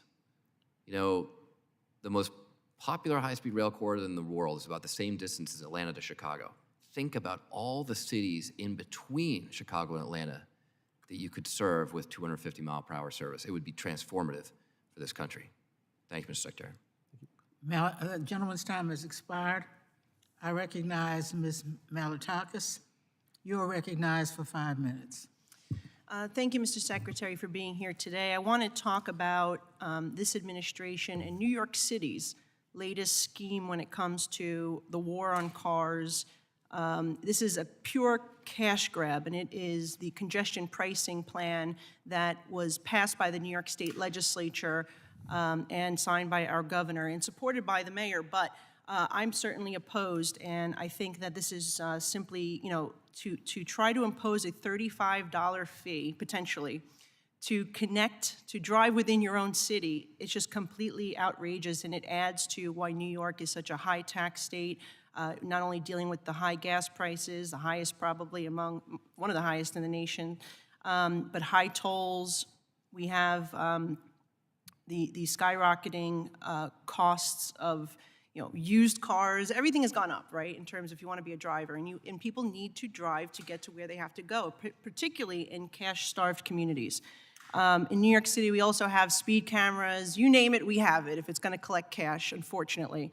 But this is what I seem to believe is another cash grab by our city and our state. It is going to be the first in the nation. Okay, and with that, I understand that also the Federal Highway Administration has responsibility to oversee an environmental assessment or an environmental impact statement. I believe, being that it is going to be the first of the nation, we have a responsibility to do our due diligence, and we should be conducting an environmental impact statement versus a simple assessment. Can you please talk a little bit more about, will you be requiring the MTA and New York City to be conducting a full and thorough EIS, as well as it should be an economic impact study as well? Well, our responsibility is to make sure that a project that comes forward with local sponsorship and interest, like the congestion pricing project, meets all federal legal requirements, including under NEPA. I can't say here whether, based on just sitting here, all of the things that go into the determination of whether it's the EA track or the full EIS. But what I can say is that our department will bring its best judgment to making sure that that it goes through the appropriate process. And our role is to make sure that all of those federal hurdles are responsively met, but recognizing and respecting that ultimately this is a local policy choice. Yes, but first of all, there is bipartisan opposition among legislators and members of Congress from the New York, New Jersey area, as it will have a significant impact on our constituents who are already struggling to get by and make ends meet. Now, with earlier this year, the MTA chief executive, Janno Lieber, said in an interview that the FHA told her that they were going to fast-track the environmental process. Can you make a commitment that you will require an environmental impact study, a full and thorough review, being that this is the first in the nation program that is, I don't want my constituents to be guinea pigs. We need to do this right.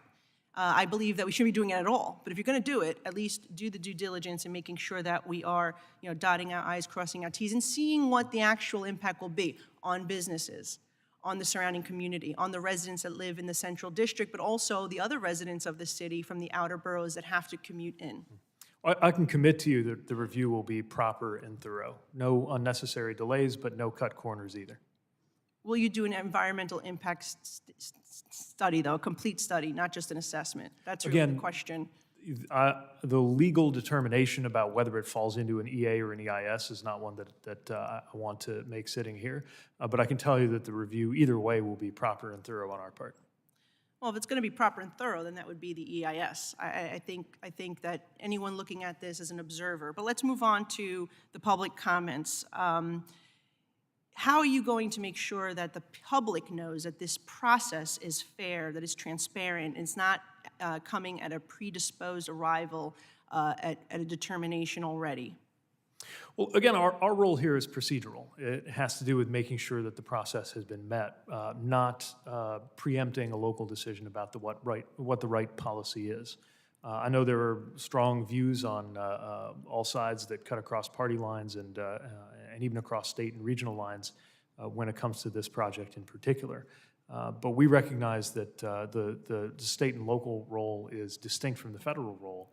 Ours is to make sure there's transparency and thoroughness. Okay. when, Lastly, it comes to the the Federal Highway Authority Administration required MTA to answer 430 technical questions after they submitted their draft of the EA. These have not been made public or made available to Congress. Can you share those questions and answers that you received with the public? I'll look into the right process for getting those out. All right, well, if we believe in transparency, we want to make sure we get that information out to the public domain. So I'd appreciate your assistance with that. And my time has run out. Thank you. Thanks. Gentlewoman's time has expired. I recognize Mr. Fitzpatrick. You are recognized for 5 minutes. Thank you, Madam Chair. Secretary Buttigieg, thanks for being here. Good to see you. I want to start by thanking you for your collaboration on the bipartisan infrastructure bill. There's a lot of work, a lot of collaboration. You worked great with our office, and I wanted to thank you for your role. I think it's going to really help America. 2 questions. One, I don't think it's a fair question because we just sent this letter last week, but I wanted to bring it to your attention to you and FRA Administrator Bowes regarding the public nuisance and safety risk posed by blocked railroad crossings. Certainly, I've had to deal with it in my district. I'm sure I'm not alone, for sure. Lasting upwards of an hour, these instances keep communities like mine and others across the country cut off from commercial, government, and even more significantly, emergency services, ambulances, fire trucks, and whatnot. So I'm going to submit this to the record. We've sent it to you, but I know how agencies work. It might not have made its way to you.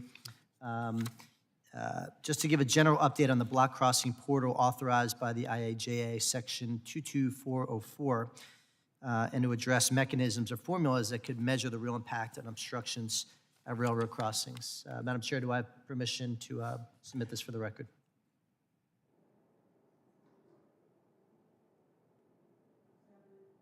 Accepted. So my question, Mr. Secretary, I want to discuss secondary cockpit barriers. The 9/11 Commission did tremendous work many years ago. Most, if not all, of those recommendations were adopted by Congress and implemented as part of our commitment to say never again to allow terrorists to infiltrate a cockpit and treat a commercial airliner like a guided missile. And even though this was included as a requirement for new aircraft in the last FAA reauthorization nearly 4 years ago, application of this mandate has been very slow and very inconsistent. I can tell you myself and my problem solver co-chair have been working very hard, and we've had frustrating results across multiple administrations, to be frank, and we're hoping that we can finally fix this. Since coming to Congress, we've advocated for this, both of us, and on 9/11, my constituent, Captain Victor Saraceni, he was the pilot of Flight 175 that our whole world watched in horror crash into the second tower. And I was just wondering, Mr. Secretary, if you're, how familiar you are with this, how much you're tracking it amongst a lot of the things you're dealing with. If you'd be willing to work with us as well to get this done. This is a bipartisan issue. It's really incredible that decades after 9/11, the most basic safety precaution is not being implemented, and it's been blocked for all the wrong reasons by special interests that don't want it for the wrong reasons. And all of us have flown. We've watched, the exchange when the cockpit door opens for a pilot to go to the restroom or whatnot, and all that's placed there in our current policy is a food cart and an airline attendant. And 20 years after 9/11, it's really unacceptable, and it's such an easy fix. It's something that's already been approved and authorized on new aircraft. Will you be willing to work with us on getting that done and also getting retrofit for current aircraft? And do you have any other comments on the issue? Thank you. Yes, I'm following this policy. I know there's a great deal of impatience, which I share, about making sure that this is delivered, especially knowing that it's called for in legislation. I've met with advocates as well as experts on this, and it's being taken very seriously. The FAA is working toward getting that rulemaking advanced. certainly welcome a chance to work with you to make sure that some of the complexities are handled in the right way and that there's transparency around the timeline. Thank you, sir. And, you know, just like all these tragic incidents, whether they be school shootings or acts of terrorism, when we say never again, it's got to mean never again. And that 9/11 Commission did tremendous work, and this is one of the few, if possibly the only one, of the committee's recommendations that has not been implemented. And I fear that, you know, given how many years have passed since the last terror attack, due to, you know, to the credit of a lot of our national security agencies have avoided that, that we're still vulnerable because human instinct is to drop your guard when you've kept your guard up for so long. And I'm fearful that this is an instance where we're exposed to a terror attack once again. And I hope that you're willing to work with us, which you say you are, and I appreciate that. But if you could just flag this for your people, I'd appreciate it. Thank you. Madam Chair, you're back. Gentleman yields back. I recognize Mr. Stauber for 5 minutes. You're recognized, Mr. Stauber. Thank you, Madam Chair.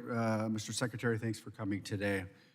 You are aware of transportation issues, and do you know what the most inland port in North America is, or correction, in the United States is? I'm guessing it's in Minnesota. Do you know where? The most inland measured from the coasts or from the Great Lakes? Most inland port is the port of Duluth Superior. Duluth, right. And I'm very proud to represent that. A lot of commodities and economic value come to and from. And I also appreciate your support for the SULOCs. That money's got to continue because that helps the Midwest. So I just wanted to talk to you a little bit about the chip shortage. As you know, we want to reshore it. And I think that when you reshore it, you also have to reshore the minerals. You're aware, or maybe I'm going to make you aware, that the biggest copper nickel find in North America is in northeastern Minnesota, which we call the Iron Range. The Iron Range has mined 80%, the iron ore that makes 80% of this America's steel. So if we have Buy America provisions, we have to have the Iron Range full steam ahead. Would you agree with that? I don't want to weigh in outside of my lane in terms of production, but I certainly agree that we need to make sure we're onshoring or nearshoring raw materials that are going into the products. And we have to keep our iron industry front and center. That's a strategic national security. So when you talk about the chips, you know that a Ford F-150 gasoline has 300 chips, and then the EV has 3,000. When you take critical minerals offline, you allow foreign adversarial countries to mine that. And I'm just going to give you an example, cobalt. The vast majority of cobalt is mined in the Congo using child foreign slave labor. I think you would agree you'd rather mine those minerals in the United States under the best environmental and best labor standards. Would that be correct, Mr. Secretary? Yes, if we have a choice in where to source any of these, we would certainly prefer that it be in the U.S. Yeah. Your administration just took 234,000 acres of opportunity to mine critical minerals. And let me tell you about the Duluth complex. It has 95% of our nickel reserve, 88% of our cobalt, over 1/3 of our copper, and other platinum group metals. And your administration won't even allow an EIS on a project-specific review. And you were just talking about an EIS, and you know, Mr. Secretary, the EIS is the highest look from the federal government. They wouldn't even allow a project-specific review of an EIS on a mining project. So when you want to transition, and when we transition to electric vehicles, why don't we have an administration that supports mining in the United States? And by the way, there was a project labor agreement in that.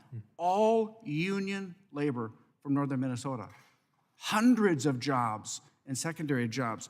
And so I would submit to you that we need to mine in the United States. So we hold a destiny in the palm of our own hands. And the administration doesn't seem to understand that.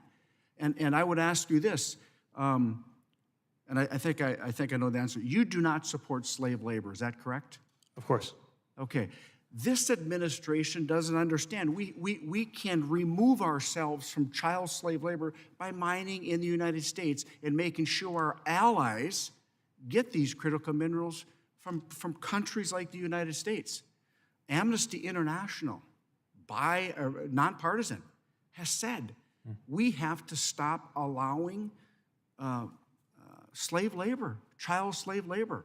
And I would submit to you, we are able, ready, and willing, Mr. Secretary, to mine these critical minerals. We have to have an administration that has the political will to do it. And it doesn't. In October of 2020, then candidate Joe Biden said to the American people, we are going to mine these minerals domestically. That was a breath of fresh air for northern Minnesota and the Iron Range. Now, President Biden says we're going to source those minerals from foreign nations. That, Mr. Secretary, is unacceptable. That's what we talk about. We can onshore and use American labor with the best environmental standards and labor standards in the world. And I would ask you to go back to your administration, specifically the President of the United States, and allow us to mine these minerals here in the United States. And I yield back. Thank you. The gentleman yields back. I recognize Mr. Van Drew. You are recognized for 5 minutes.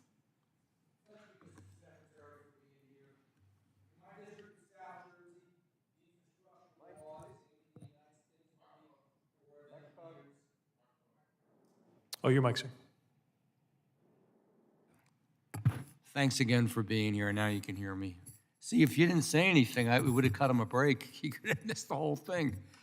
In my district of South Jersey, the infrastructure law is aiding the United States Army Corps of Engineers with a major dredging project in New Jersey's intracoastal waterway. The project will clear out the clogged maritime channels of the entire Jersey shore and make my community safer and more prosperous. The law has also provided funding for airports and roads and projects across my district. South Jersey has many infrastructure needs, but I will continue to advocate for this infrastructure law as it is implemented over the next 5 years. I supported this bipartisan infrastructure law because it included conservative regulatory policies negotiated by Republicans, including one federal decision. One federal decision cuts through red tape by requiring interagency cooperation, limited paperwork, and fixed permitting deadlines. This policy saves years of time and millions of dollars in the permitting of infrastructure projects. With inflation ravaging the country is in critical situation that we need to reduce red tape so that the funding increases and the infrastructure law is not outpaced. That's why Republican negotiators, including these conservative regulatory policies.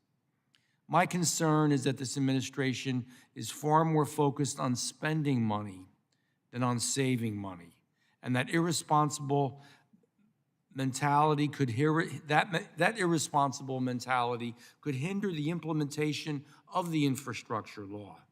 One federal decision policy was put in place by President Trump in 2017 through executive order. President Biden repealed it on his very first day in office. Thanks to the infrastructure bill, one federal decision is now law, and it must be implemented. So first question, Mr. Secretary, do you fully commit that you are proactively working to implement one federal decision in line with the letter of the law? Yes, we are. I thank you, first of all, for your support for this legislation and want you to know that we take very seriously the one federal decision provisions. Some of those that we've been working on this regard include establishing schedules that are consistent with the 2-year average for most EIS, or environmental impact statements, issuing necessary authorizations, all necessary authorizations within 90 days of completing NEPA, setting up a performance accountability system to track progress toward our goals, and reporting to this committee regularly on the timelines of both the EISs and then the environmental assessments and categorical exclusions, as well as working with other agencies on how to make sure that those categorical exclusions are as efficiently managed as possible. So we'll continue our work on this, and through the permitting dashboard, aim to be as transparent as possible about how we're actually tracking toward those goals. We would appreciate that, and it could make a huge difference. Thank you. Second question I have, and Congressman Stauber touched on it a little bit, concerned about the batteries. I'm concerned about the environmental aspects of the batteries. And I'm concerned about that so much of it is controlled by China, so much is controlled in the Congo. It is virtual slave labor. We say as Americans that we are humane and we're human and we care about life, yet we buy so many products from a country that absolutely has no concern about that at all. I don't understand how we do that. I don't understand how we buy products made by the Uyghurs. I don't understand how we are going to be buying products from the Congo, but the Chinese controls the Congo. And what scares me about that, Mr. Secretary, is they control too much already.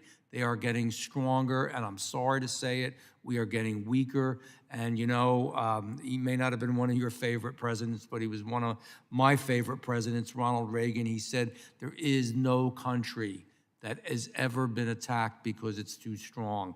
We have to get stronger. We have to produce our own goods and services. We have to produce our own cobalt if we're gonna do this. We have to produce our own elements and minerals.